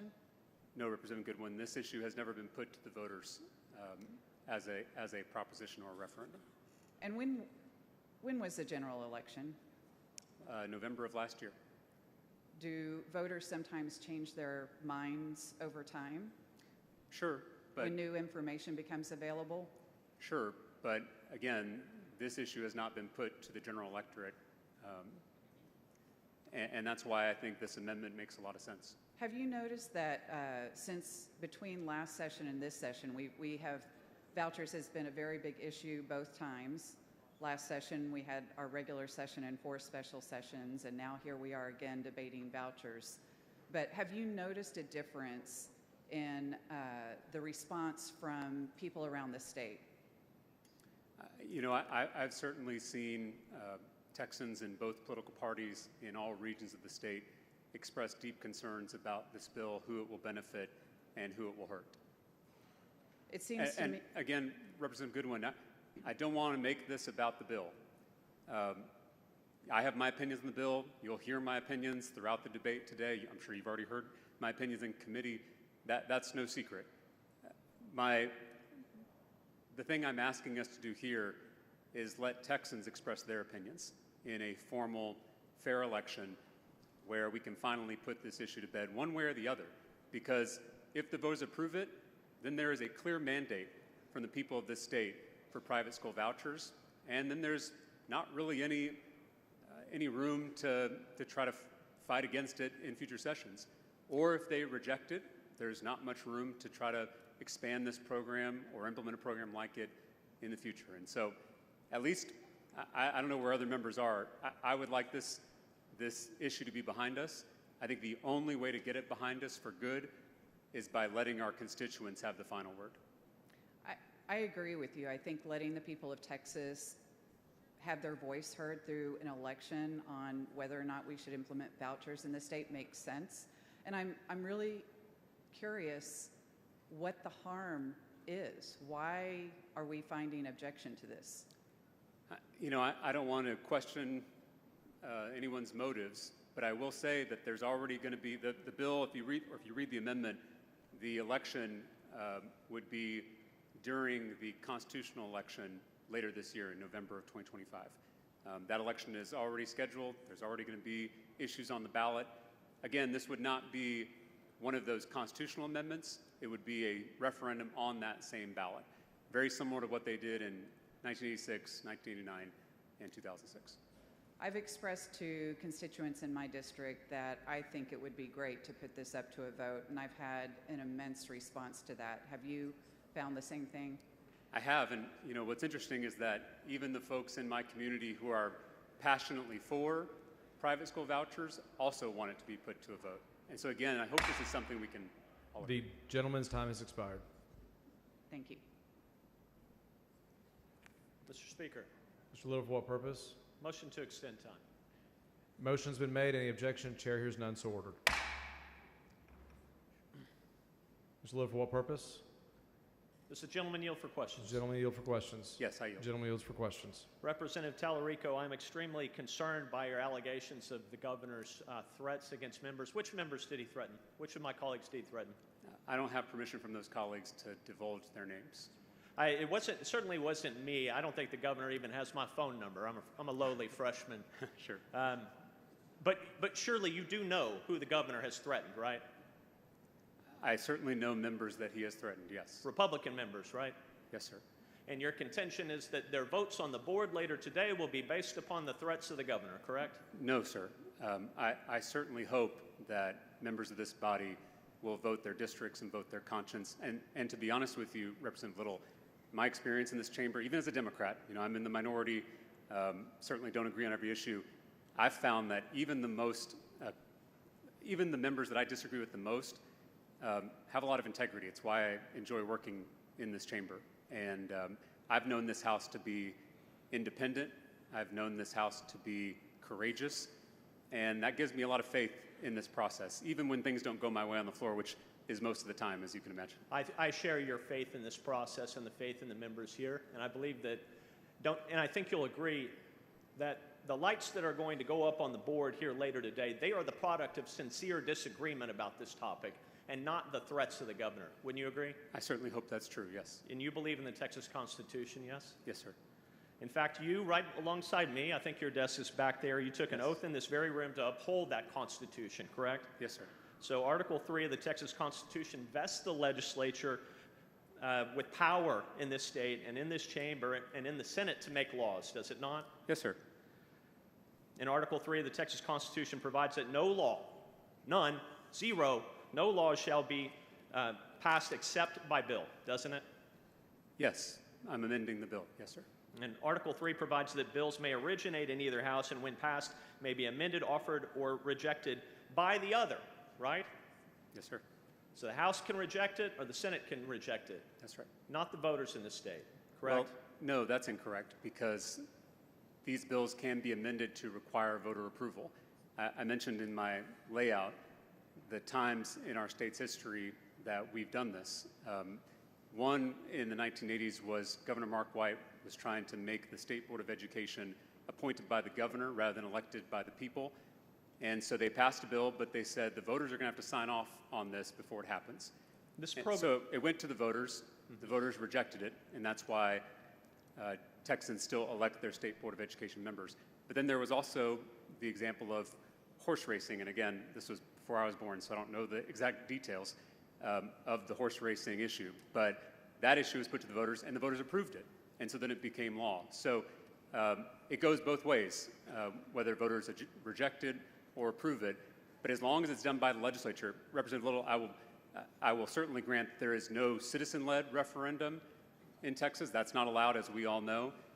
But the legislature can authorize a statewide referendum. And Representative Tallarico, my understanding is this program is a $1 billion program, correct? This voucher program? Yes. In the first biennium, yes. The fiscal note says it's going to grow to $7 billion in the second biennium. Why did we not seek a statewide referendum on the over $8 billion educational funding bill we just passed? Why weren't you up there offering to amend that? Well, and send that to the voters. You know, I would certainly be open to sending as many big investments to the voters as possible. The thing I would say is particularly special about this issue is how controversial it is and how controversial it has been throughout our state's history. You know, there's not a lot of debate for and against paying teachers. As you saw with the board on this issue, there was unanimous or near unanimous consent from this body to fund our public schools, even though I don't think it's quite enough. I do think this issue is different. As you know, there is bipartisan opposition to vouchers. It failed to pass in the last legislative session because of bipartisan opposition. And then I would add one more thing, which is the influence of big money on this topic in particular. As you know, Jeff Yass, an out-of-state billionaire, this is personalities, is it not? Gave $12 million to Greg Abbott. Members, you shall confine your remarks to the topic at hand and not bring personalities into this matter. If we're going to delegate, Representative Tallarico, if we're going to delegate our lawmaking authority directly to the people, why do we need to be here at all? Why don't we just do that with every bill? Is there a good reason to do that?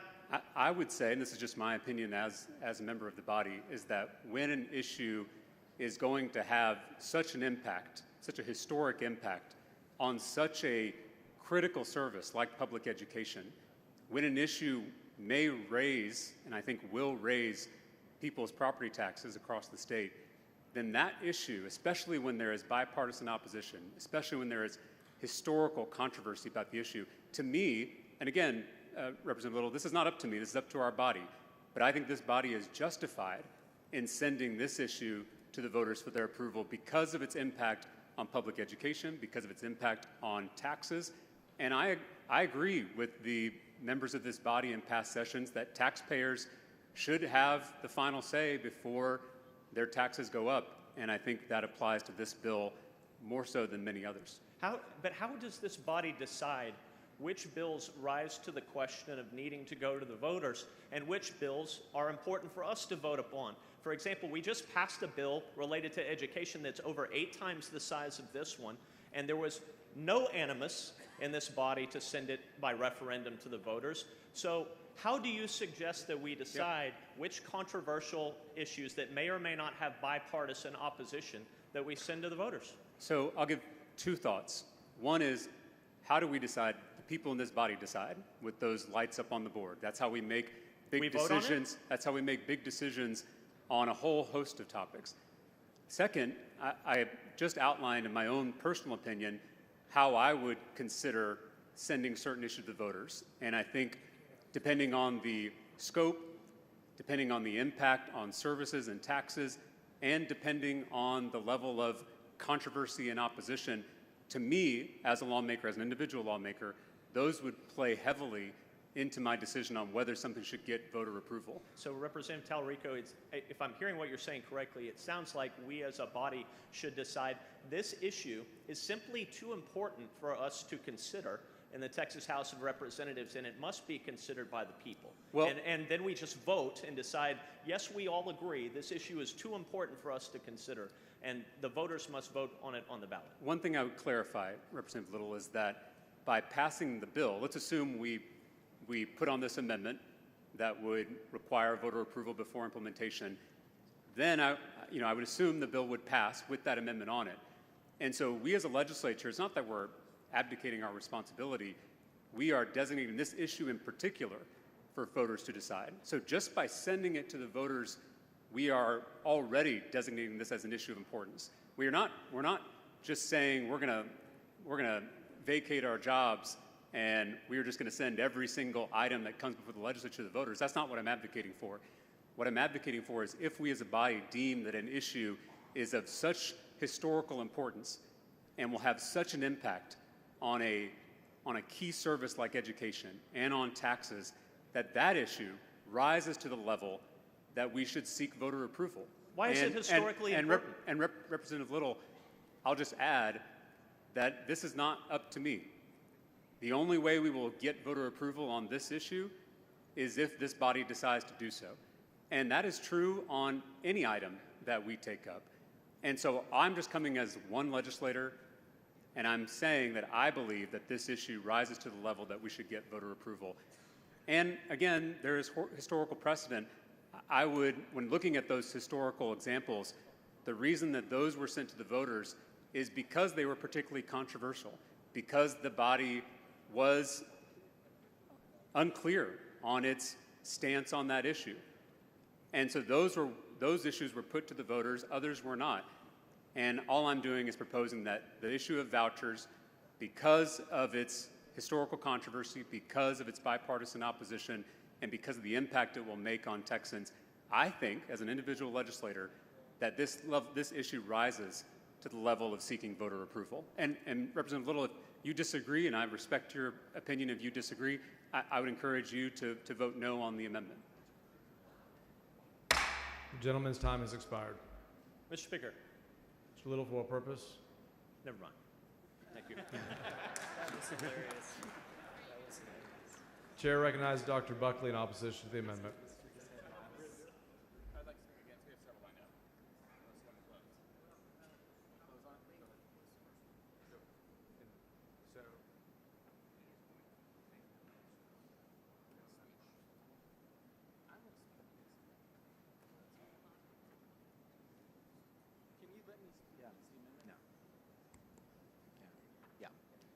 Mr. Speaker. Mr. Speaker, members, respectfully, I move to table. Fuck you guys. Get to him.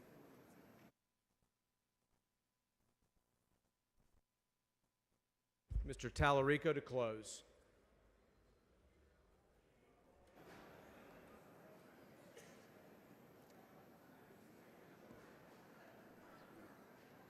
Okay.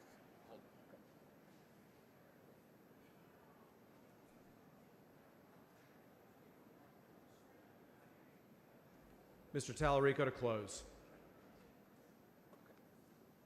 Thank you, Mr. Speaker, members. I think if any issue should go to the voters, it should be this one. Again, I also think this amendment is particularly important because of the pressure and the threats made by the executive branch. Chairman Buckley is a friend of mine, but I think that the motion to table, rather than allowing this to be will of the House, is an example of that influence from the executive branch. And as a member, I resent that. I ask you to stand up for your constituents. Ms. Wiener, for what purpose? Will the gentleman yield for some The gentleman questions? yield for some questions. Yes, I yield. Gentleman yields for questions.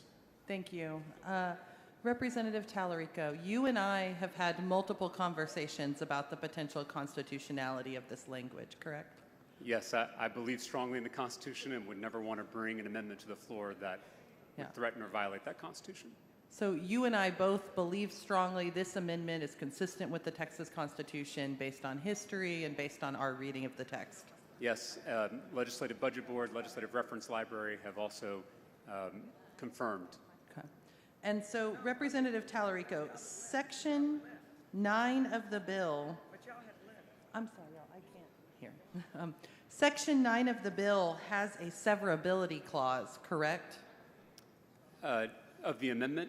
No, I'm sorry, of the bill. So Section 9 of the bill, as I understand it, says that if this legislation is challenged in court, that the different sections of the bill are severable from each other. Yes. And so that means, my understanding, tell me if you agree, is that if you and I were wrong, which we don't think we are, but if we were wrong and this language was not constitutional, this language would not endanger the underlying legislation from going into effect. Is that correct? Yes, that is correct.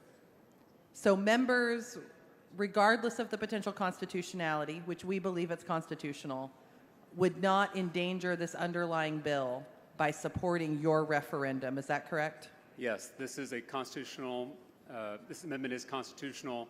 This amendment has historical precedent, but if for some reason it was still challenged in court and it was somehow deemed unconstitutional, it would not threaten the bill itself. Okay. Thank you so much for offering this, Representative Tallarico. Thank you, Representative. I move adoption.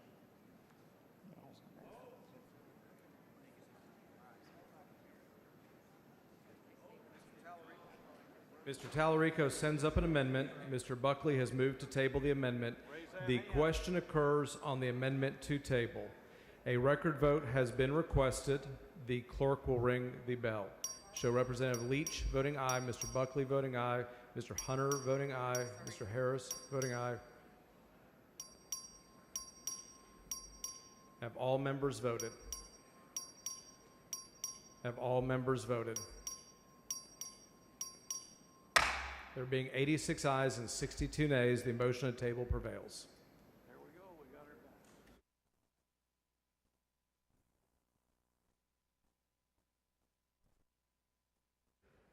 The following amendment, the clerk will read the amendment.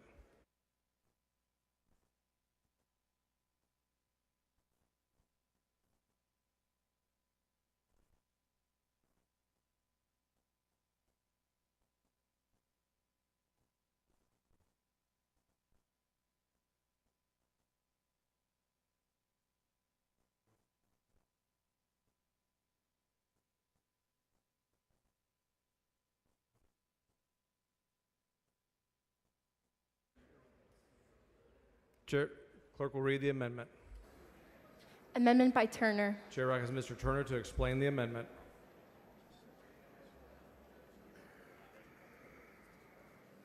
Thank you, Mr. Speaker.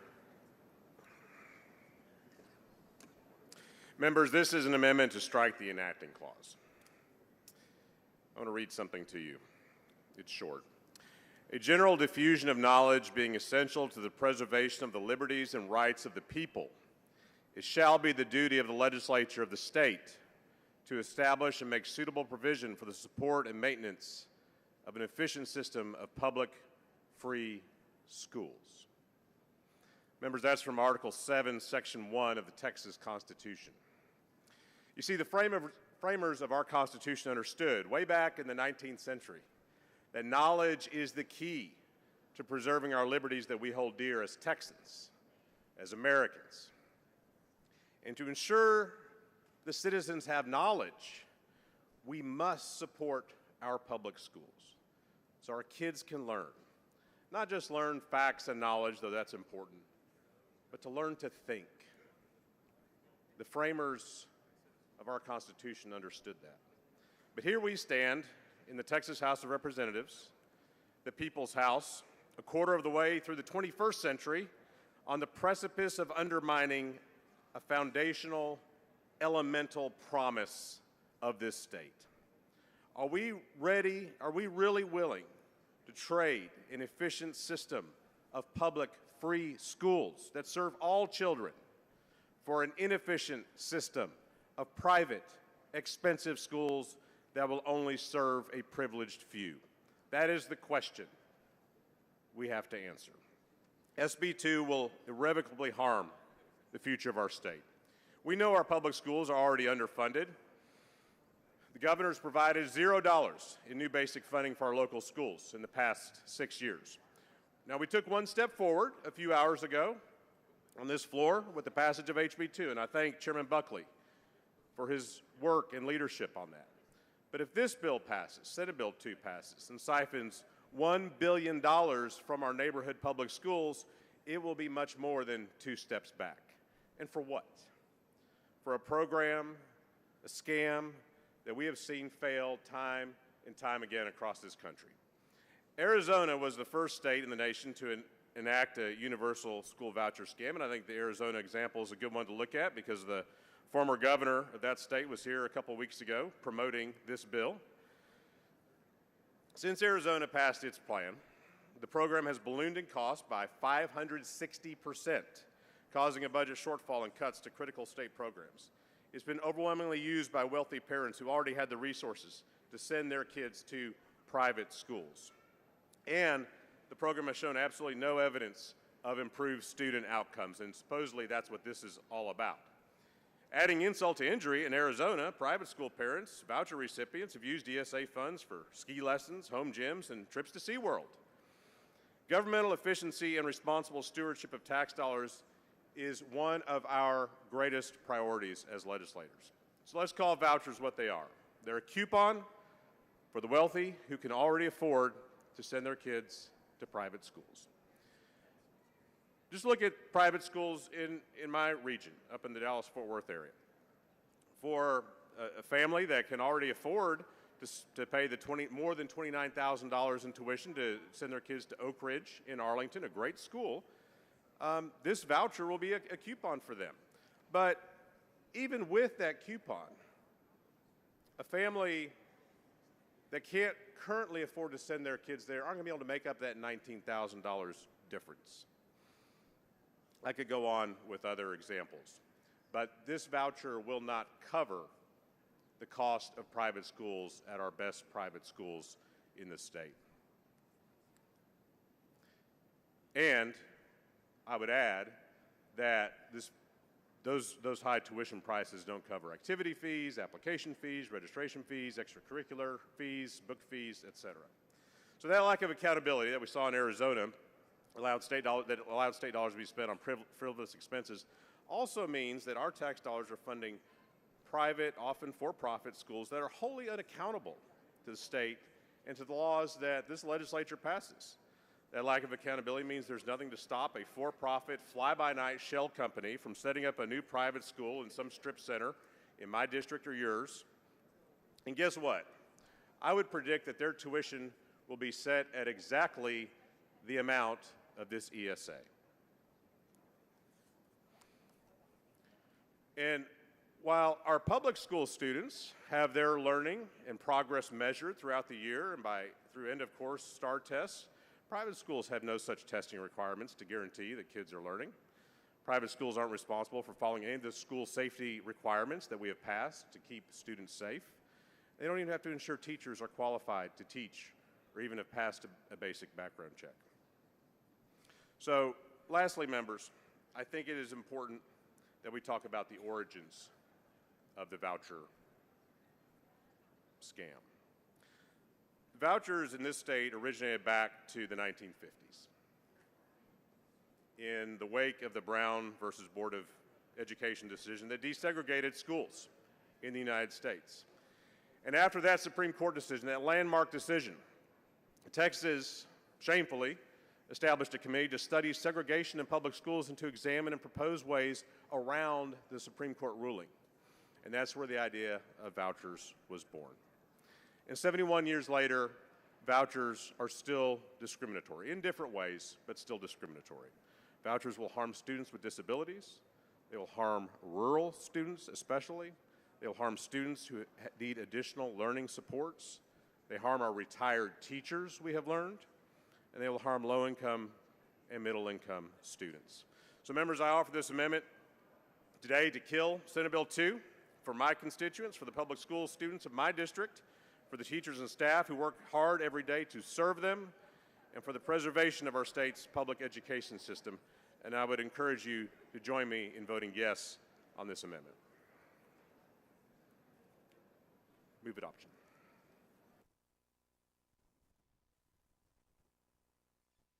The chair recognizes Dr. Buckley to speak against the amendment. Mr. Tallarico, for what purpose? Does the gentleman yield for some questions? Will the gentleman yield for questions? Yes. Gentleman yields. Gentleman yields. Thank you, Chairman Buckley. I want to, since we're talking about the whole bill, have a chance to ask you some questions about SB2. So first, I just want to make sure I understand this correctly. The student has to be accepted by the private school before they can get the voucher. Is that correct? Well, they can apply for the ESA, get in the program, but they do have to be accepted and be admitted into a private school enrolled. And there's no requirement in the bill that the private school must accept a student who is applying for the voucher? There's no automatic enrollment. No, they do not have to. So the ultimate decision about who participates in this program lies with the private school, not the parent. Is that correct? Yeah, it relies on the admission standards and what a private school will do to make sure that it's a good fit for that child to receive the best education. So it's not so much school choice as it is the school's choice. Is that correct? No, it's parents' choice. I mean, a parent chooses that pathway, and they're the ones that are driving that decision, and parents will seek the environment that's best for their kids. That's what happens in my district, anyway. But we just established that the ultimate decision doesn't lie with the parent. It lies with the private school that can deny admission to any kid for any reason. Well, there's standards in as far as transfers in public schools where they don't take every transfer, every child that shows up. If they want to transfer, they don't even allow students to transfer from campus to campus. There's always a standard for admittance. But the local unless your zip code dictates it. But the local neighborhood school can't deny you admission. Is that correct? If you're in the zone, you're admitted. Yeah. Okay. I want to talk about the fiscal impacts of this bill. What is the projected cost of the bill in the first biennium? $1 billion. And what is the projected cost of the bill in the second biennium?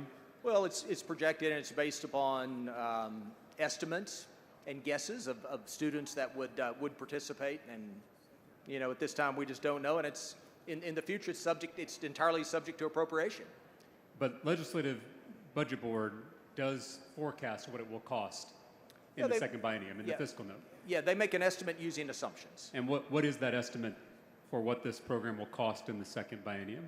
Oh, I'll have to look it up. It's an estimate, but it is subject to this body, the appropriation. Sure, I understand how that process works, but I'm asking what the estimate is for the cost of the program in the second biennium.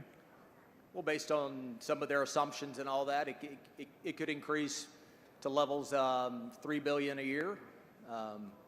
It may or may not do that. We literally don't know, and it is subject to appropriation. So it'll really be whatever this body decides to invest. So the forecast is that in the second biennium, this program would cost $7.1 billion.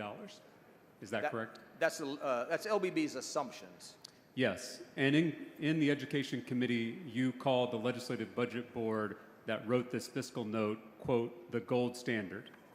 Well, it's gold standard for what we do here. It's required that the LBB weigh in on fiscal notes on all legislation that we So the gold standard, the LBB is projecting that this voucher program will grow to $7.1 billion in the second biennium. Yeah. The school finance bill we heard earlier, what was the total cost of that? It was about $8 billion. I want to talk about who will be getting these taxpayer funds. Do you know what the Legislative Budget Board is forecasting for what percentage of voucher recipients in the first year will be students already enrolled in private school? They make a certain assumption. I don't recall what they. Is it true that the Legislative Budget Board is forecasting that 65% of the voucher recipients in the first year will be students who are already in private school? Yeah, that's the assumption that they're operating under in their analysis. In the second year, the LBB is estimating that 78% of the voucher recipients will be kids who are already in private school. Does that sound correct to you? That's their assumption. And that's exactly what we've seen in other states, Mr. Chairman, that the vast majority of the voucher money ends up going to parents who are already sending their kids to private school to begin with. Yeah. And that's why the costs explode Yeah. in the out years. In Arkansas, do you know what percentage of current voucher recipients were already in private school to begin with? I'm not advised on that. It's 82%. In New Hampshire, do you know what percentage of current voucher recipients were already in private school to begin with? I do not. It's 75%. In Florida, do you know what percentage of current voucher recipients were already in private school to begin with? I'm not aware of that. It's 70%. Okay. In fact, I can't find a single state where the majority of voucher recipients weren't already in private school to begin with. So with this bill, we're taking money out of general revenue that could go to our underfunded public schools, and we're giving that money to parents who are already sending their kids to private school. Is that correct? Yeah. Well, it's really unknown who will apply. We do know that low-income, low-income families and single parents, and at least in my district, are participating in private schools now. And these are not wealthy families, and they would certainly qualify under this bill. And I think it's entirely appropriate that they are here to that they're able to apply for this and gain some assistance in sending their kids to the school of their choice. Mr. Chairman, I'm just trying to go off the best numbers we have, which is from the gold standard, in your words, the Legislative Budget Board, and they are forecasting that the vast majority of the students who get this voucher are going to be kids who are already in private school. Yeah. You said that this program costs $1 billion in the first year. Do you know if we gave that $1 billion to our underfunded public schools, how much that money could raise teacher pay for each teacher in the state of Texas? I don't have that calculation in front of me. It's roughly $3,000. So that $1 billion that we're sending to parents who already have their kids in private school, if we send it to our underfunded public schools, we could raise teacher pay by another $3,000. If we sent that $7 billion that this voucher is forecasted to cost in the second biennium, do you know how much that would raise teacher pay across Texas? I do not. About $11,000. Yeah. So in the second biennium, if this program does grow to $7 billion, we could take that money and give it to teachers for an $11,000 pay raise. Yeah, but today I appreciate you joining me in investing in our public schools earlier in the day to provide historic funding for those schools. And so, what we're showing here in this body is that we can fund our public schools, provide teacher pay raises, and give parents an option using a totally separate funding source outside of our foundation school program. and directing, and then also providing through general revenue the possibility of families having an option. And Chairman, I voted for that bill in committee and on the floor, but I also made the point on this back mic that it was inadequate to the crisis that our schools are facing, that it doesn't even catch our schools up to 2019 funding levels. Yeah. And every budget decision we make is a choice. Every dollar that we are spending on kids who are already in private school is a dollar that we're not spending on our underfunded public schools. 98% of public school students are attending a district that doesn't have the recommended number of counselors on campus. Do you know how much that $1 billion that we're spending in the first year on this voucher program, how many counselors we could hire? I do know that House Bill 2 gave historic pay raises to counselors in Texas. Based on my calculations, we could hire roughly 12,000 counselors to serve students. That's roughly 12 counselors per district. Does that sound correct to you?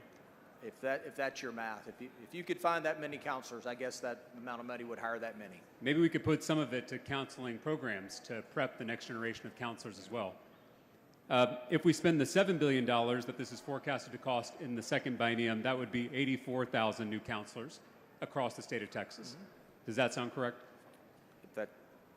I'm not advised on the math, but if you say so, I agree. On average, Texas teachers spend nearly $1,400 per year on school supplies. The Houston Chronicle reported that Texas teachers spend more money on out-of-pocket school supplies than teachers in any other state. So I'm looking at this, and we could wipe out those out-of-pocket expenses for all 300,000 Texas public school teachers with just half of what this voucher program is projected to cost in the first year alone, about $500 million. The gentleman's time has expired. Mr. Speaker. Mr. Tallarico, for Move what to purpose? extend the gentleman's time. Members, you've heard the motions or objection. Chair hears none. Gentleman's time is extended. Chairman Buckley, is it true that we currently have public school choice options currently in the state of Texas, magnets, academies, career and technical schools, public charter schools that currently have long wait lists? In some parts of Texas, there are wait lists for charters and things. Probably the same parts of Texas that have private schools in them. A majority of counties in the state of Texas don't have a single private school in them, as you know, Chairman. So with the $1 billion that you want to spend on this private school voucher program that will predominantly benefit people who are already sending their kids to private school, we could open more magnets, more academies, more career and technical schools, more public charter schools, eliminate the wait list, and provide real school choice options to every student in Texas. Is that not correct? Well, SB 2 is real school choice options. It provides the one link there that we don't have yet, and that's parent-directed funding to a school of their choice. But, Chairman, we established in the beginning of this back and forth that the ultimate choice for your program does not lie with the parents. It lies with the private school. It's not school choice, it's the school's choice, because private schools can deny admission to any kid for any reason they want. And so I'm talking about real school choice, which I support and have supported since I got to this body. If we used your $1 billion, instead of giving it to families who are already sending their kids to private school, we could eliminate the wait lists on these real school choice options and expand those options for more families across the state of Texas, could we not? We are expanding options today through SB 2 to give our parents an additional option besides their public school, a charter school, and whether that's a public magnet school, a P-TECH school. There's all kinds of options. This is simply another tool in the toolbox for parents to utilize when it's in the best interest of their children. As we established, this is a new option for kids who are already in private school.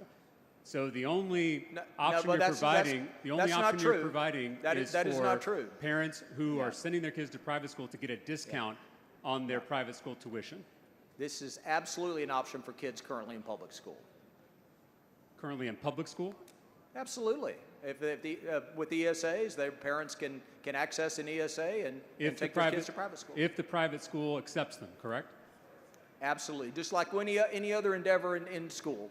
Like I said, except if your zip code requires you to attend a certain school, then you have automatic admission. Any other way, there is some sort of admission criteria. So instead of sending $1 billion in the first biennium and $7 billion in the second biennium to those underfunded neighborhood schools that have to take every student, that have to take the state test, that have to follow state rules, we are now going to send that money to unaccountable private schools where the parents are already paying tuition.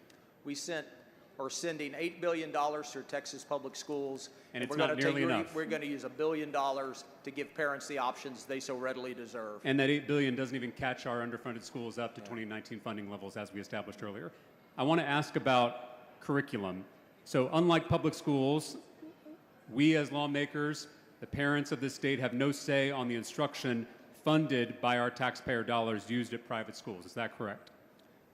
That's correct. Private schools have the autonomy to offer the curriculum that meets the needs of their students and their parents. And parents have the ultimate say about that. Parents can vote with their feet.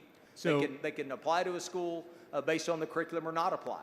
And as I've said many times in our committee, I think parents are the most important factor in a child's education. I agree. But parents are not the only ones who pay for education in this state. Those who don't have kids, those who have kids who are grown, they are also paying for our education system. So I want to ask you... And parents that have kids in private school right now are paying taxes for their kids to go to public school, but they're choosing not to do so, so they're paying twice, Mr. Tallarico. And those public schools they are paying for through their taxes are open to them, correct? I'm sorry? Those public schools that those private school parents are paying for through their taxes, those schools are open to them if they choose to attend them. Depends on their zip code. Are you saying there's a zip code that doesn't have public schools? No, but there's a zip code sometimes where you may live there and pay taxes, but you go to another zip code to take your kid. And that's your choice? Absolutely. Absolutely. So under this bill, could our taxpayer dollars be used to host Drag Queen Story Hour? Drag Queen Story Hour? If a private school decides to have Drag Queen Story Hour, our taxpayer dollars will now fund that Drag Queen Story Hour. This bill does not infringe on what our private schools can do. So that's a yes? Drag Queen Story Hours are in many of our public schools. So that's a yes. Our taxpayer dollars now will be going to Drag Queen Story Hour if private schools choose to do that. I don't think there's an assertion that would happen. What about private schools that choose to teach critical race theory, which has been banned in Texas public schools? Will our taxpayer dollars under your bill now go to fund critical race theory instruction in private schools? Private schools have the autonomy to select the curriculum they want to teach. And parents ultimately have the autonomy to attend or not. Exactly, but now my taxpayer dollars are going to be going to fund that critical race theory instruction in a private school if they choose to teach that. Is that correct? Yeah. Well, your taxpayer dollars right now, Mr. Tallarico, are paying for all sorts of activities in public schools across Texas. That's incorrect. I was here on the House floor when we banned critical race theory in our public schools. Yeah. The point is, in a public school, the curriculum is informed by the taxpayers and by their elected representatives. That is not true in a private school. There is no democratic process to determine what's taught. There are no rules. There are no mechanisms to enforce taxpayer accountability. But these the funds go towards tuition for the school, and ultimately, the part that's hard for some folks to grasp is that parents have this ability to decide whether or not that's the setting they want their kid to be in or not. And we have no problem with parents making that choice. They can currently make that choice today. What you're asking us to do is take our taxpayer funds and give those funds to unaccountable private schools that don't have to be accountable to the taxpayer. These schools are accredited and they're ultimately accountable to parents. And as we established, parents aren't the only ones who pay for public schools. All of us pay for public schools, and that's why public schools are accountable to us. It's why we can run for school board. It's why we can elect state reps who can determine what's taught and what's not taught. None of that will be true for private schools, as you've already admitted. Is that correct? I'm sorry, can you repeat that, please? I'll move on. Under this bill, we would be sending billions of taxpayer dollars to unaccountable private vendors to implement this school voucher program. Are you aware that Odyssey is one of the out-of-state private vendors that are lobbying for this bill here at the Texas Capitol? I believe they are a certified education assistance organization that could potentially apply through an RFP to have some part of this program. Are you aware that in implementing a voucher program in Idaho, Odyssey was caught making at least $180,000 worth of ineligible purchases under their program? No, and I trust our comptroller's office to have rigid standards to make sure that taxpayer funds are completely protected. And the comptroller will be the only one who decides which vendors are chosen to get our taxpayer funds under this new bill? Well, the comptroller will certainly decide the organizations that will manage the program. And the comptroller, like all statewide officials, can accept unlimited campaign contributions. Is that correct? Well, I don't. You mean the comptroller, him or herself? They're under the campaign ethics laws that you and I operate under. Are you aware that an out-of-state billionaire who funded primary campaigns against sitting members of this body gave $500,000 to Odyssey, this vendor that we're talking about? I'm not advised on any campaign donations to anybody. Is there anything in this bill that subjects these private vendors to existing state conduct and conflict of interest rules? Yeah, through the RFP process, all of that is vetted by the comptroller as they go through their RFP process and selecting the best value for Texas. So I just want to get an answer to my question. Is there anything in your bill that subjects these private vendors to existing state conduct and conflict of interest rules? Our comptroller will obey Texas law to make sure the RFP process is fair.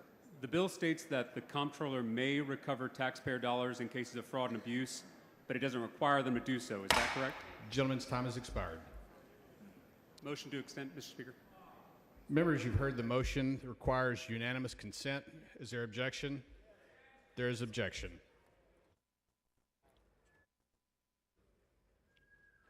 Dr. Buckley. Move to table.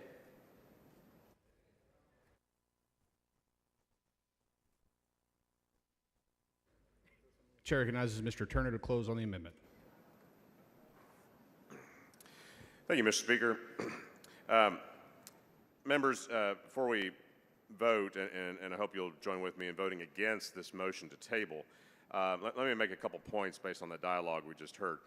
First off, on the fiscal note, it is true LBB puts us at about a $1 billion fiscal note each year for this biennium, but I have the fiscal note here from LBB, and anyone can come up and look at it if you want. In 2028, it's more than $3 billion. In 2029, more than $3.1 billion, and in 2030, more than $3.9 billion. This bill clearly is projected to explode our budget in the years ahead, and so we need to think carefully about whether this is a good policy for us to enact here today. Secondly, let me make a point about the universal nature of this, or not. This has been billed as universal school choice, but then the projections show clearly that at most 2% of Texas school kids would benefit under this program. How is 2% universal? That would seem to me to be the opposite of universal. Thirdly, this is represented to be about choice.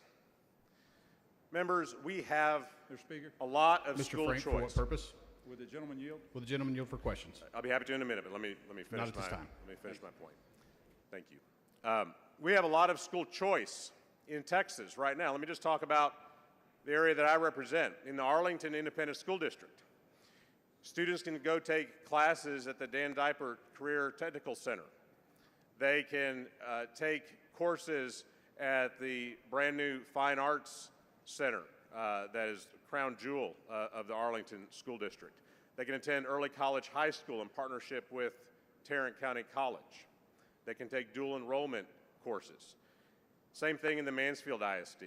They can go to Ben Barber Career Tech, where my stepson took classes, in fact. They also have early college high school, numerous dual enrollment offerings, fine arts offerings. In the Grand Prairie School District, which I do not represent, but my stepdaughter teaches in Grand Prairie. She teaches at the Fine Arts Elementary School that draws students from all over Grand Prairie ISD because parents want to send their children there for a fine arts education. And it actually draws people from outside of Grand Prairie ISD because it's such a good school. So there's a lot of choice. And that doesn't even get into the choice that parents have available through public charters as well, as we discussed earlier today. So we have a lot of choice in Texas right now. That's a good thing.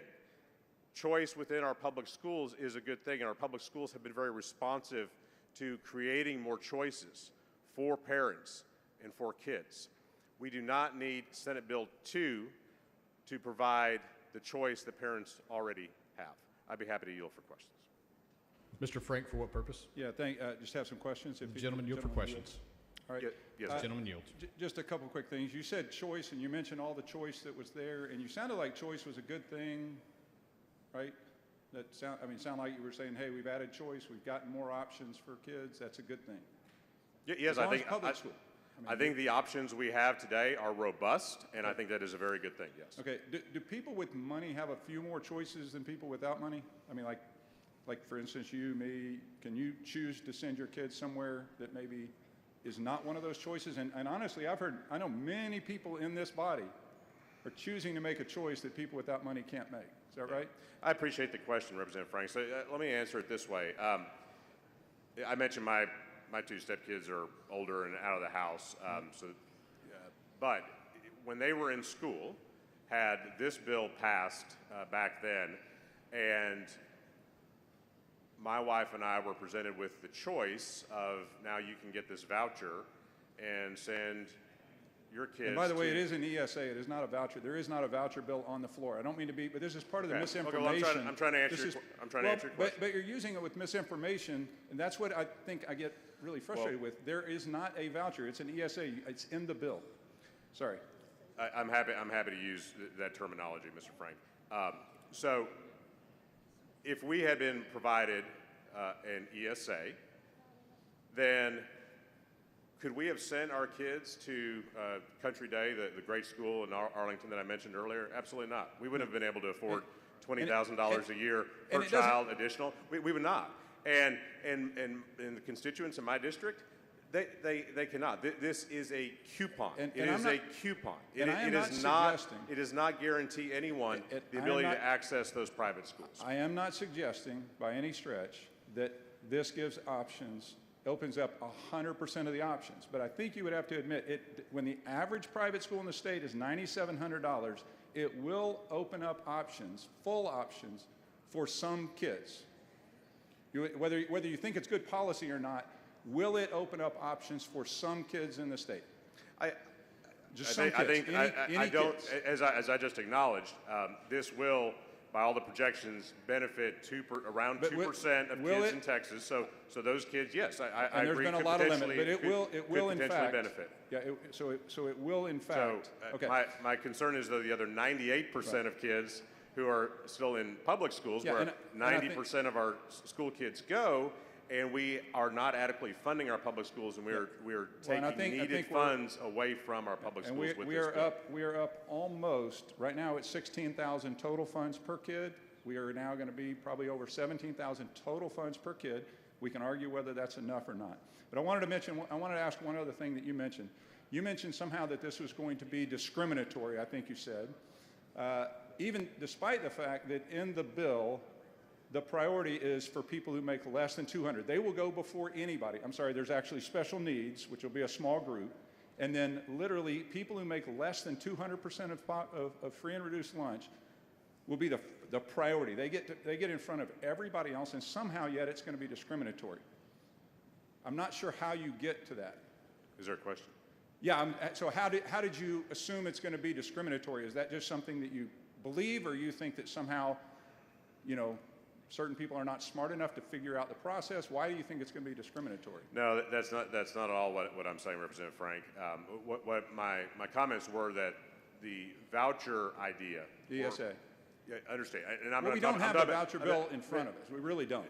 Mr. Frank, I'm talking about vouchers specifically. The original voucher plan back in the 1950s was born out of the Brown versus Board of Education decision. I was providing some historical context. So historical. But what I said was, I think this bill will have a discriminatory impact in different ways. Okay. So are you aware that discriminatory argument was made about charter schools that now I'm actually pleased to see that James Tallarico is now in support, appeared to be on the comments of public charter schools, but because he said we should expand them. But you realize that same argument about discrimination was made about public charter schools when it was being debated on this House floor? Well, I wasn't in the legislature at that time, so. Okay. Well, I'm not advised but it was. And did you know that public charter schools now serve almost twice as many black kids by percentage as traditional public schools? And so I take your word on those numbers. Well, it's pretty easy. You can Google it. Almost twice as high a percentage are in public charter schools, and yet somehow, sometimes, we act like they're only targeted towards wealthy. So, thank you for your time and your answers. Members, I ask you vote no on the motion to table.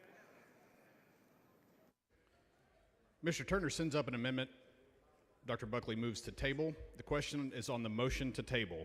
If you're in favor of the amendment, vote no on the motion to table. If you're opposed to the amendment, vote yes on the motion to table. A record vote has been requested. The clerk will ring the bell. Show Mr. Busey voting nay. Show Mr. Hunter voting aye. Show Ms. Hinojosa voting nay.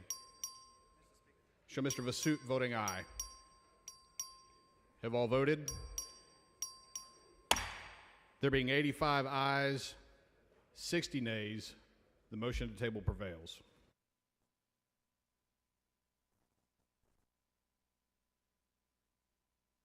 Mr. Schatzline, for what purpose?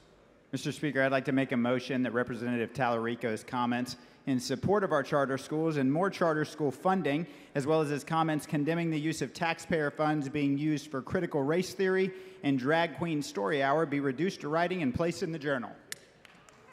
Members, you've heard the motion. Is there objection? The chair hears none, so ordered.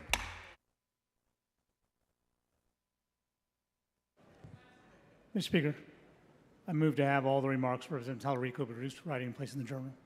Members, you've heard the motion. Is there objection? The chair hears none, so ordered.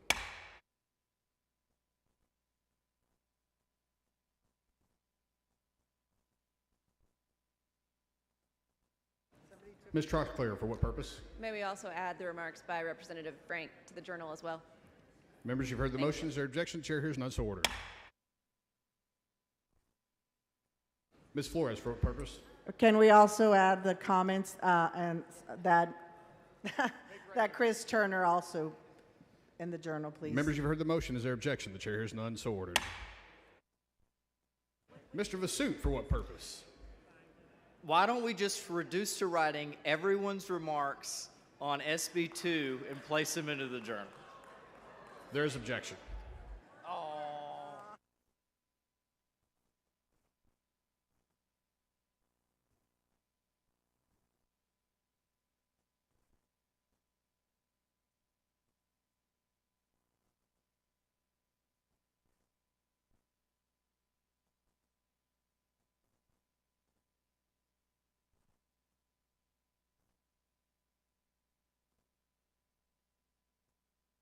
The following amendment, the clerk will read the amendment. Amendment by Plisa. The chair recognizes Representative Plisa to explain the amendment. Thank you, Mr. Speaker and members. Members, this is going to be the most fiscally conservative amendment of the night. This amendment puts a hard cap, $1 billion on the entire ESA program. No blank checks, no runaway growth. Other states have let their voucher program spiral into billion-dollar boondoggles. Texas doesn't have to make the same mistake. Without a cap, this program could balloon year after year, eating into public school funding, healthcare, infrastructure, and more. Other states are a warning, not a roadmap. Arizona and Florida's voucher programs started small and exploded hundreds of millions of dollars over their estimated fiscal guardrails. Members, this amendment allows lawmakers to budget responsibly and plan ahead, ensuring the program stays streamlined, focused, and fair, not a runaway giveaway to private institution. With that, I move, okay. Mr. Wu, for what purpose? Mr. Speaker, would the lady yield Will the lady yield for questions? Yes, I'll Lady yield. yields. Rep. Plessa, Yes. this bill originally, at one point, had a hard cap in it, did it not? Absolutely. Yeah. And there's still members on the floor that believe that this bill is only $1 billion bill. But as we've heard from other members on this floor, this bill can be almost a $10 billion bill if we don't put caps on it. In fact, the fiscal note on this bill says while it's $1 billion for the first year, it will be $7 billion for the following biennium, correct? Absolutely. And that $7 billion is basically the same, almost the same amount of money that we just added to public education. And that's why I said this is one of the most fiscally conservative amendments of the evening. And that $7 billion will happen no matter if the program does well or not, correct? Yeah, and that's why we need to put this hard cap. If we see that this program is a success, then we can put more money into it. But right now, this is essentially a pilot program. So if we do not put this amendment on, we will be giving $7 billion, that's 7,000 million of our taxpayers' dollars that we pay, that our neighbors pay, that our friends pay, that our family pays, that will be given not only to private schools, but it will be taken from public schools, because that's the money otherwise would have gone to public schools. Yes, and we have seen in other states that have implemented these programs that they've had to make constraints on other programs such as infrastructure, healthcare, and public schools. And that's what we're trying to prevent. And you know that we already have schools around the state that are closing as we speak. There was actually a private school that closed in Representative Shaheen's district where in the middle of session, or in the middle of their school year, and those kids were left with nothing. And there are public schools that are closing too right now. There's planned closures all around the state. I just went to a closing of a school in my district, Davis Elementary, who actually catered to students that are deaf and hard of hearing. And that's $7 billion per biennium. That could be used directly to keep your local schools open, would it not? Absolutely. And instead, we're going to give that to private schools, to the rich. We're not gonna do that, sir, because we're gonna pass this fiscally conservative amendment and we're gonna cap this pilot program to $1 billion. And we should cap that we should cap it and then find out whether this program works or not, correct? I agree. And we know that looking at other states that have done this, we know that the results are almost always terrible. We have seen that in other states, specifically in Arizona, where they've had to make these very hard budget cuts, and it blew up their budgets. And we have to protect the 8th largest economy in the world. The Texas miracle matters. And Arizona's budget, their voucher program was supposed to only be $500 million or something like that, right? Oh, it exceeded 300% of what it was supposed to be. And right now, it's basically sinking their entire state because they didn't put a cap in. Yeah, and that's why I said that other states are a warning, not a roadmap. Thank you very much. It's a good amendment. Thank you so much. I move adoption. Mr. Toth, for what purpose? Will the gentlelady yield for questions? Will the lady yield for questions? Only for you, Representative Toth. Oh, you're awesome. Can we Representative, put that down in writing? Sure, you can put that in writing. Representative Plessa, what percentage of your kids in your district are reading at below grade level? I'm sure you have that information. How about 32%? What percentage of your kids are below grade level in mathematics? You can tell me your statistics, Representative. 39.7. Should we give your school more money? Absolutely. My school districts actually give the state of Texas money. My school districts are one of the largest payer into Recapture in this state. So I actually think that you should let my school districts keep their money. So with schools and with this system, the state of Florida went from being 33rd in the United States to number 1 in the United States in a 10-year period. Isn't that a good thing? And shouldn't we support that? And shouldn't we allow that to encourage that to happen? Because competition is good. Competition is good, and that's why... Well, you don't want competition, evidently. No, I do. That's not what this amendment does. What this amendment does is it says that for this ESA, we are going to start off with the initial $1 billion. We are not going to allow it to balloon to $7 billion, $10 billion, What if more whatever. kids want it? What if more kids need it? What about kids that need it and there isn't an opportunity in their current public school? Now, one of the things we talked about with the last amendment was that it was discriminatory. And yet, if your kids are at Dallas ISD... My kids are not at Dallas ISD. But let's My say district's they're Collin at County. Dallas ISD. Can they go to the district to the north of them? I or can't speak if you're on Dallas at ISD. HISD and it's a failing school, can they go to the Woodlands where, that's where we are. It's a beautiful school district. We have ag barns. We have aquatic swimming pools. We have $100 million sports complexes. Sounds Yet, can they really go- nice. You know what? Those things sound really nice. And I wish I could speak on Dallas ISD. I happen to only represent Plano, Allen, and Frisco ISDs. People actually choose to move to those districts to put their kids in those public schools. What if You're taking away You bet. those parents' choice to put their kids in excellent Plano public schools. The governor of Texas uses Plano ISD as the schools of excellence. He actually brags about Plano ISD. So what I'm trying to do is save my public schools Okay, like Plano so Highland, ISD. let's say you're at Highland Park. Does Highland Park have to take a kid coming from Dallas ISD? Do they have to allow that kid in? You're going to have to ask Representative Morgan Meyer They about don't that. have to allow that child in. How about Conroe Independent School District? Do they have to allow someone from a child from HISD? Do they have to allow them to go there? I can tell you in Plano ISD, we do have open enrollment and we do take students from But they don't have to other. take a child from another district, do But they? they choose to do that. And remember, we're a body about choice. I move adoption.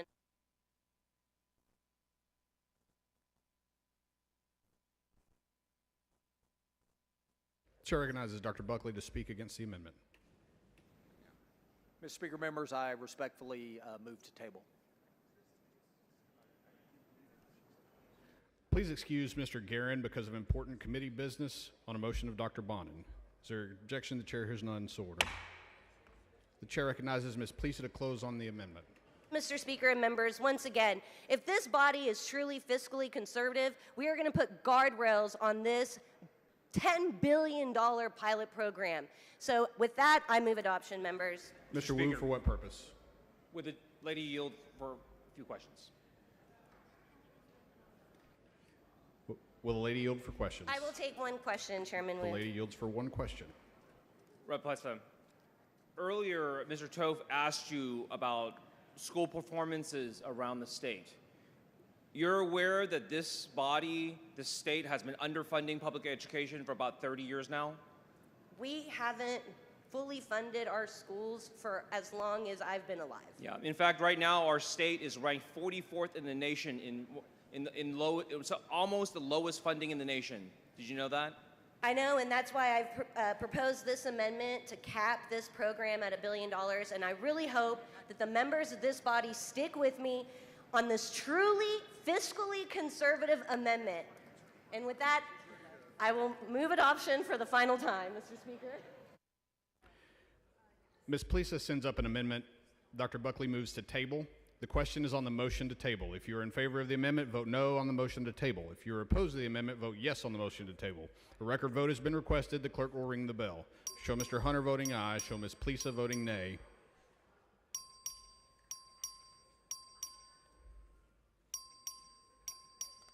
Have all voted? Have all voted? There being 85 ayes, 59 nays, the motion to table prevails.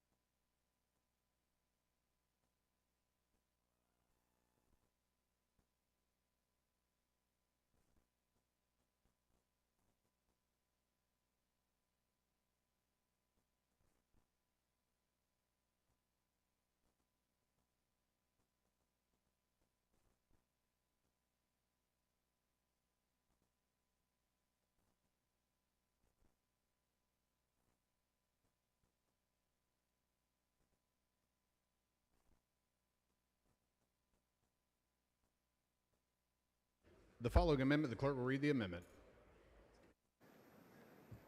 Amendment by Simmons. The chair recognizes Ms. Simmons to explain the amendment. Thank you, Mr. Speaker. Members, this amendment says we don't fund this program until we've done right by public school teachers and students. Very simple. Specifically, the comptroller can't spend voucher funds unless Texas teacher pay and per pupil funding are on par with at least 95% of other states. This amendment doesn't cancel the program. It simply puts public schools first. Mr. Speaker, Ms. Gonzalez, for what purpose? does the gentlelady yield? Will the lady yield for I will. questions? I'll yield for questions, The lady yes. yields. Thank you, Representative Simmons, for this really important amendment. I just have one question. What you're asking for is for the House to set priorities, teachers versus vouchers. Is that accurate? Absolutely. Budgets show our priorities. Budgets are moral documents. We need to take care and do our constitutional duty to fully fund public schools. Thank you so much for your really important amendment.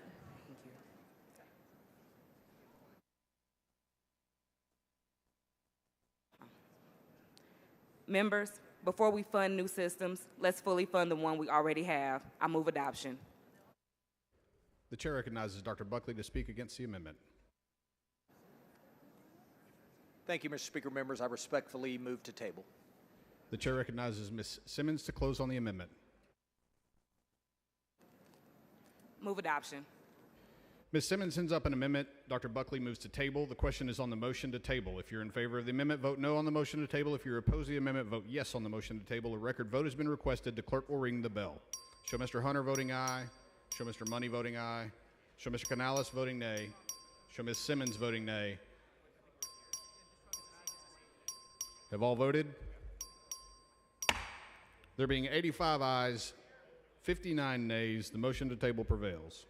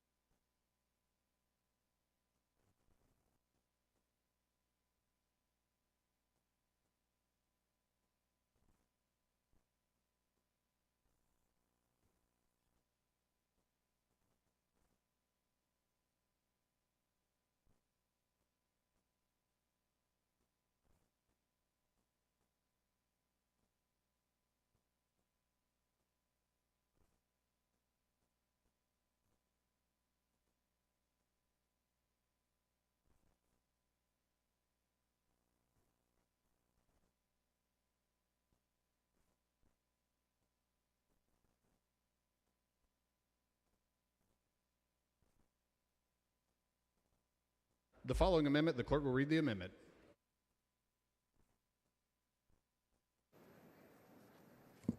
Amendment by Simmons. The chair recognizes Ms. Simmons to explain the amendment. Thank you, Mr. Speakers and members. My amendment makes one thing clear. Not a single dollar from general revenue should go to this program. If private donors want to fund this experiment, they can, but not at the expense of Texas taxpayers, not at the expense of our constituents. This strikes the state appropriation authority and limits program funding to gifts, grants, donations, and funds returned due to misuse. Let's be honest, SB 2 creates a system ripe for expansion and abuse. This amendment puts a ceiling on that before it grows unchecked. Don't Arizona my Texas.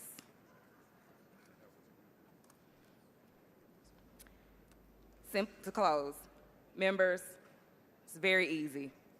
No public funds, no public risk. This is an experiment. If the support is really out there, let private donors prove it. I move adoption. The chair recognizes Dr. Buckley in opposition to the amendment. Thank you, Mr. Speaker. Members, I respectfully move to table. The chair recognizes Ms. Simmons to close on the amendment.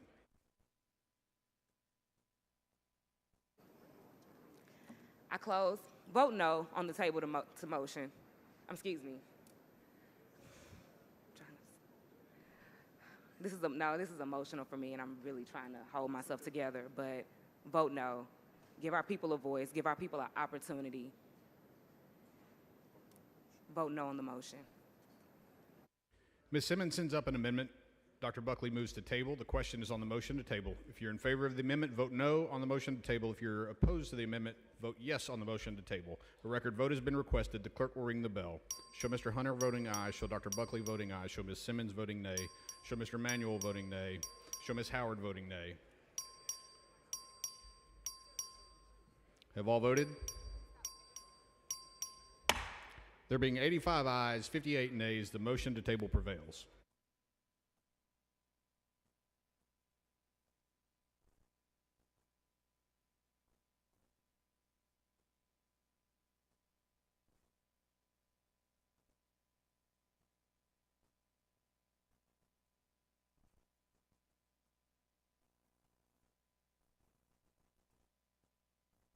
Is Mr. Martinez Fisher on the floor?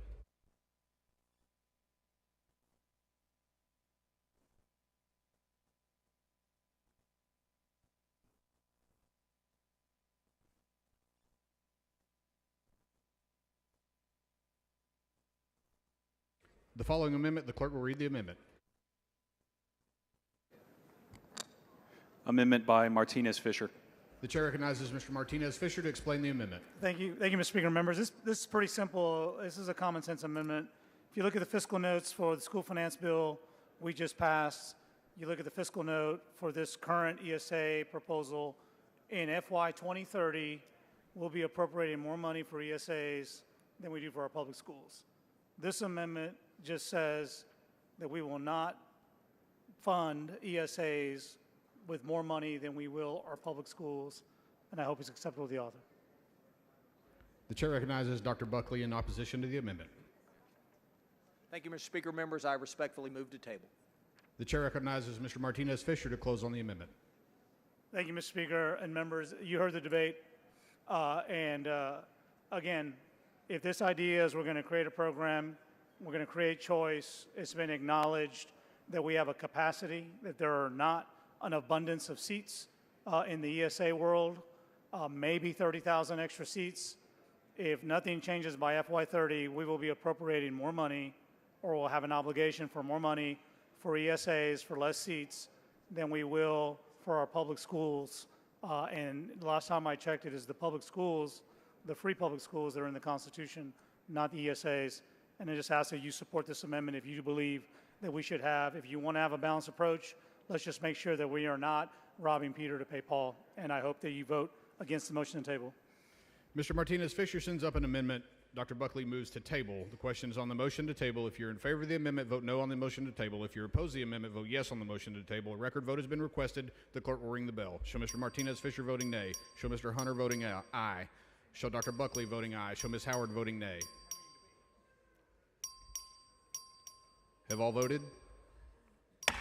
There being 85 ayes, 59 nays, the motion to table prevails. The following amendment, the clerk will read the amendment.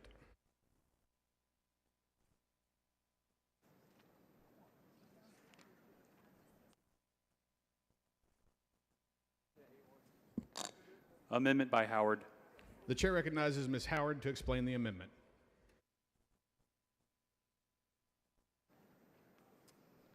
Thank you, Mr. Speaker. Members, this amendment creates a straightforward but vital safety valve if in any biennium there is insufficient funding to cover the amount appropriated for that biennium, i.e., if there is a recession. The comptroller will be required to ensure the shortfall is met to the extent possible by using funds already appropriated from this subchapter. In other words, from the ESA program. Importantly, this amendment also includes a built-in safeguard to ensure the transfer is fiscally responsible. It will never exceed the lesser amount of the foundation school program shortfall or the ESA total appropriation. In plain terms, this amendment says that if we don't put enough money in the bucket to fully fund our schools, we at least give the comptroller the authority to top it off in the interim to the extent possible before the legislature returns and can make a needed supplemental payment for our schools. For example, this session, we included $389 million in additional state funding for the Foundation School Program in HB 500, our supplemental budget, as our current biennial appropriation ended up not fully covering the required formula-determined amount after less property taxes were collected than had been projected, and student needs were higher. School districts across Texas depend on the Foundation School Program to pay their teachers, run their buses, and keep their lights on. So if school property values significantly drop, schools could be forced to lay off teachers and other staff, or even to shutter operations. We've seen the tough choices that school districts have had to make when appropriations don't keep pace with needs. With this amendment, we're giving districts something they desperately need, some predictability, so they can make hiring decisions, open programs, and serve students, knowing the state will have their backs if something goes sideways. Let me be clear, this is not about creating new spending. It's about ensuring that dollars already proposed in our budget are used to meet our constitutional obligation to support and maintain our public schools. This is a measured, targeted, and responsible tool to help protect school funding from unintended shortfalls. Thank you, members. I respectfully ask for your support. And Mr. Romero, for what purpose? Mr. Speaker, does the lady yield? Will the lady yield for questions? I yield. The lady yields. Thank you, Representative Howard. There's no question that we are in good times right now, good financial times in Texas. Would you agree? Absolutely. It's declining, but we have been the past couple of sessions. It's starting to go down. So we've had surplus after surplus, right, and a record amount in our rainy day fund. Would you agree? I would agree. I was also here in 2011 when public education was cut by $5.4 billion because we were in a recession. Yeah, so that was going to be my next one. So it's in 2011. Yes. And we cut our public school funding by $5.4 billion. Okay. So I think this is when important. we still had money in the rainy day fund that we could have used to prevent those cuts in our schools. So we cut it by $5.4 billion. Correct. And no voucher program back then. No. And today, without your amendment, it's possible that we could continue to fully fund the voucher program, and all these costs would be made up by the Foundation School Program. Is that correct? Well, what I'm saying basically is, and I'm not sure I understood exactly how you framed that, but we do have a formula that funds our schools. And we project what we expect to come in, and sometimes we have a downturn in our economy. Right. The money does not come in that we project, the property values. I just got my property appraisal notice this week. My appraisal on my home has gone down. So that will mean less money coming in to our schools. We have to be looking at 2.5 years at least ahead to project this. Sometimes we don't project it accurately, and more money is needed for our schools. This will help our schools in the interim before we can come back and provide a supplemental budget so that they do not have to lay teachers off, they do not have to shutter their doors. Well, I thank you for the proposal, and I'm not sure if this is the correct place, so that was the purpose of my question, is that if we have another downturn, if we were to suffer a recession, yes, that there could be potential for cutting public education. Is your understanding right now that without some measure included in this bill, I'm not sure if the author can tell us if there is a measure, what his intention would be, that if we ever cut public education, would we also cut, maybe by the same percentage, the money that we put into the voucher program? Actually, what this is suggesting is that if there is a downturn and we do not have the revenue to meet the formula required amounts that we are supposed to provide to our public schools, that we will use the money for private schools to put back into our constitutionally required public schools to ensure that they do not have the shortfall that they would otherwise have. It's a great amendment. Thank you. Thank you. Move adoption.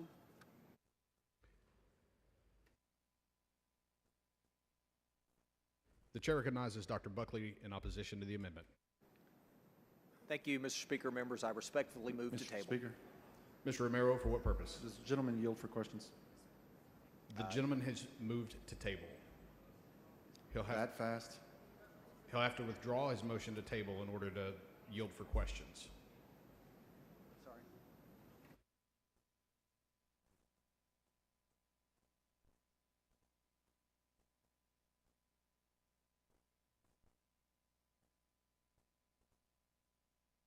The motion to table is withdrawn. Mr. Romero, for what purpose? Thank you, Chairman Buckley. Will the gentleman yield for questions? Will the gentleman yield for questions? The gentleman yields. Thank you, Chairman Buckley. Yeah. So I want to understand and stay within the parameters of the amendment here, and that there is an opportunity in future years that we don't have these good times as we're having today. And yes. there is potential for cutting of public education. Would you agree that that's always on the table? Well, every session, Mr. Romero, everything that we do is subject to passing the budget. And we are, the funding for the program in SB2 is totally dependent upon this body taking action and appropriating the dollars Understood. required. But you do agree that, as I asked Representative Howard, we're in great times right now. Because we're in great times, we're able to do more. And I believe that that's why you're trying to do more. You believe that this is a way that you're actually doing more by Texas families. And I think that it's easy to see those things and do some of those things when we're in abundant times. You could argue that this is a time when people are moving to Texas at a record level, where sales tax are at record levels. We have more money than we've ever had. And potentially that might be the reason why this bill is where it is and why it's gotten the wins that it has. So to the point of her amendment here, there's still grave concern that we might not be in these times as we are today. And if that occurs, of course you would understand that we could potentially cut public education if we were to fall into recession like we did in 2011. Would you agree? I cannot speak to the actions of a future legislature. But I do know that this bill requires that the legislature take action to appropriate any dollars for this program. And I trust those future legislatures to do what is right and what's best by Texas families and their kids. I trust them as you do as well. But whenever we have to make those decisions, do you believe that, and I know this is a hypothetical, Chairman Buckley, and I hate to ask you to answer this question, but I will. Do you believe that if we are ever in a position where we had to cut public schools, you would also be in favor of cutting vouchers by the same rate that we'd cut public schools? I'm in favor of the legislature and those duly elected by those folks back home to make that decision in the future concerning this hypothetical situation. And I'm sure they will. I know they will do right by Texas. You don't believe that it would be fair, not speaking about the future legislatures, but you as a legislator, would you feel that it would be fair to Texas public school kids that you just passed a very pivotal bill in HB2, and finally, bringing us back up, as you mentioned, and I won't go back through all the words that you said today. You did a great job. But do you think that it would be fair to all those kids that remain in traditional public schools if we faced a recession and we didn't make an adjustment in the voucher program? If I were involved in the future, whenever that hypothetical time is, I would make sure that we did right by Texas kids in our public schools. And if that included cutting the budget for public schools, would you believe that that would include cutting the budget for the voucher program as well? I suspect that if the state were in a economic incidents like that there would be significant decisions to be made throughout the Texas budget. Yeah, and I agree, but this very specifically is dealing with education. At this point, we're only going to fund education through traditional public schools that include charters and so on, but now private schools. Do you believe that that would be the right decision to make, that if you had to cut public education, you would cut it across the board in all forms of education, all taxpayer-funded education? I believe that the legislature would act in terms of what was best to make sure that our schools were funded and that other programs up and down the budget were funded to the extent that the legislature could fund it. Yeah, but I'm talking about cuts, not necessarily funding. But we cut by $5.5 billion in 2011, and we're just getting back to those levels. You know, so my point is, if we had to cut at that time,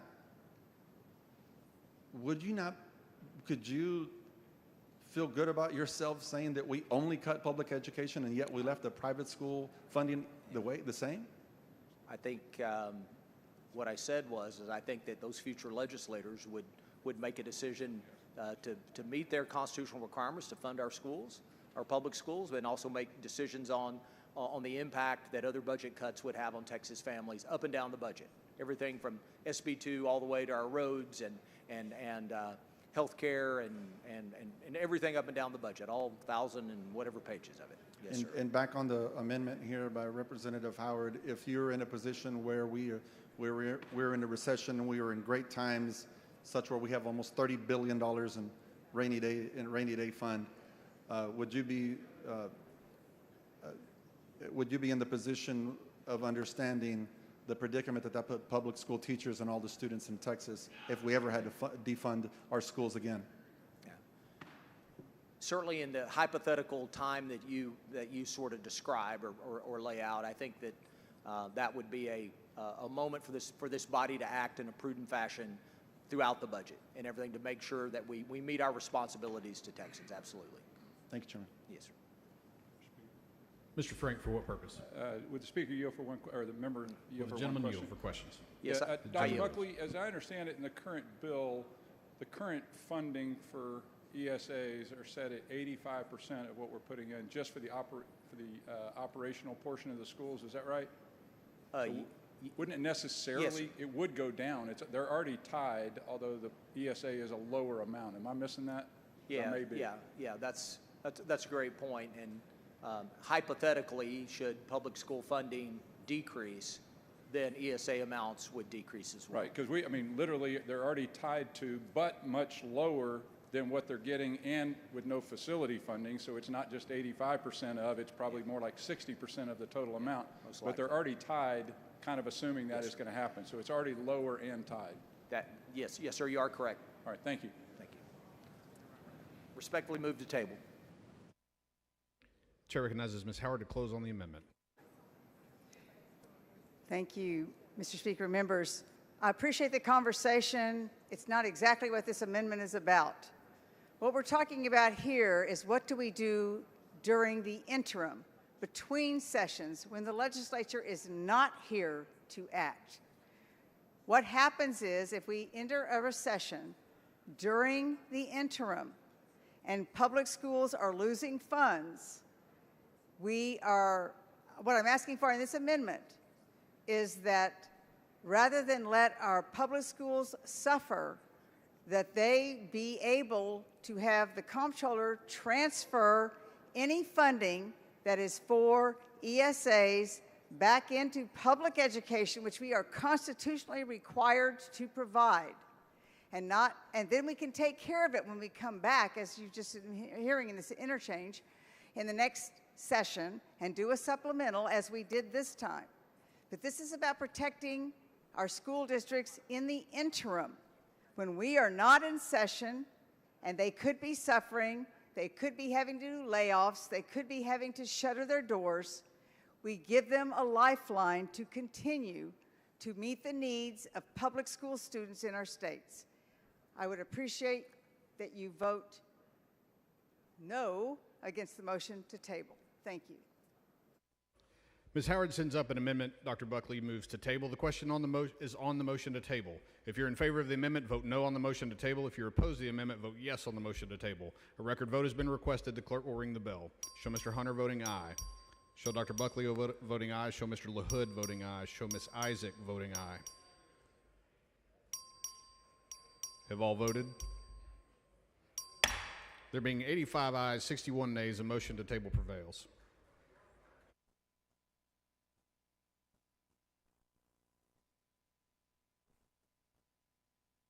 The following amendment, the clerk will read the amendment.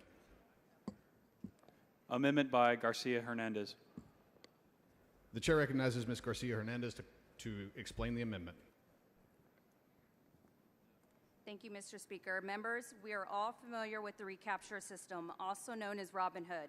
Recapture is meant to provide equity for schools, both public and charter. My amendment clarifies Recapture funds from our public school districts across Texas cannot be used to provide a discount for private education. Enacting this amendment will ensure that Recapture funds cannot be transferred to the voucher program. We've already allocated this money for public education to support other schools across Texas. Let's ensure that remains the case and is not transferred to individuals who are exiting the public school system. Members, I ask for your support. And I move for adoption. The chair recognizes Dr. Buckley in opposition to the amendment.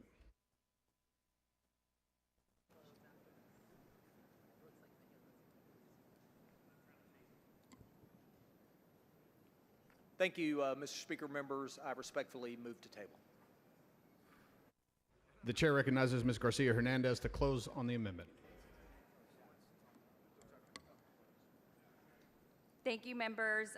Just like I reiterated, this particular amendment is... Mr. Speaker? Ms. Plisa, for what purpose? Does Representative Cassandra Garcia Hernandez yield for some questions? Will the lady yield for questions? I yield for questions. She yields. Representative, can you please tell me how much in Recapture do your school districts pay? Well, I have a total of 4 school districts in my district. 3 of, in fact, are Recapture districts. So Capel ISD paid in 2022 to 2023, $49 million. In 2023 to 2024, $21 million. Carrollton Farmers Branch ISD paid $49 million in Recapture in 2022 and 2023, $7 million in 2023 and 2024.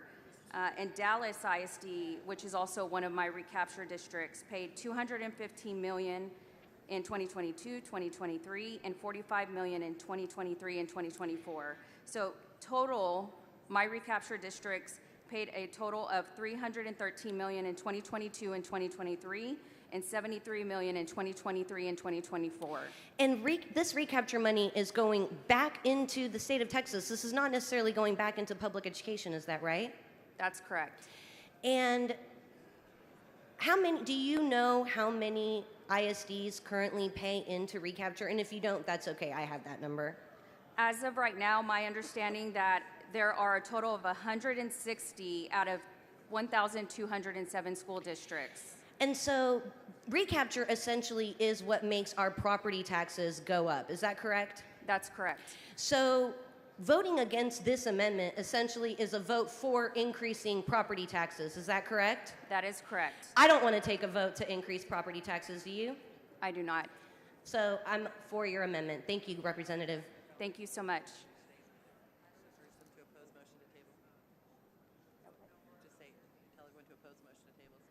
Oh, thank you so much. Thank you, members. I just wanted to reiterate once again, this particular amendment does not touch the Recapture system. We are not defunding or stopping the Recapture system. We are only saying that Recapture funds from our school districts, the 160 school districts in the state of Texas, those particular funds will not be going to this program. And so with that, I ask that you please vote no, oppose the motion to table. Ms. Garcia Hernandez sends up an amendment. Dr. Buckley moves to table. The question is on the motion to table. If you're in favor of the amendment, vote no on the motion to table. If you're opposed to the amendment, vote yes on the motion to table. A record vote has been requested. The clerk will ring the bell. Show Mr. Hunter voting aye. Show Ms. Howard voting nay. Show Dr. Buckley voting aye. Have all voted? There being 85 ayes, 61 nays, the motion to table prevails.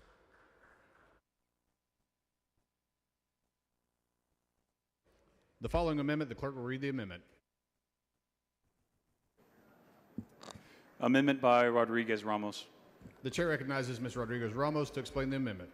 Thank you, Mr. Speaker and members. This amendment prohibits the use of taxpayer-funded voucher dollars for advertising or marketing.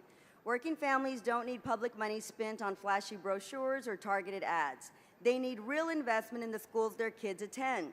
Every dollar used to market private options is a dollar not going towards teachers, counselors, or services that help students succeed. Families trying to make ends meet shouldn't have to compete with taxpayer-funded promotions. They deserve transparency, not sales tactics. This amendment ensures public dollars stay focused on education, not advertising, and on helping children, not institutions, thrive. Specifically, this amendment prohibits the comptroller from using program money to enter into a contract or agreement or engage in marketing, advertising, or other activities to advertise, promote, or market the voucher program. The state of Arizona's government is spending upwards of $10 million on pro-voucher ads targeted at special needs and minority children. If we buy advertisements anywhere near this number, it would be the equivalent of limiting this voucher program by about 1,000 students. 1,000 students who could otherwise receive funding if we take up this amendment and ensure fiscal responsibility. Unfortunately, we've been warned about this by elected officials in states where this is already a problem. The state of Arizona is buying Spanish-language radio advertisements to trick families into participating into the program, with promises of free money and access to elite private academies. The outcome is that these families pull their kids out of free public schools and then quickly realize that A, no private school is willing to accept their student, or B, after a year in the program, their voucher isn't enough money to continue at the private school. These children then return to their public schools behind their peers, and our public schools foot the bill to catch them up to speed. I have a message to the working family communities in Texas. Vouchers are a scam intended to benefit rich people. These private schools are not required to accept your children. You give up the rights you had in public schools. The full cost of tuition, transportation, and textbooks will almost never be covered fully by the voucher. Please don't fall for it. This is our hard-earned taxpayer money. We would be incredibly naive if we didn't listen to other states' warnings, and we would be fiscally irresponsible to siphon any more money away from the children this program is supposed to serve. My amendment to prohibit the comptroller from advertising, promoting, or marketing the voucher program will bring back fiscal responsibility to the Texas House. I urge you to vote yes on my amendment. Speaker, Ms. Goodwin, for what purpose? will the gentlelady yield for some questions? Does the gentlelady yield for questions? Yes, I yield. She yields. Thank you, Representative. So it sounds like you're anticipating that some of these private schools might advertise to get students to come to them. That's correct.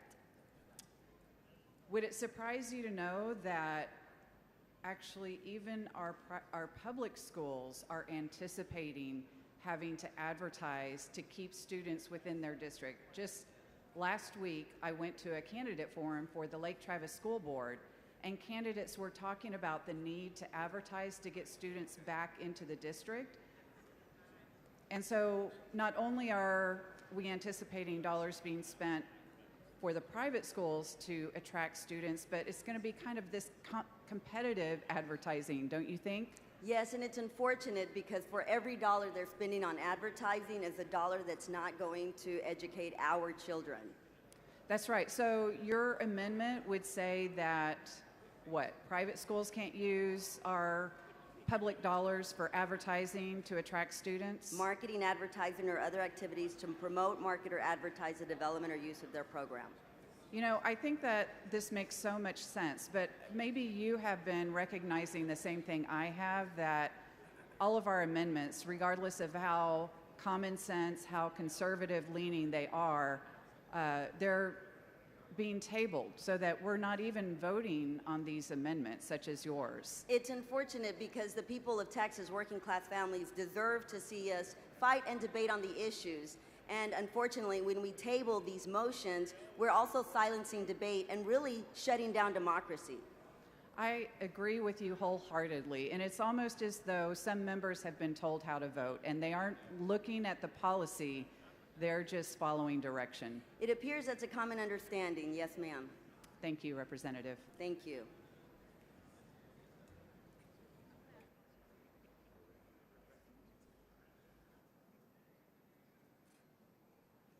Chair has Dr. Buckley in opposition. Ms. Collier, for what purpose? Mr. Speaker, will the gentleman yield for a question? Does the gentleman yield for questions? Yes. Dr. Buckley, I'm not sure what your intent is, but I wanted to know if you intend to motion to ask to table this amendment. Yes. May I ask why? Because it's important that we're able to do the type of promotional endeavors that are necessary to make sure families know about this program. We do that in our public schools. They have departments in charge of communications and advertising and billboards and things like. It's really no different. The most important thing is to make sure that families know that they have access to an educational option via the via this program. So the $1 billion that is being set aside or allocated for this program, that $1 billion is used for actual attendance and funding for the students to attend the private school, and the $1 billion, that same $1 billion would be used towards advertising, or is there a separate fund for advertising? Yeah, it's within the administrative portion percentage that has limits on it of 5% and 3%. 5 and 20% at the No, 5 and 3. I'm sorry. 5 and 3%. Sorry, so a total of 8. So of the $1 billion that has been set aside, how much is going to go ahead? Oh, I'm sorry. I didn't mean to interrupt, but I want to be clear. There is a component for comptroller expense, and then also expense of operating the program via the comptroller approved certified education assistance organization. Okay, and so the $1 billion, is that total, or is that just for actual paying for the school attendance? I'm just trying to clarify and make sure I understand what the billion funds, the funds for operating, and I guess I'll keep it to the amendment. The funds that could be used for promotion would come from that $1 billion. Okay, that's what I wanted to know. Okay, All right, thank you. You bet. Mr. Speaker.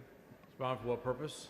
Ask Chairman Buckley a question. Does the gentleman yield for questions? Yes. The gentleman yields for questions. So Chairman Buckley, I just want to make sure I understand this. This amendment would prohibit the use of any of these dollars for communicating to families about this program. Is that correct? Yes, that is correct. And so if you didn't communicate to families that this program existed, what would the impact be? You would have a lack of awareness, and you would have less participation. And in particular, what communities do you think might participate less in the program if there's no effort to communicate this opportunity to them? I think it's the communities that this bill prioritizes, our special need kids and low-income kids. Thank you. All right. Mr. Speaker, members, I respectfully move to table. Chair recognizes Representative Rodriguez-Ramos in opposition. To close. Thank you, Mr. Speaker. Members, I think there was a mischaracterization of the facts. The truth is these programs can promote their programs. These Catholic schools, these private schools, there is nothing saying that they can't do that. Of course they can. They can do it all day, every day, and spend millions of dollars.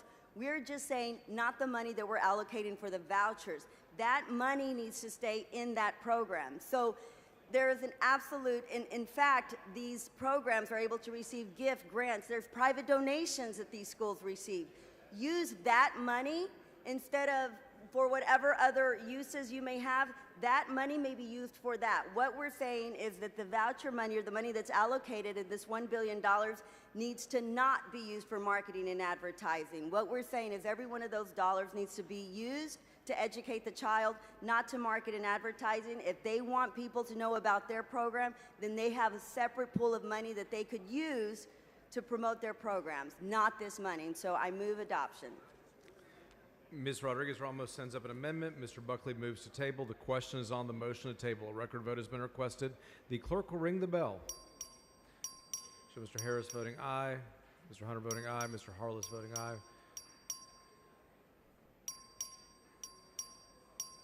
Ms. Garcia Hernandez voting nay. Have all members voted? Have all members voted? There being 86 ayes and 61 nays, the motion to table prevails. Following amendment, the clerk will read the amendment. Amendment by Howard. Chair recognizes Ms. Howard to explain her amendment.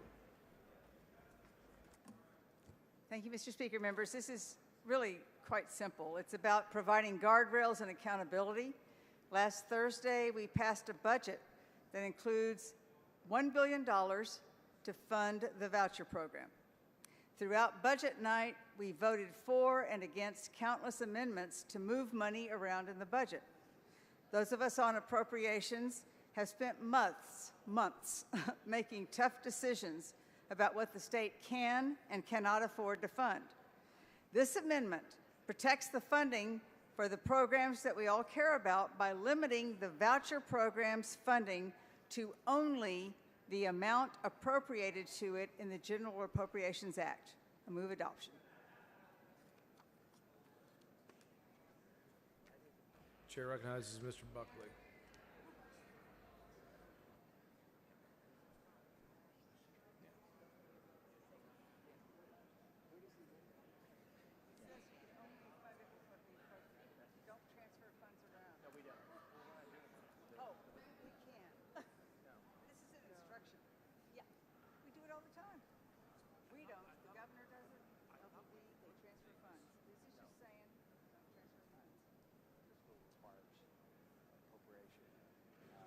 Exhaust for what purpose?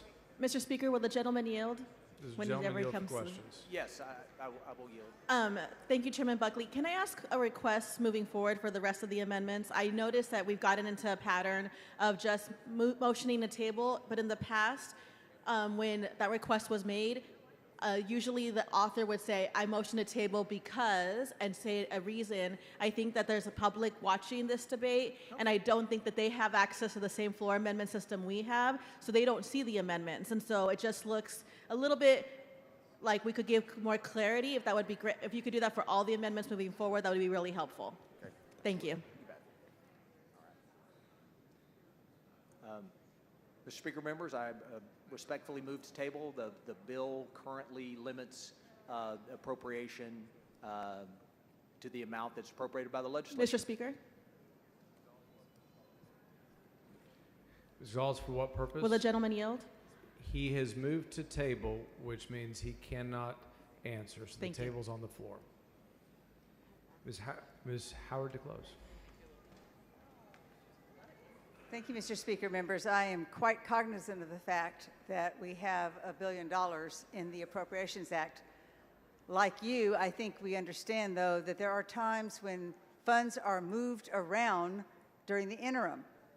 There are a variety of mechanisms where funds can be moved from one funding strategy to another. All this amendment is doing is saying we are limiting the funding to vouchers, to what was appropriated, and to nothing more. Mr. Speaker? Ms. Gonzalez, for what purpose? Does the gentlelady yield? Ms. Gentlelady for I do. questions. Gentlelady yields. Thank you, Representative Howard. I think this is a really important amendment, and I know we're getting in a cadence of yes and no's, but I think members should pay attention. What your amendment does is says, if we do not as a body vote to appropriate it, that in different moments of the interim, because you are correct, 1,000%, things can be moved, it gives the power to us to determine how much money is appropriated. Why would we not want to maintain our power as the legislature? So again, I think your amendment is extremely important. So correct me if I'm wrong. What you're saying is that we can only spend money on this program if we appropriate it through the appropriations bill, not any other mechanism. Absolutely correct.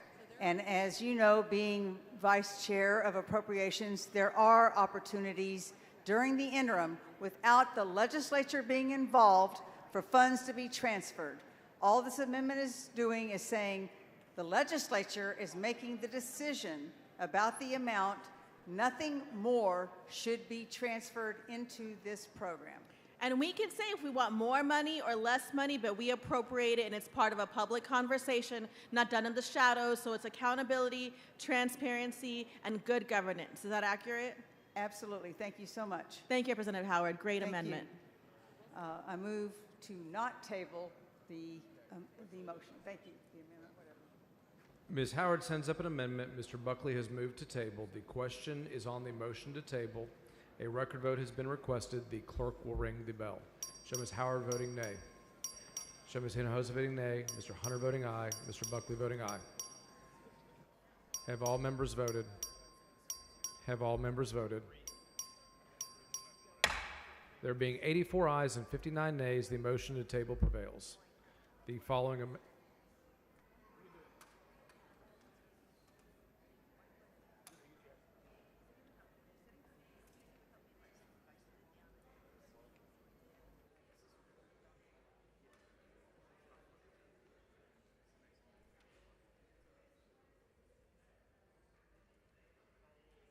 amendment, the clerk will read the amendment. Amendment by Wale. Chair recognizes Mr. Wale to explain his amendment. Thank you, Mr. Speaker. Members, this amendment would restrict the Education Savings Account program under SB 2 to families with a household income at or below 85% of the state median income. Members, the income brackets in this legislation go all the way up to 500% of the poverty guidelines, which for a family of four, that income is about $160,000+ a year for that family of four. We should not be subsidizing wealthier families' private school tuition. Members, I urge you to consider this amendment to restrict the program to families that could use it the most. One of the issues with the bill, and as argued throughout the debate today, is to help prioritize low-income students or low-income families or moderate-income families. And I don't support this bill, but if the purpose is to help those families, then we should restrict the amounts for this bill, $1 billion to the families most in need of this proposed legislation, because as I understand it, as I mentioned earlier, there's about a 500% cap on that. And as a matter of fact, I think there's no cap. And so we shouldn't be subsidizing higher income families' private school tuition with tax dollars that are primarily paid by sales tax, because we're using, majority of our budget is being used, is generated by sales tax. And who pays those sales tax? People that go buy goods and services.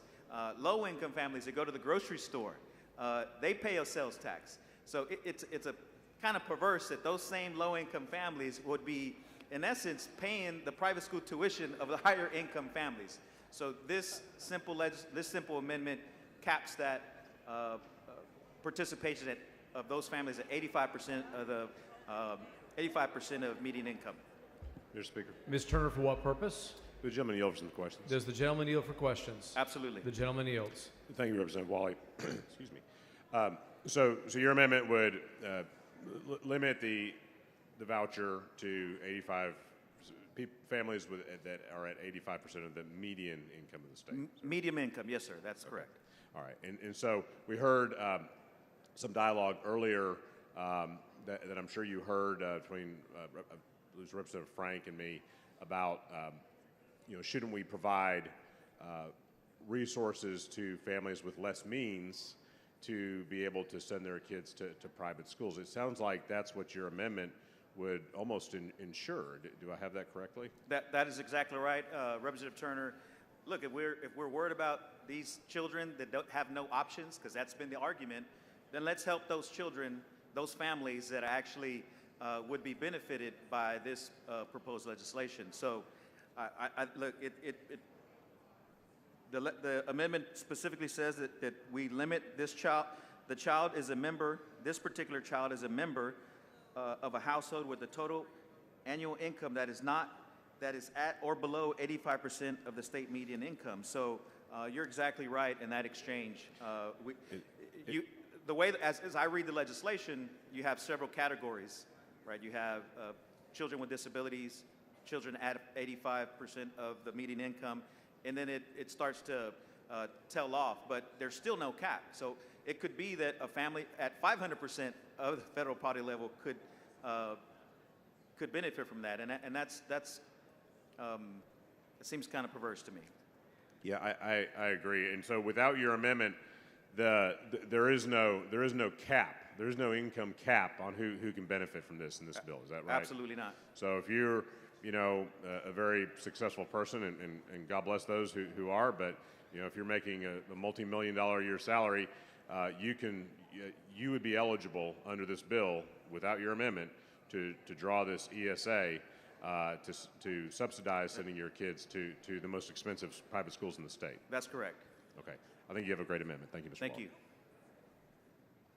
Gervin Hawkins, for what purpose? Mr. Speaker, will the gentleman answer a couple questions? Does the gentleman yield for questions? Absolutely. The gentleman yields. Representative, so we can put it in perspective. When you talk about 85% of the median, what type of income level so people can understand what those parameters are? So right now, that would be for a family of 4 at 85%, would be about a little over $80,000 a year for that family. For the whole household? The whole household. So, I mean, I don't want to assume what family situations are, but you could have two parents making $40,000 or one parent making $80,000. okay, so what I'm thinking about is a couple who may each make 48, 50,000 each. We're talking about 100,000. That family would not qualify? No.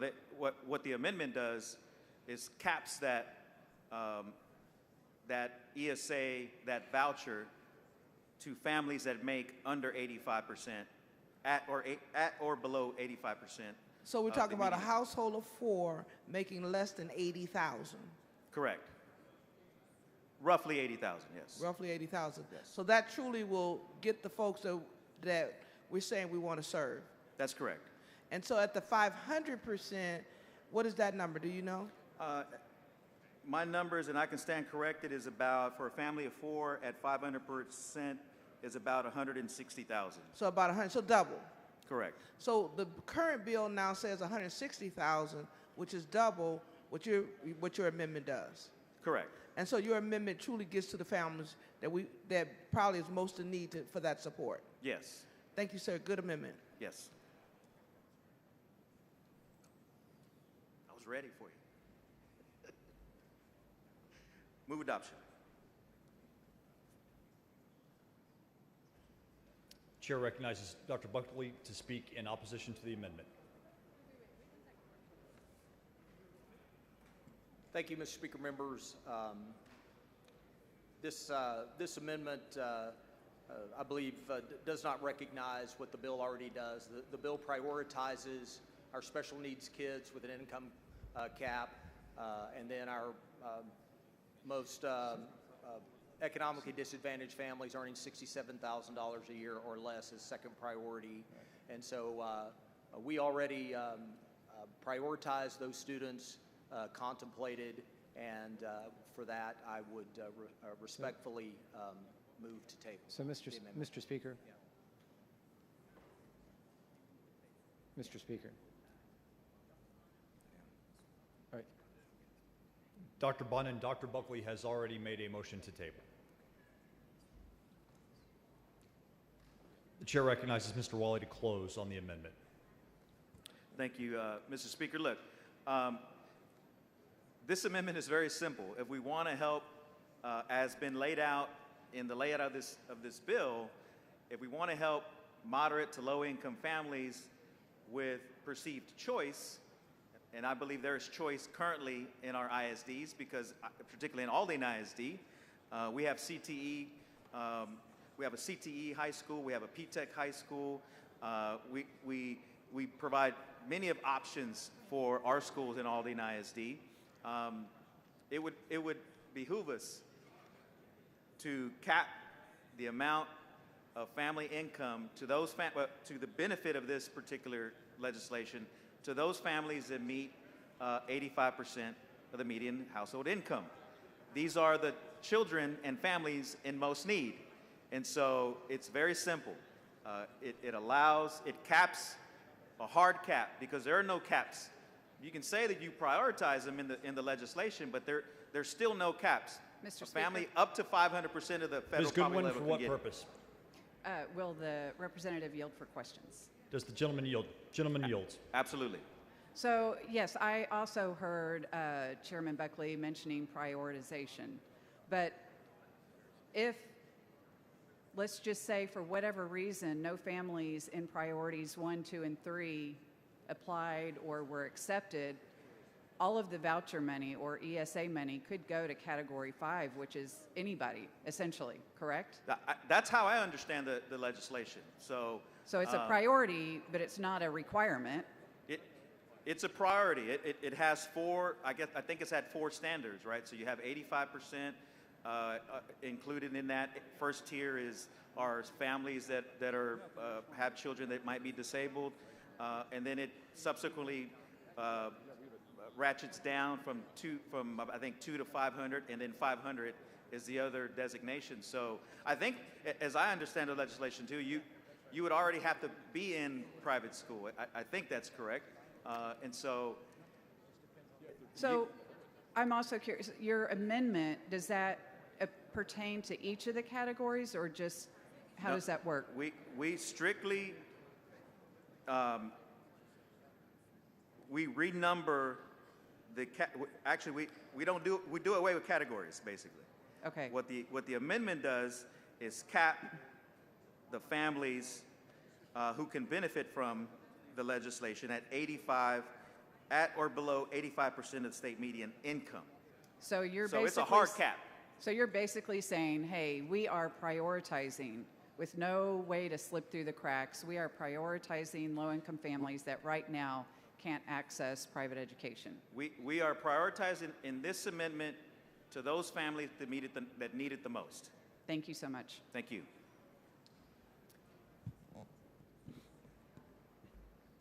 Does the gentleman yield?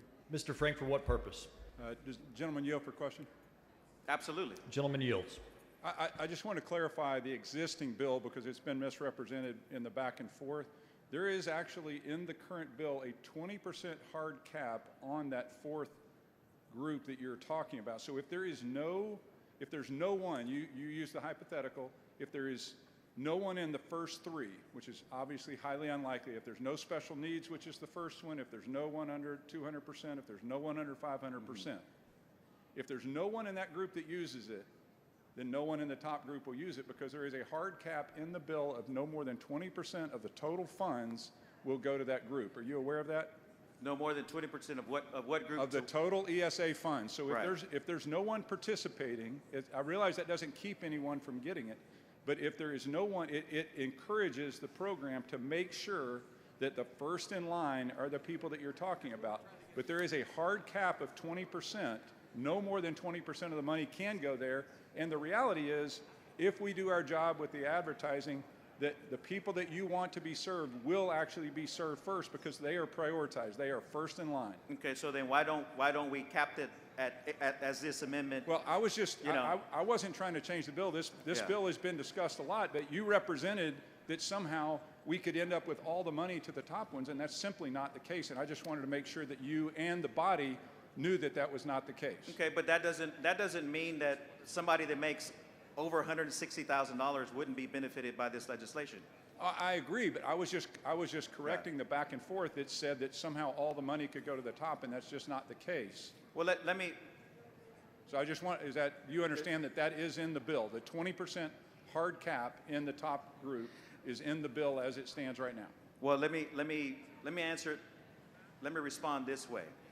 Then why if the argument is that we want to help the most children in need, then let's help the most children in need. Why are we helping families that could pay for private school tuition anyway? I think the primary reason is because we want to help all families, and the reality is if you know. So we want to help wealthy families too send their kids to private school? We want to help all families get the education they want. And by the way, currently we are already funding $16,000, $18,000 a year for the wealthiest families that are in public schools. So this could actually, if somebody is in public school and moves out of public school in that wealthy area, it will actually save the state money, okay?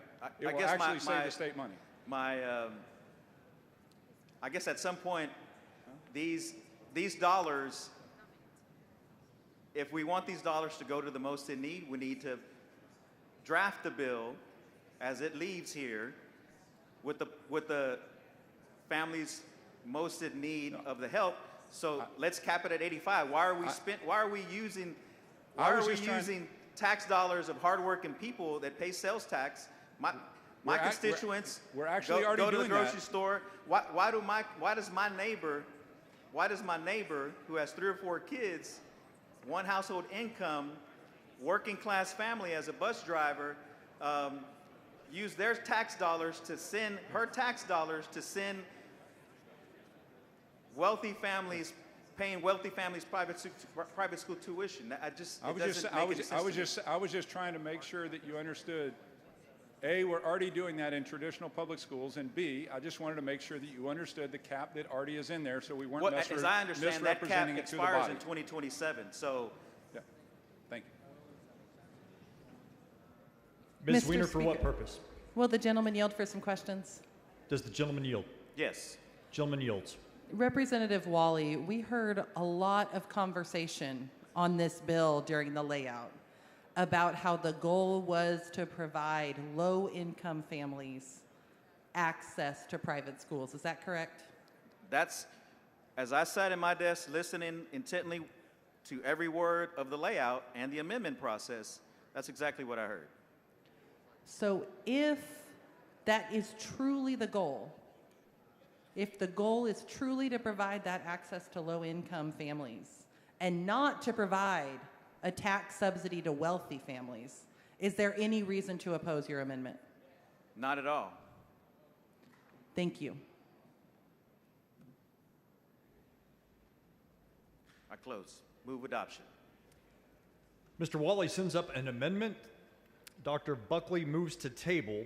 The question is on the motion to table. If you are in favor of the amendment, vote no on the motion to table. If you are opposed to the amendment, vote yes on the motion to table. A record vote has been requested. The clerk will ring the bell.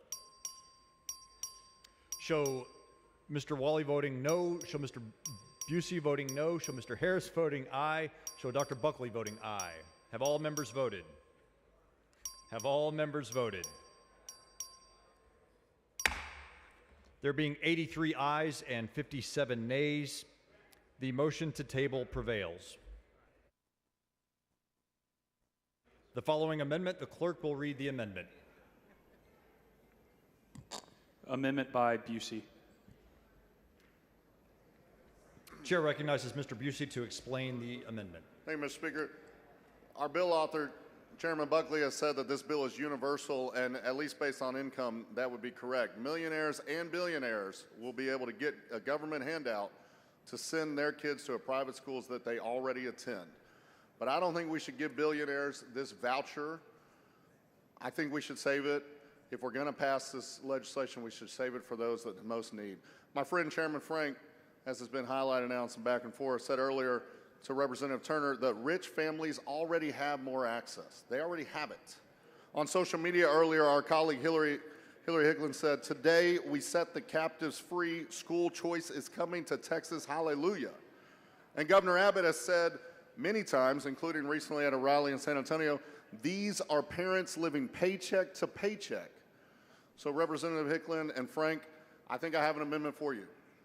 With my amendment, we can ensure that none of the money, the $1 billion, goes to the rich that already have the access, but instead to the parents, as Governor Abbott said, that are living paycheck to paycheck. So members, like many others, this amendment is simple. It ensures that individuals making more than 500% of the federal poverty level are not eligible for this voucher program. Let's be honest. The governor has claimed, as we said, that this bill is about helping low-income families access a better education. But we know that that is potentially not what will happen. Not in Texas, not under this bill. We've also seen in many other states that that is not what has happened when they have passed voucher bills. Across the country, in places like Arizona, Arkansas, and Florida, the vast majority of voucher users, up to 95% in some states, Arkansas in this case, have already attended a private school and not attended a public school before taking advantage. That means they are already able to pay for that private school education. This isn't about helping kids in struggling schools unless we put my amendment on.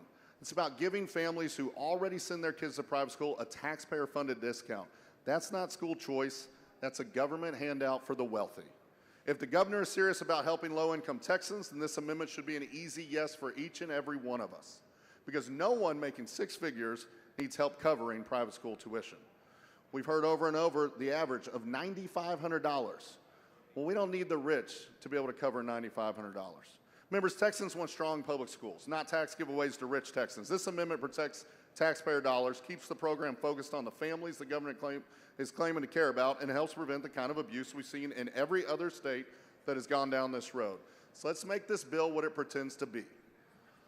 And we heard a back and forth a minute ago that said, well, we got to fill the other buckets first.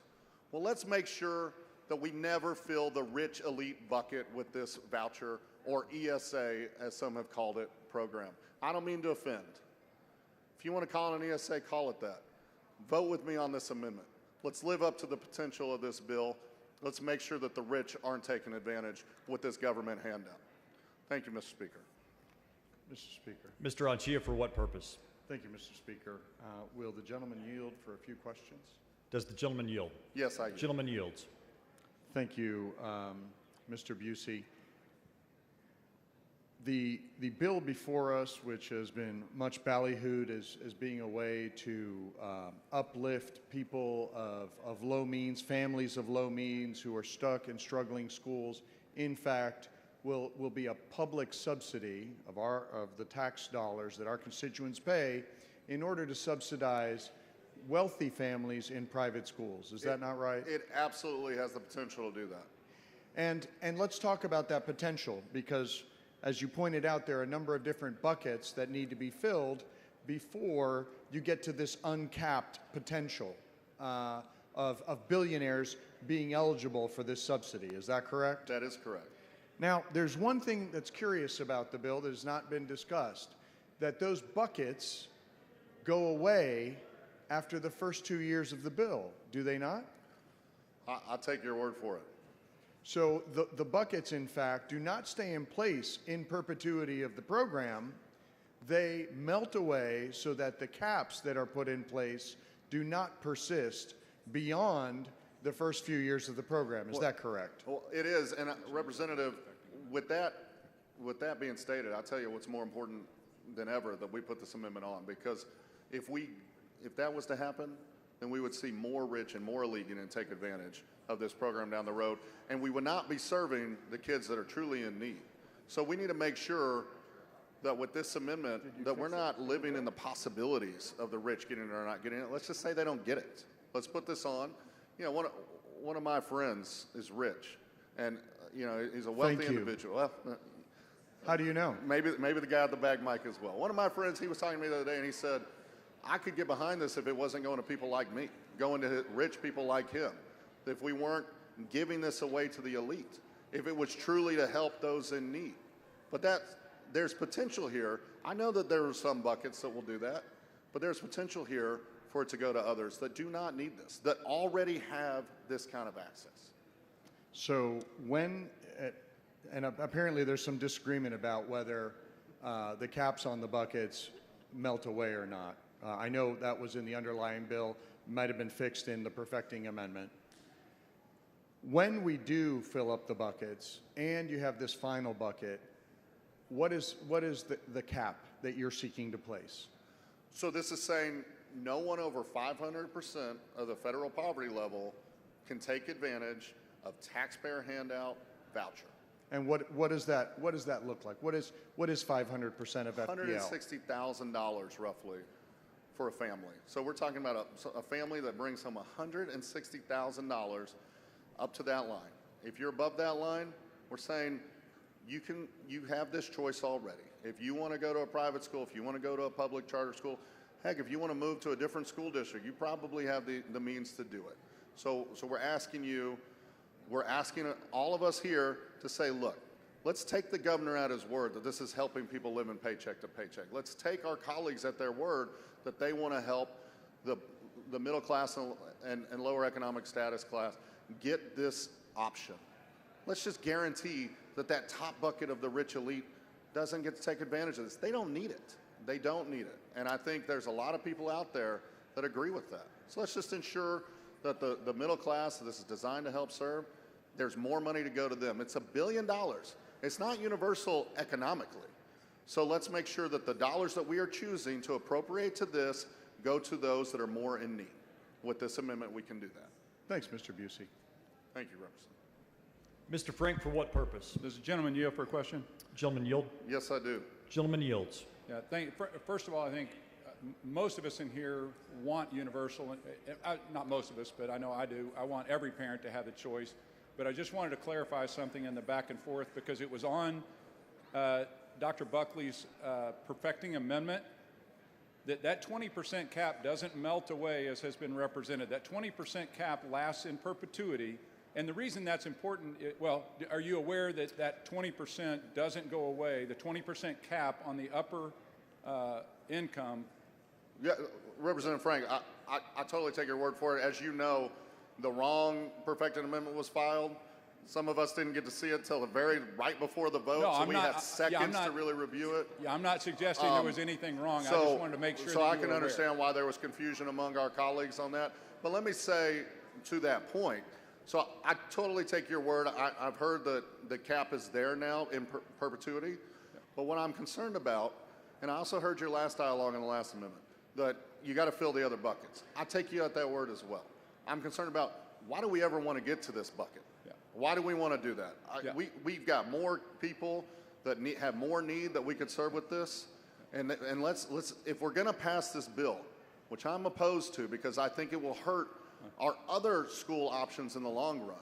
But if we are going to pass this bill, let's truly serve the Texas families with need with this bill. So let's just block that higher bucket altogether. I hope you'll join me in that.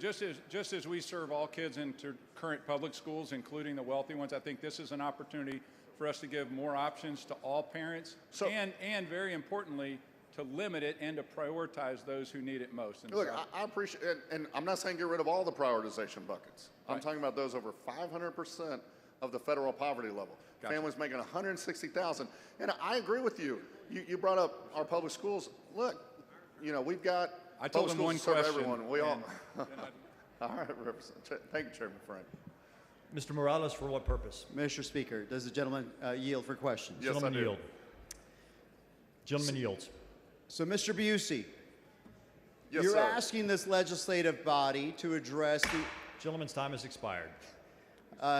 Mr. Speaker, motion to Mr. extend. Morales, for what purpose? Motion to extend against the objection of the one, Mr. Hayes behind me. Members, you've heard the motion. Is there objection? No. Chair hears none. Gentleman's time is extended. Mr. Busey, quickly. Yes, Your amendment is actually asking this legislative body to address the issue of, on the right, you're asking us to make a decision between millionaires and billionaires, and on the left, with the middle class, and stand behind with the middle class and those low-income earners. Is that correct? That is correct. Look, And- go ahead. $160,000. If you make under that, then you would still be eligible if you put this amendment on. We're saying those that make over 500% of the federal poverty level, let's not extend this right now. Let's not do that. Let's take them out. Let's not get to that bucket. Let's serve those that truly need it, which we have been told over and over and over that that's what the people want from this governor. Let's meet them. The governor said we can't go to a vote. Fine. People listen to him there. Let's listen to his intent of this bill, which is to serve Right. people living paycheck to paycheck. And by the last count that I recall, were there more millionaires and billionaires in the state of Texas, or more low-income and middle-class people in the state of Texas? I think there's a lot more hardworking, low-income, and middle-class Texans that would probably, if people are going to take advantage of this, I think this body would rather serve them than serve the rich elite. And so if we have to decide, and each one of us has approximately 200,000 people, what do you think is the vast majority of those that we represent? Low-income and middle class, or we represent millionaires and billionaires? I think the vast majority is low-income and middle class, and I think we're just saying let's not make this a feeding trough for the rich. Let's take care of the low-income and middle-class families with this, and let's just guarantee that just in case we were to get to that top bucket, we don't spend taxpayer dollars on millionaires and billionaires getting a subsidy, a government handout to pay for their privatization. And last question, your amendment would not prohibit and would not exclude low-income or moderate-income families. Absolutely not. Now, I understand the data shows that it'll allow participants For families that are making under $160,000 for a family of 4, is that your understanding of what your amendment would do? That's correct. And also, $188,000 or lower for a family of 5, you would be able to qualify. But if you make more than that, then yeah, there is this exclusion. Correct. It's not a hard number. We're using 160,000 as the threshold to understand what a family of 4 is. It's 500% of the federal poverty level. I want everyone in here to think about what 500% of the federal poverty level is. That's what we're talking about. We're saying if you make more than that, then maybe you don't need big government to roll in and pay for your kids' private Last school question, education. in comparison to recently, just so that we can have, for those listening at home, the comparison between what your amendment would do with the 500% restriction and what we did for Medicaid. What is that threshold on Medicaid? I mean, I think I have that number here. It's staggeringly different. When we look at what we do for Medicaid, family of 4, it's, let me find the number here, unless you have it in front of you, Representative, but it is shocking. I understand that it's 42,768. That's correct. And so we're not even using the same numbers. We had a healthcare fight here last week, Medicaid expansion, that everybody said, we can't do that. That's too much money for people making too much money. For people making But we want to 46,000. give a voucher to people making dramatically more than that. Okay. Dramatically more. We won't give government-supported health care that you're already taxed on and paying for, but we'll give you a voucher.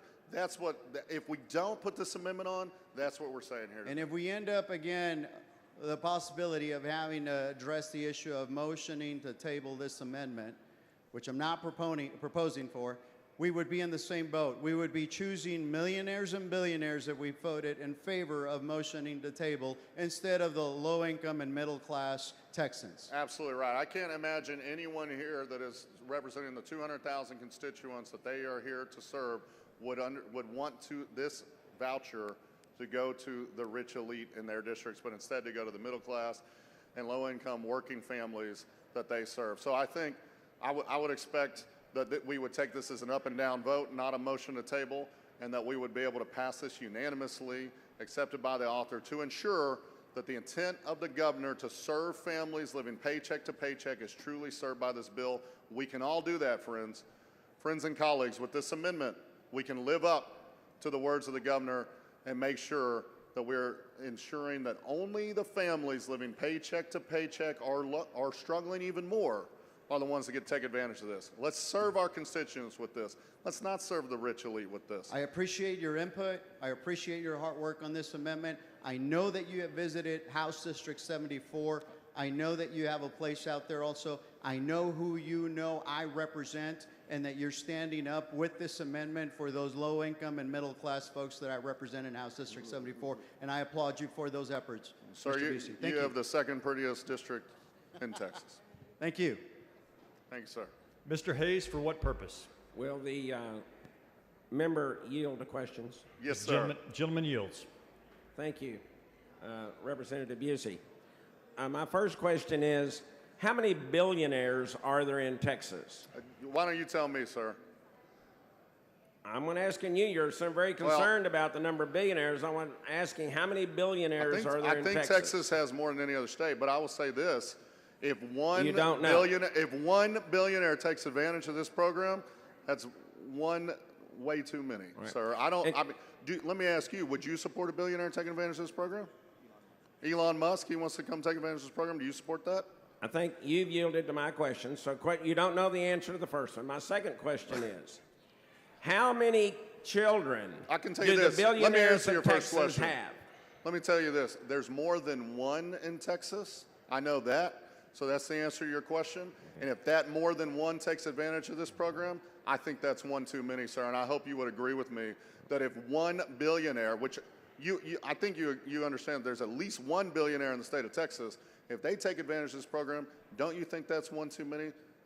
My question is, how many billionaires have children age K through 12 in Texas? Sir, I mean, I know Elon has double digits, but I don't usually go around paying attention to the personal lives of anyone, especially the amount of kids that billionaires in the state of Texas have. Right. If you'd like to share some information in the form of a question, I'd be happy to respond to it. Okay. So the question is, how many kids age K through 12 or children of Texas billionaires? I think it would be a little weird if I knew the answer to that question, Okay. sir. In regard, can you tell us how many millionaires there are in the state of Texas? A lot. A ton. Can you tell me how many children the millionaires of Texas have that are aged K through 12? Thousands, I would guess. You cannot give me a number? I know, let me ask you, sir. Do you think My question millionaires should take advantage of this voucher program? Do you Can you believe that provide should happen? the number?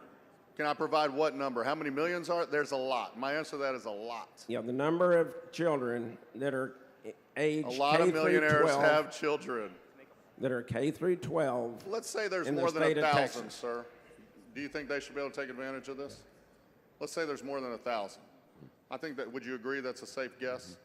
Do you think they should be able to take advantage of this? I think that you're very concerned with the billionaires. I'm children. actually concerned, sir. Let me if you- finish my question, If you would read, sir. well, I'm responding to you. Members, please do I'm not. responding to you because you said I'm concerned. Please do not talk over each other.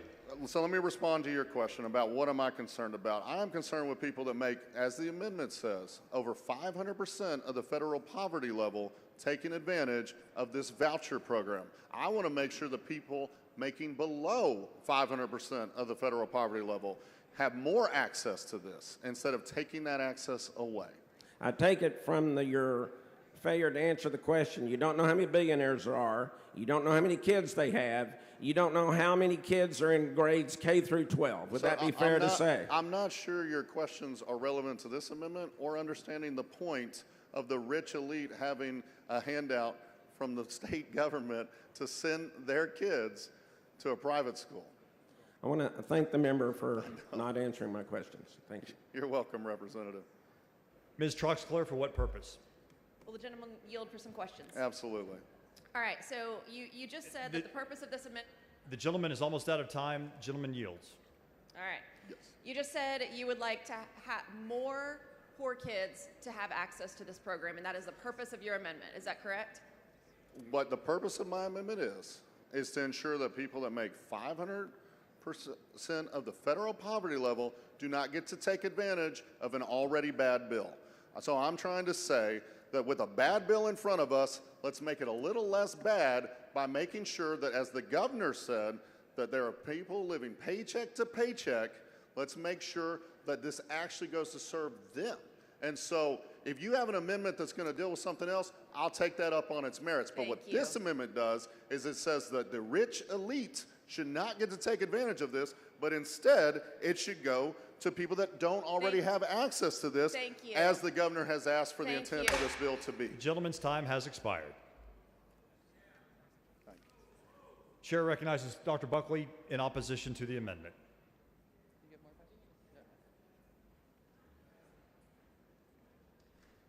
Mr. Speaker,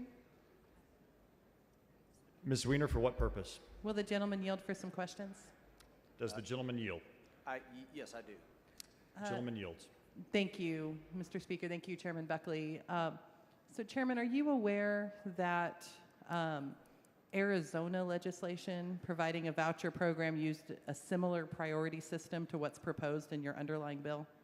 Yeah, I'm aware of a program. I don't know the details of their program, though. Well, I'll posit to you, it used a very similar priority system, the same priority system Representative Busey's trying to address with his amendment.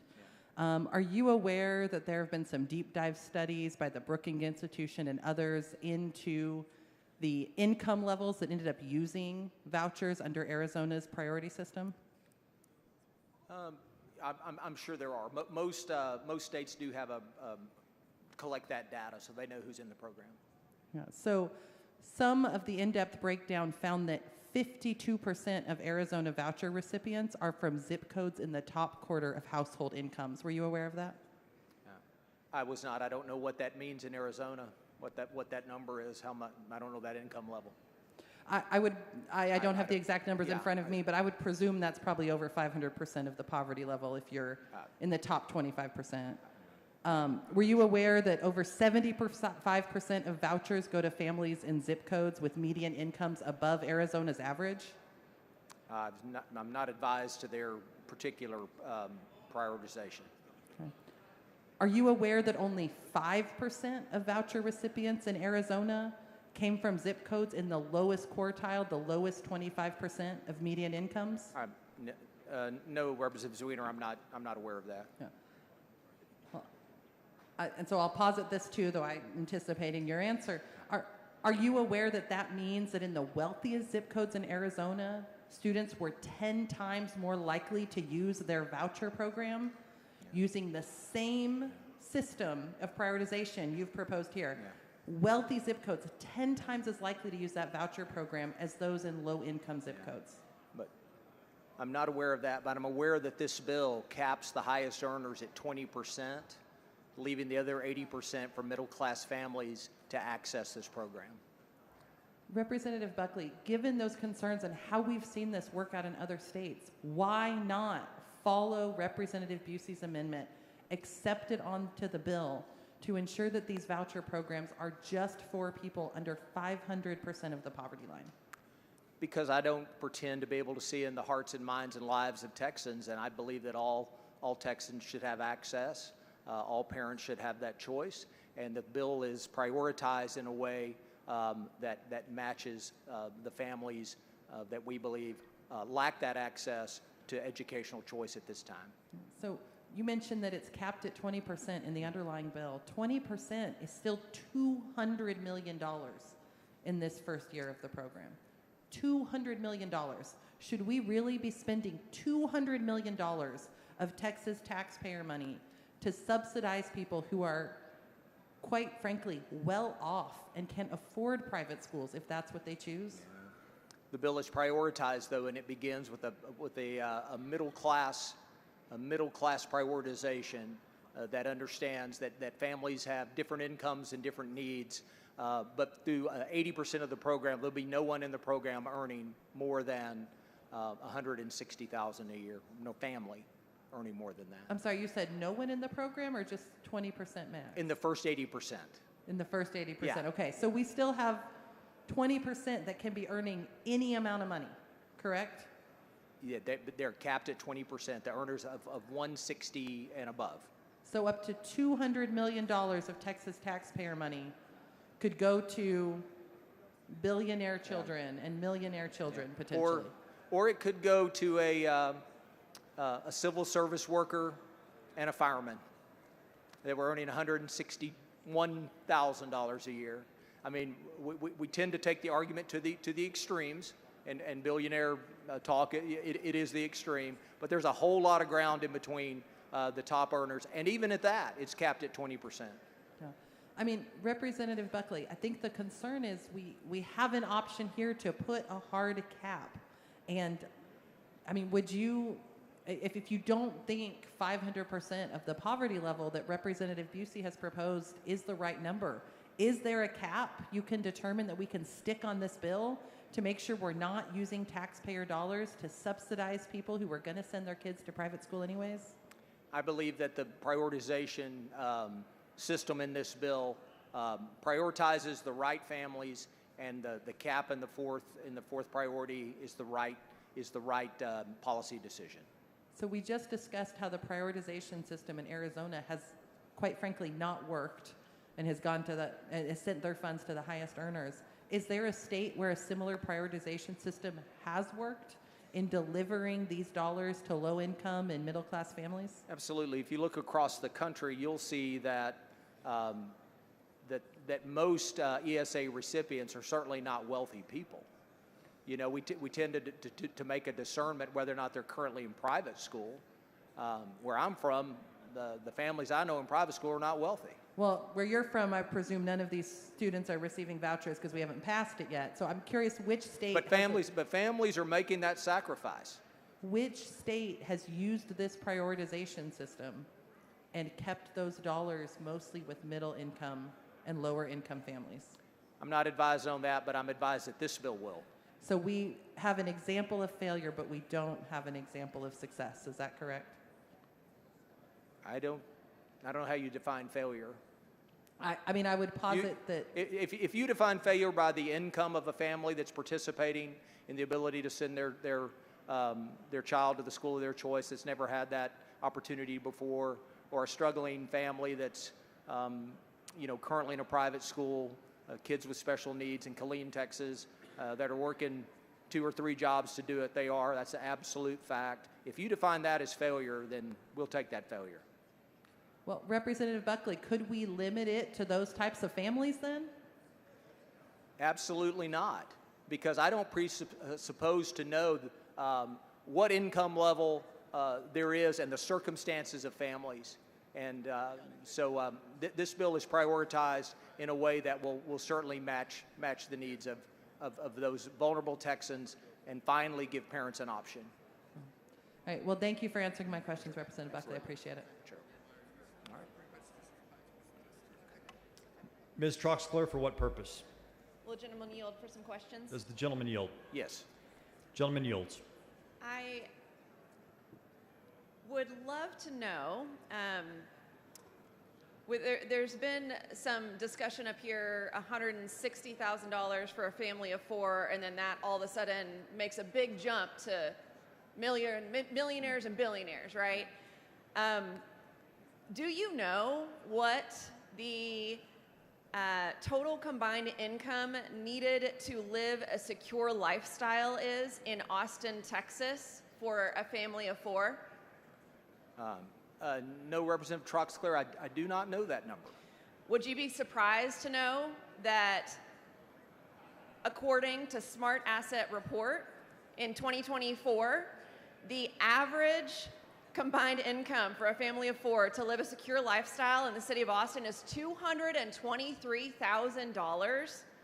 That's because you have $111,000 going to living expenses, $67,000 going to other expenses, and $44,000 going into savings or paying down debt in order to make ends meet. So that's quite a bit higher than $160,000. Am I right? Yes, Representative. I believe it speaks to the fact that this bill is prioritized just right to meet the needs of Texas families across this state. And I think would you also be surprised to know that other cities across Texas, like the city of El Paso, the city of Lubbock, the city of Laredo, the city of Corpus Christi, the city of San Antonio, the cities of, Fort Worth, Arlington, and the cities of Dallas, Plano, Irving, and Garland, just to name a few, are all over $175,000 for a family of 4 to live comfortably. Would that surprise you to know that? That's why this bill is prioritized the way it is. It understands what it takes to have a middle-class lifestyle in Texas. And I know that in your bill, as we've talked about repeatedly... Gentleman's time has expired. Thank you. Speaker members, I respectfully move to table. The chair recognizes Mr. Busey to close on the amendment. Thank you, Mr. Speaker. I wish this wasn't a move to table. I wish we were taking an up and down vote. To answer a few questions, when I said I have a wealthy friend, I meant most of my colleagues here on the House floor. When I was asked about millionaires, I think there's 650,000 millionaires in Texas. They don't all need to have a kid to fill up that 20% bucket pretty quick and make sure that that's not at this time, and make sure that that money is not getting to go to other needy individuals in this state. There's also, I believe, 87 billionaires. I don't know if y'all think that 1, 2, 10, 20, how many billionaires deserve this privatization voucher? I think 1 is too many, Mr. Hayes. I think 1 millionaire is too many. But let's get back to this amendment. It is 500% of the federal poverty level, $160,000 for a household of 4. That goes a long way when you talk to your constituents back home. Maybe not when we talk to each other on this House floor, but when we talk to our constituents back home, a family making $160,000 in the great state of Texas, they're doing pretty well. And we're saying up to that level, fine. Beyond that level, not acceptable with this bill. That bill would not meet the standards of the governor who said this is to help people living paycheck to paycheck. That would not meet the standards of expanding access as our friend Chairman Frank talked about, well, rich people already have this when he was talking to our friend Chris Turner. It would not meet that threshold that was said on social media earlier when we said we're freeing the individuals to go. Because if we let it go to those people, we're not freeing anyone. They already have that choice. So let's deal with the need with this bill. And yes, I'm happy to take questions. Thank you, and thank you for the shout out earlier. I thought it was a good post. I'm wondering, Ms. Hicklin, for what purpose? excuse me, thank you. Do you yield for questions? Yes, Gentleman ma'am. yield. Gentleman yields. Thank you. Are you interested in calling for income caps for these millionaires and billionaires who have their children in public schools? I would like to talk about the amendment that's before us. And the amendment that is before us is saying that we should cap to anyone making over 500% of the federal poverty level. Should we pay a for family millionaires of four and that is billionaires in public schools? 160,000. Public schools are in our Constitution to be provided to build this entire great state up, to make sure there's an educational foundation for all. We all pay for that. What you're asking for us to do today is to create a second system that we also have to pay for. And I do not believe that millionaires and billionaires' kids should get to take advantage of that second system. The first system, yes, I do, because It we would cost all more benefit. to educate we millionaires all, and billionaires sorry, in our public Representative, I would like to schools finish than answering your ESAs. question. Thank you. Members, First, I would like to please. finish answering your question. We all benefit. We all benefit. All of Texas benefits when all of our children, from lower income, middle class, and upper class, when all of our children get a world-class public education. What I am saying is let's not give money to the rich elite to go get this second track that they can already afford. With that, Mr. Speaker, I ask everyone to vote no on tabling this amendment. Mr. Busey sends up an amendment. Dr. Buckley moves to table the amendment. The question is on the motion to table. If you are in favor of the amendment, vote no. If you are opposed to the amendment, vote yes. A record vote has been requested. The clerk will ring the bell. Show Mr. Busey voting no. Show Mr. Tallarico voting no. Show Dr. Buckley voting aye. Show Ms. Jones voting nay. Show Mr. Lowe voting aye. Have all members voted? Have all members voted? There being 83 ayes and 60 nays, the motion to table prevails. The following amendment, the clerk will read the amendment. Amendment by Wu. Chair recognizes Mr. Wu to explain the amendment. Mr. Speaker, members, this amendment would make the children of members of the Texas House and Senate ineligible for this voucher program created by this bill. As we all already know, this bill fails the majority of Texans that it purports to serve. It comes with no income cap, as we have just seen. It would defund neighborhood schools that serves the vast majority of Texas kids and would enrich the wealthy at the expense of the poor. This amendment addresses one of the many ethical failings of this bill. One of those of us on this floor voting on this voucher scheme, we should not personally benefit from the programs that we create through legislation. When we vote to distribute tax dollars to private entities, the last pockets that should be benefited are our own. And members, we have a responsibility to maintain the public's trust. If we, as elected officials, are voting to create or fund the program that distributes public dollars, we should not even allow the appearance that we are doing so to benefit our own families. If we believe this program is truly about helping those in real need, students with disabilities, low-income families, then it should target them accordingly. This very small carve-out ensures the integrity of the program and avoids any perception of self-dealing. This amendment doesn't change the program structure or purpose. It simply ensures that those of us voting today cannot redirect taxpayer money into our own pockets. My Republican colleagues talk about personal responsibility. Here is your chance to demonstrate it. Vote for this amendment. This is the same provision that was on this bill last session. And this was on the bill that we voted on last session. What has changed? Members, I urge you to vote yes on this amendment, and I would yield for questions.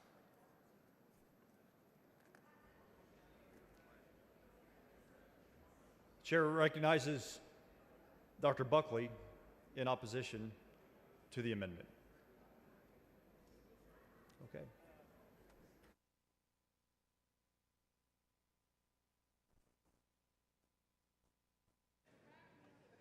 Mr. Speaker, does the gentleman yield? Ms. Gonzalez, for what purpose? Chairman Buckley's up. Is that accurate? You just called him to the mic? You just recognized Chairman Buckley, so he has the mic.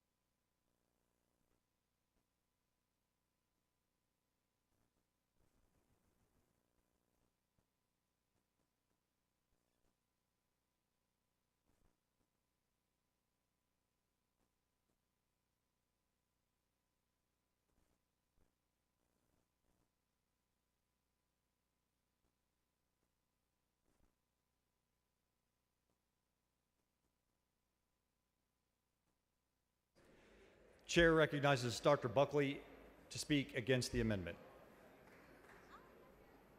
Thank you, Mr. Speaker. Members. Speaker? Ms. Gonzalez, for what purpose? Does the gentleman yield? Does the gentleman yield? Yes. Gentleman yields. Again, I know we've got into a cadence of just opposing amendments, but I think it's important for us to create guidelines, guardrails on some of these things, and this is definitely an entitlement. And if we're going to vote on this, don't you think we should say members of the legislature cannot get this entitlement?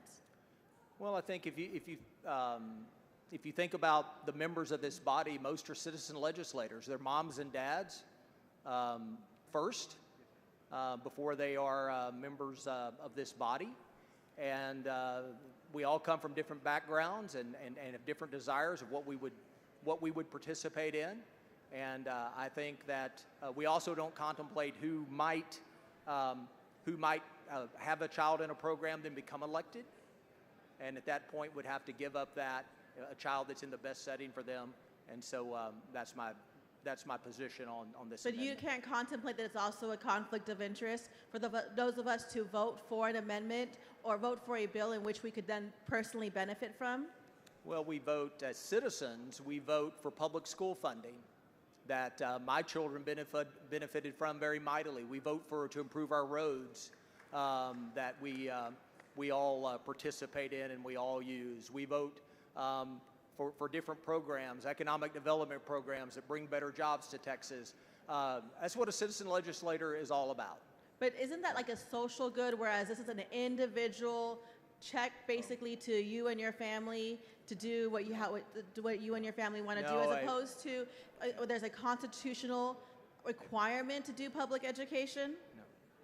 A better educated populace, children receiving the education that they need, is a social good. Well, and it is impossible to predict the backgrounds and the history of those men and women that will come in, that will serve in these seats in this chamber one day. And so, therefore, I will oppose. I think it's highly problematic for us to not put some guardrails on saying that those of us who are going to vote for this could benefit from it. So I urge you to reconsider. Thank you, Chairman Buckley. Thank you. Thank you. I respectfully move to table. Mr. Speaker. The gentleman has moved to table the amendment. Mr. Wu sends up an amendment. I'm sorry, excuse me. The chair recognizes Mr. Wu to close on the amendment. Mr. Speaker. Mr. Tallarico, for what purpose? Does the gentleman yield? Does the gentleman yield? I will. The gentleman yields. Chairman Wu, it's my recollection that this language was in Chairman Buckley's original voucher bill from 2023. Is that your recollection? Absolutely. This was one of the safeguards that Governor Abbott had requested last time, and somehow it's missing this time. I wonder why.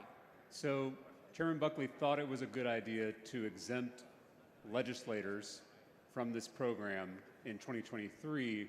Now he thinks it's a bad idea. Is that right? Exactly.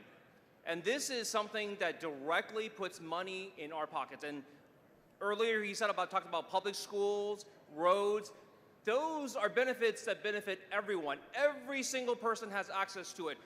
Not everyone has access to the money that you put into private school. Those private schools are not for everyone. They don't have space for everyone. They don't have to take everyone. Not everyone that applies will even get in.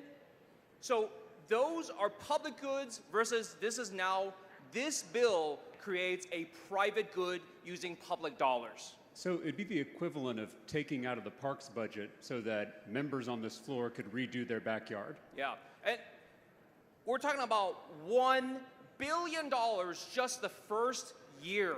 And we're talking about $7 billion in the next cycles, and $7 billion after that, and $7 billion after that, and it will keep growing and growing and growing. So if there are members on this floor who have their kids in elite private schools, whether it's St. John's in Houston, St. Mark's in DFW, St. Stephen's here in Austin, now they will get taxpayer funds to be able to discount their tuition at those private schools. Is that correct? Absolutely. And you know what? My first session, we passed a bill dealing with concealed carry, and members specifically made sure to cut us, to cut the elected officials who passed the law out of the benefits of that law, saying we don't want to be seen as directly putting something in our own pockets while passing a law. That was the ethics when I came into this body. And apparently that was the ethics of this body just 2 years ago, but apparently a lot has changed. And is it fair to say that Texans, even on both sides of this issue, are concerned with the corruption that has surrounded this issue from the beginning? Absolutely. Time and time again, people complain that elected officials have all these side benefits, all these side hustles, all these little extra perks that no one else gets. We get to cut lines and do all these things. This program is another one of those things. Texans, if you're watching this and you're saying, I'm getting the short end of the stick, this is why. Because time and time again, we take care of our friends, we take care of ourselves, but the people of the state, well, they're on their own. And so if this was in the original voucher bill from 2023, but now it's been taken out, you've offered it, I think, as a common sense amendment. Do we have any inkling on why this is now unacceptable to the same author? I have no idea.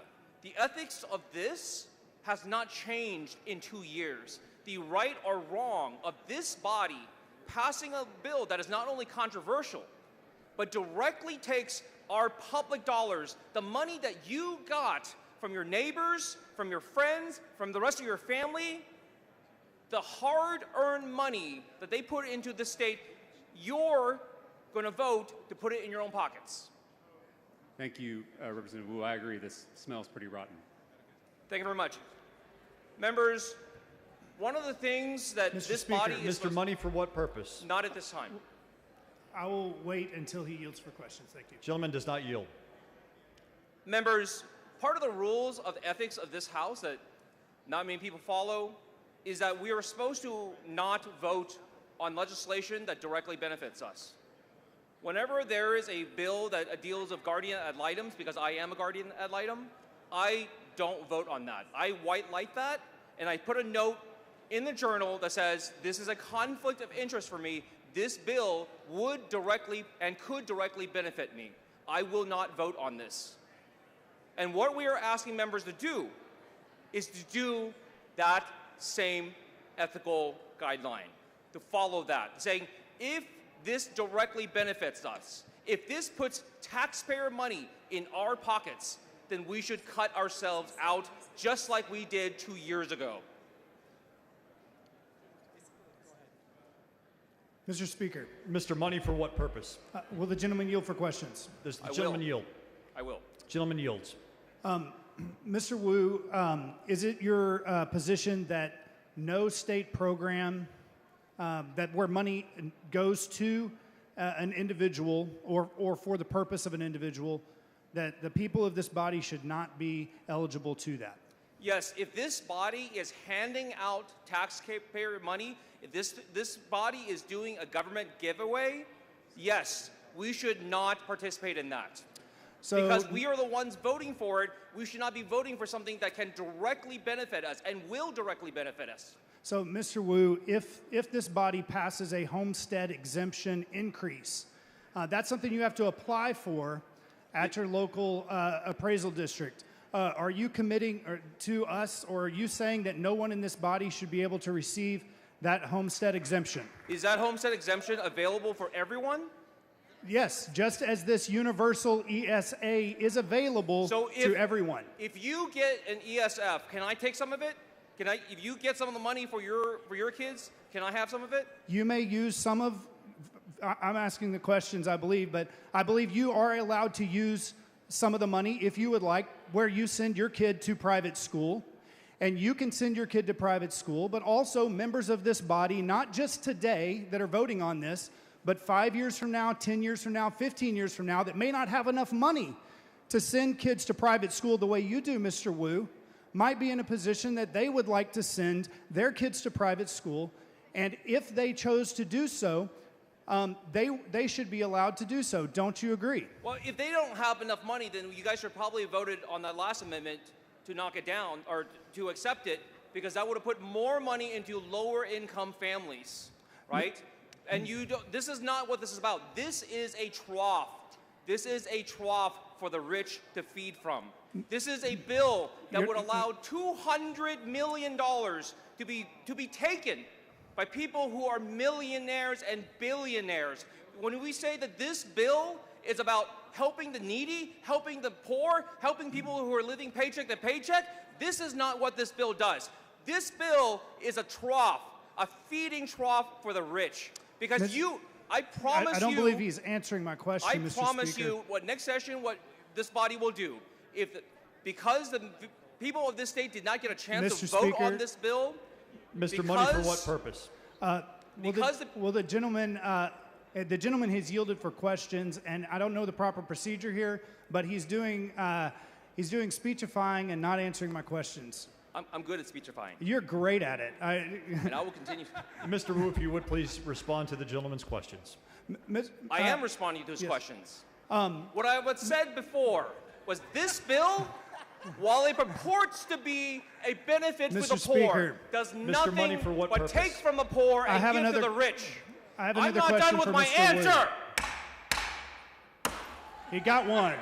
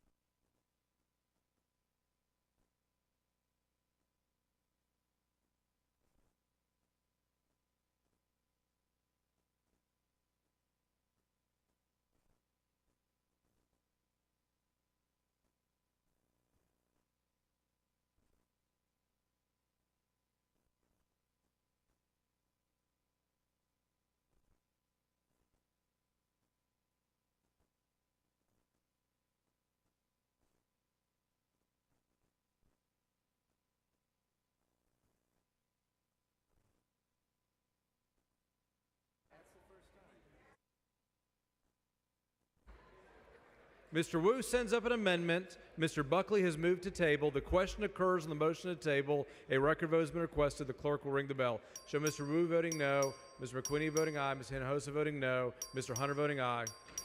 Have all members voted? Have all members voted? Mr. Landgraf voting aye. There being 85 ayes and 60 nays, the motion to table prevails.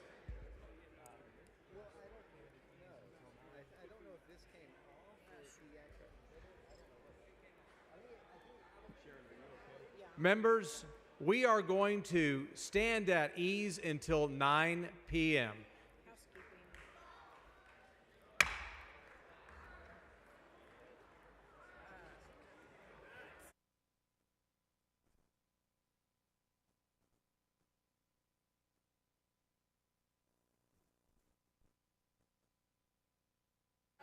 Mr. Wu for an announcement. Members, Democrats, HDC members, please go to the conference room, the press room now.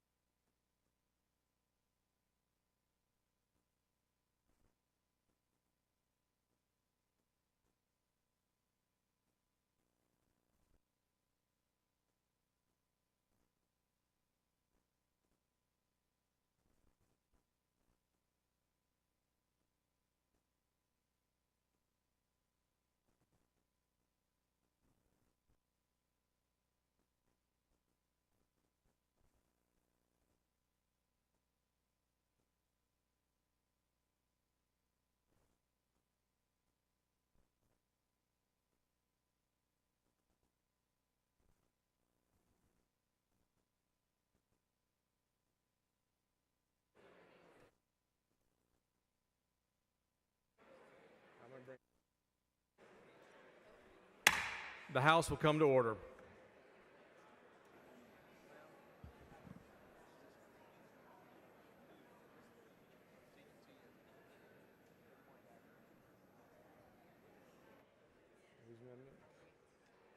Morales-Shaw.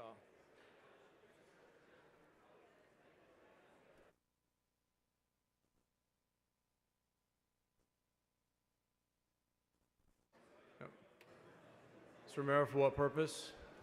Mr. Speaker, I raise a point of order against further consideration of Committee Sub Senate Bill 2 under under Rule 4, Section 41, and Rule 11, Section 2 of the House Rules on the grounds that the provision of the committee substitute is not germane to the bill. Bring your point of order down front.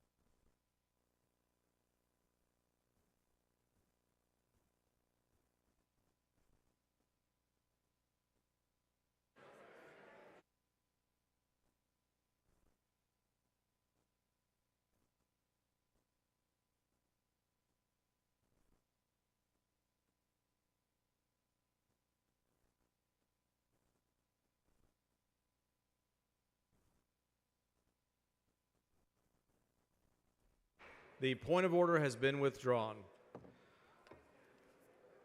The following amendment, the clerk will read the amendment.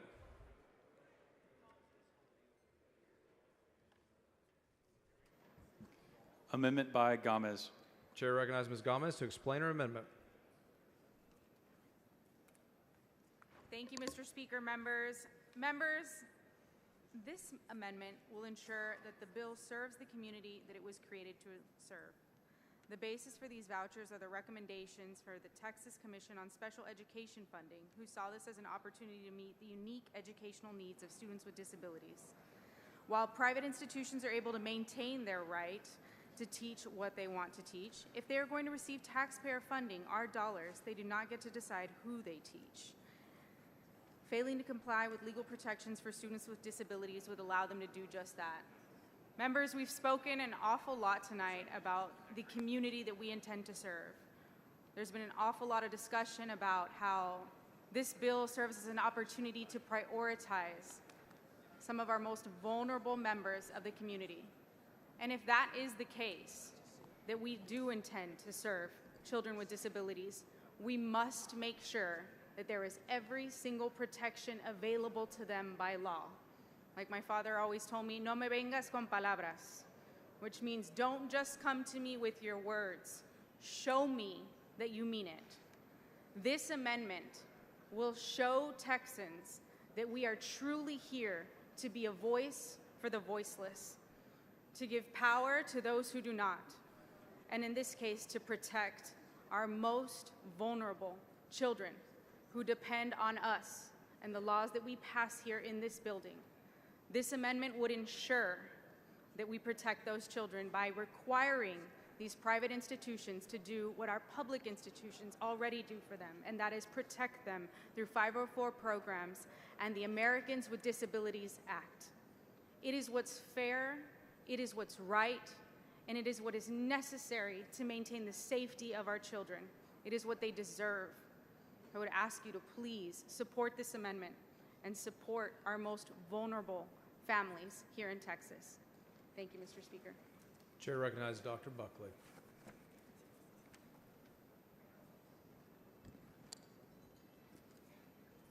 Thank you, Mr. Speaker, members.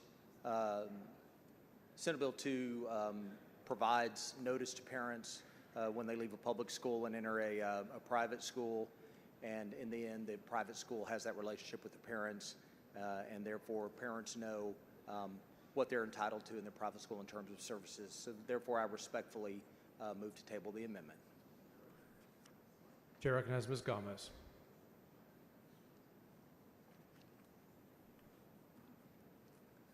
Members, on a multitude of occasions, I have had families come to me personally in my office and tell me, Aaron, my child was discriminated against based on X, Y, or Z scenario. My child with disabilities, my child with autism was removed from the program. My child with a visual disability was removed from the program. And I have to ask them, I have to let them know, I'm sorry, there's nothing we can do for you as a result of them being kicked out of this private institution. I hope you can afford an attorney because the law does not provide one for you in these situations. We can prevent that from happening here tonight by simply providing them with the legal resource that they are constitutionally entitled to in the United States of America. Our families with children with disabilities and special needs deserve that, and we must. It is our ethical, it is our moral obligation to protect them. So I'm asking you, please, vote for this amendment and do what we're promising to do in words. Let's protect these families and these children with the law that they deserve. Thank you. Ms. Gomez sends up an amendment. Mr. Buckley moves to table. The question occurs on the motion to table. A record vote has been requested. The clerk will ring the bell. Show Mr. Buckley voting aye. Mr. Morgan voting aye. Ms. Hinojosa voting nay. Mr. Hunter voting aye. Have all members voted? Have all members voted? There being 87 ayes and 57 nays, the motion to table prevails. Following amendment, the clerk will read the amendment. Amendment by Collier. Chair recognizes Ms. Collier to explain her amendment. Thank you, Mr. Speaker. Members, this amendment, right now there are students in private schools, and they receive scholarships, or they get grant money to attend. And this is for individuals typically who are low income, and so they can attend private school right now. For example, I have a family in my district who attends Temple Christian School, and I met with the mother. She said that her tuition is $500 a year because scholarships cover most of the cost. So what this amendment does, it says that the state taxpayer dollars would be the payer of last resort. So that means that the student, family, the school must exhaust all scholarship, financial aid, financial assistance money, including grants, before they would be able to accept the state money. That's it. Continue the same process that you have in place right now. So if those students are already getting a scholarship, then this would say you continue to do that process, but the state money doesn't kick in until you exhaust all the scholarship money. That way, this $1 billion can go further. Mr. Speaker, I move adoption. Chair recognizes Dr. Buckley. Thank you, Mr. Speaker, members, and though I understand, I think I understand the intent of what the author of the amendment is trying to do. The education savings accounts are funded individually to each student, and therefore this is not necessary for the program to operate, and therefore I respectfully move to table. Chair recognizes Ms. Collier. So, thank you, Mr. Speaker.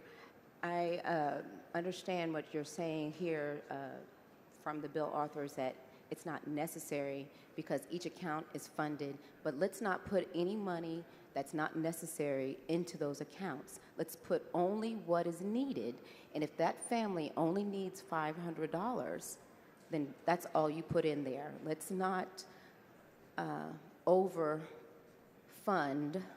these accounts.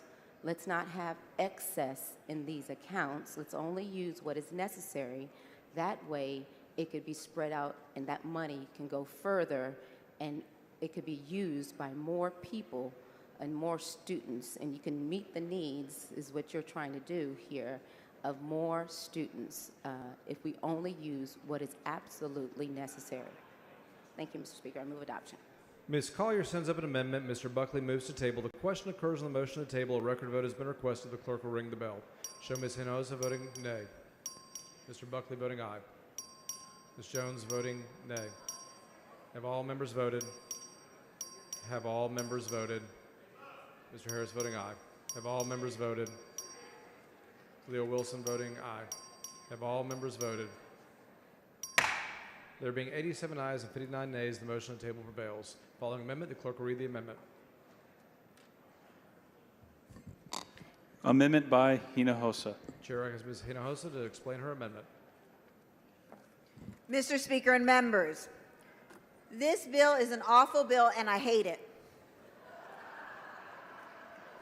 But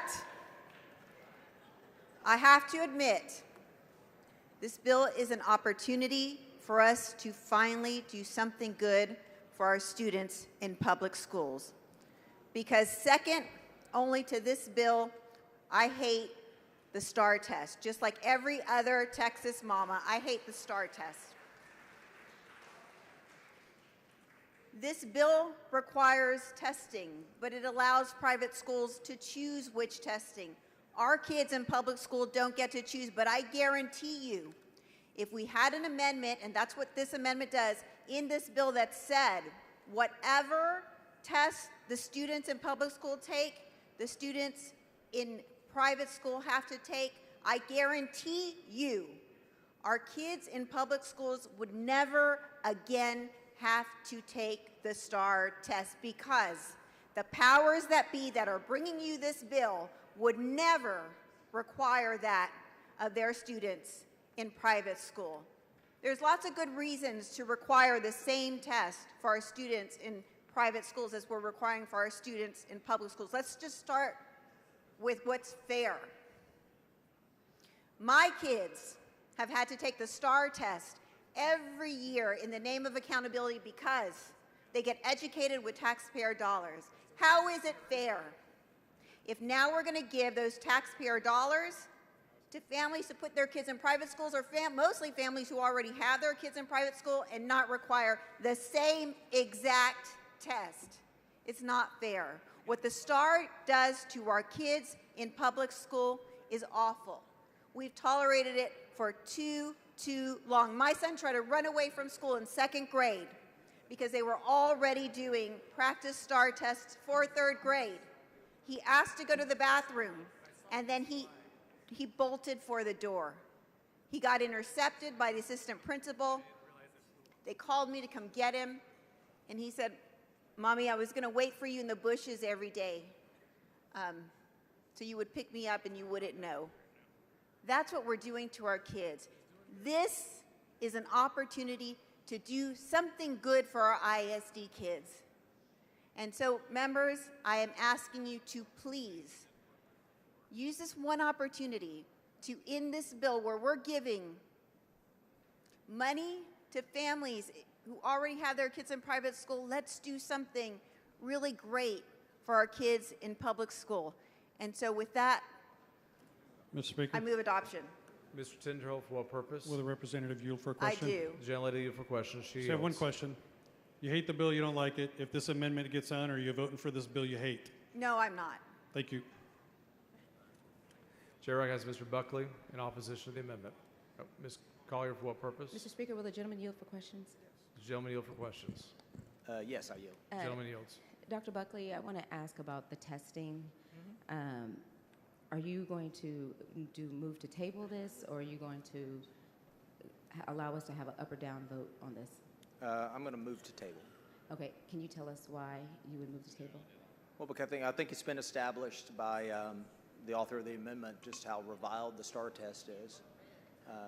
And we will hopefully be meeting on this same floor at another time later this session to make sure that we get rid of the STAR test.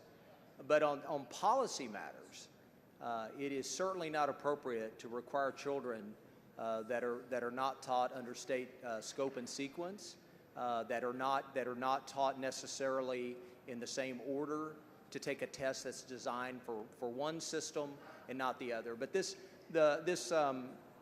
what the bill provides for is to make sure that we have accountability, but in a manner where we can truly measure the progress of kids. Okay. Thank you. Okay, thank you. There, Mr. Speaker. Chairman Buckley, do you know Ms. any? Leah Wilson, for what purpose? Oh, I'm sorry. I have a question. Does the gentleman yield for questions? Yes, I'll yield for questions. Gentleman yields for questions. Chairman Buckley, at private schools, do they all use the Texas Essential Knowledge and Skills as their curriculum? No. Do you feel that it would be important to have an assessment test that's meaningful, that would evaluate students on the curriculum that they use at that particular school, whether it be public school kids or private schools? That is the only way to get a meaningful assessment, is to assess kids over the curriculum that they're taught. And if you're like my district, do you hear a lot of complaints from teachers on meaningless and endless testing that doesn't really yield results? You want to know where your kids are at the beginning of the year, the middle of the year, and the final, and testing all year. And if testing particularly would be harmful, I would think, for both retaining teachers and for the students when you're testing on a test that's not even aligned with the curriculum and you're doing it constantly. Yeah. All I can say is the STAR test is only slightly more popular than the shingles. And so it's certainly not something that we would require a student that was in a setting where the curriculum was not aligned to have to take. And the norm reference test certainly provides that accountability. And in that norm reference test, the private schools do have some latitude in choosing which norm reference test best aligns with their curriculum so that they can get meaningful data of where their students are progressing, correct? That is correct. Okay, thank you. Thank you. Yes, Mr. I respect. Speaker, Ms. Hinojosa, for what purpose? Will the gentleman yield for questions? Will the gentleman yield for questions? I yield for questions. Gentleman yields. Chairman Buckley, have you not heard repeated concerns with the STAR test that 5.5 million students in our public schools have to take? I sure have. And so, shouldn't we do what we can first and foremost for our 5.5 million kids in public schools, which are the only schools that will be an option for the vast majority of kids, whether or not this bill passes? We will have legislation on this floor, I suspect, to take care of that very problem. But do you guarantee that this session we will pass legislation to do away with the STAR and move to nationally norm reference tests? Do you guarantee that? I think that's highly likely. But do you guarantee it? Ms. Hinojosa, I've learned in this body guaranteeing something is so no. I don't want to guarantee it, but I think you'll like my bill. Okay, but you do not guarantee it. Yeah. I'm sure I'll like your bill, but I know something else. I know that there's somebody very involved in the making of that bill, and that's one Commissioner Mike Morath, and I know that he likes the STAR test. And so that is my concern, and why I would like to take this moment, this opportunity, to make sure we do right by our ISD students who should not have to take the STAR test anymore. And we will do that. Ms. Jones, for what purpose? Yes. Will the gentleman yield? Will the gentleman yield for questions? Yes, I yield for questions. Gentleman yields. Mr. Chair, did I just hear you say that kids in public school should take the STAR test? Kids in private school, even though they get the same money as public schools, should not have to take the STAR test, and that the kids in public schools should have to take the STAR test, which is, I think you said that it was slightly less popular than shingles. Did I hear you say that? That's what I said, yes.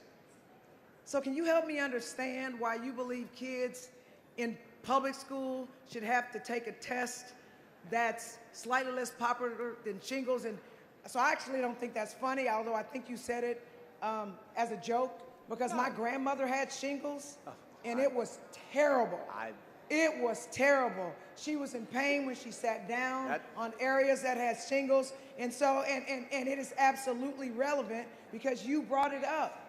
So help me understand why we have a tale of two school systems when we literally have these two separate school systems getting the same $10,000. I don't understand that. This is not a joke. It is serious.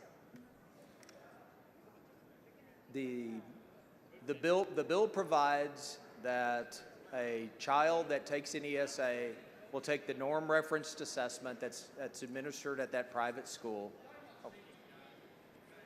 And we will have legislation before this body to deal with the STAR test. And so hopefully we can get our kids. But really the reason behind the language in SB 2 is because of the fact that you should not assess a child using an instrument that's not designed around the curriculum that they're being taught. It's inherently unfair, and what we can do is we can make sure that we have meaningful assessments for kids in private schools that accept the ESA, but we can also reform and do away with the STAR test and have a much more impactful assessment system for public schools. So I just heard you say you're going to do away with the STAR test, or I didn't hear you say that? That is correct. Because I just think that no kid should have to take something that is close to shingles. Yeah. And I just find it curious that the kids that have to take this STAR test are the kids who are least able to protect themselves.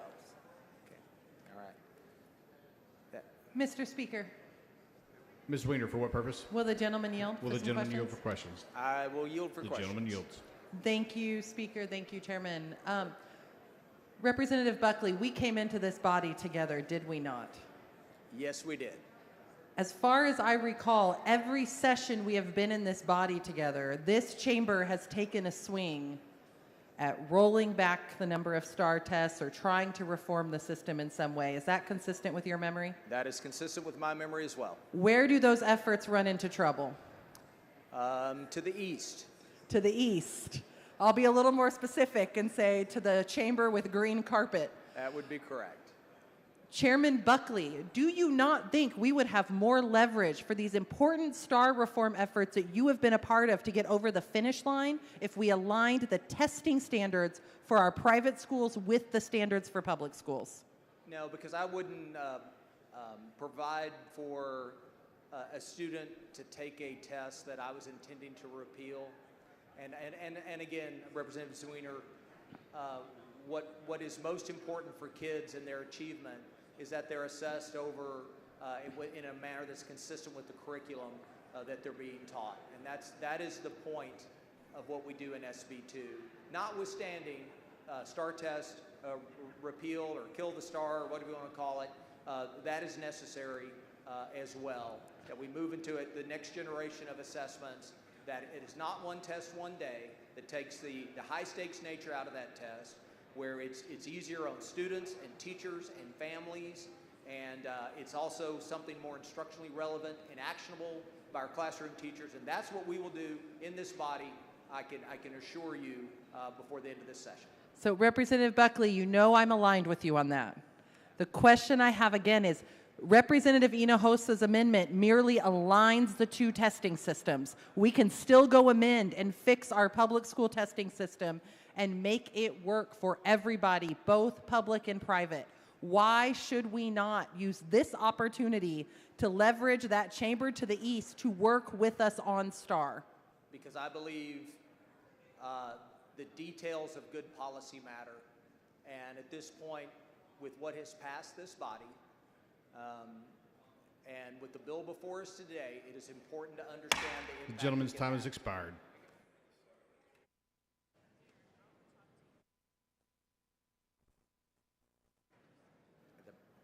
I respectfully move to table this amendment. The chair recognizes Ms. Hinojosa to close on the amendment. Let me begin by saying it is not respectful to move to table for every single amendment that we're hearing that affects 5.5 million students in our public schools. We should be able to vote up or down on every one of these amendments that impact so many of our Texas students.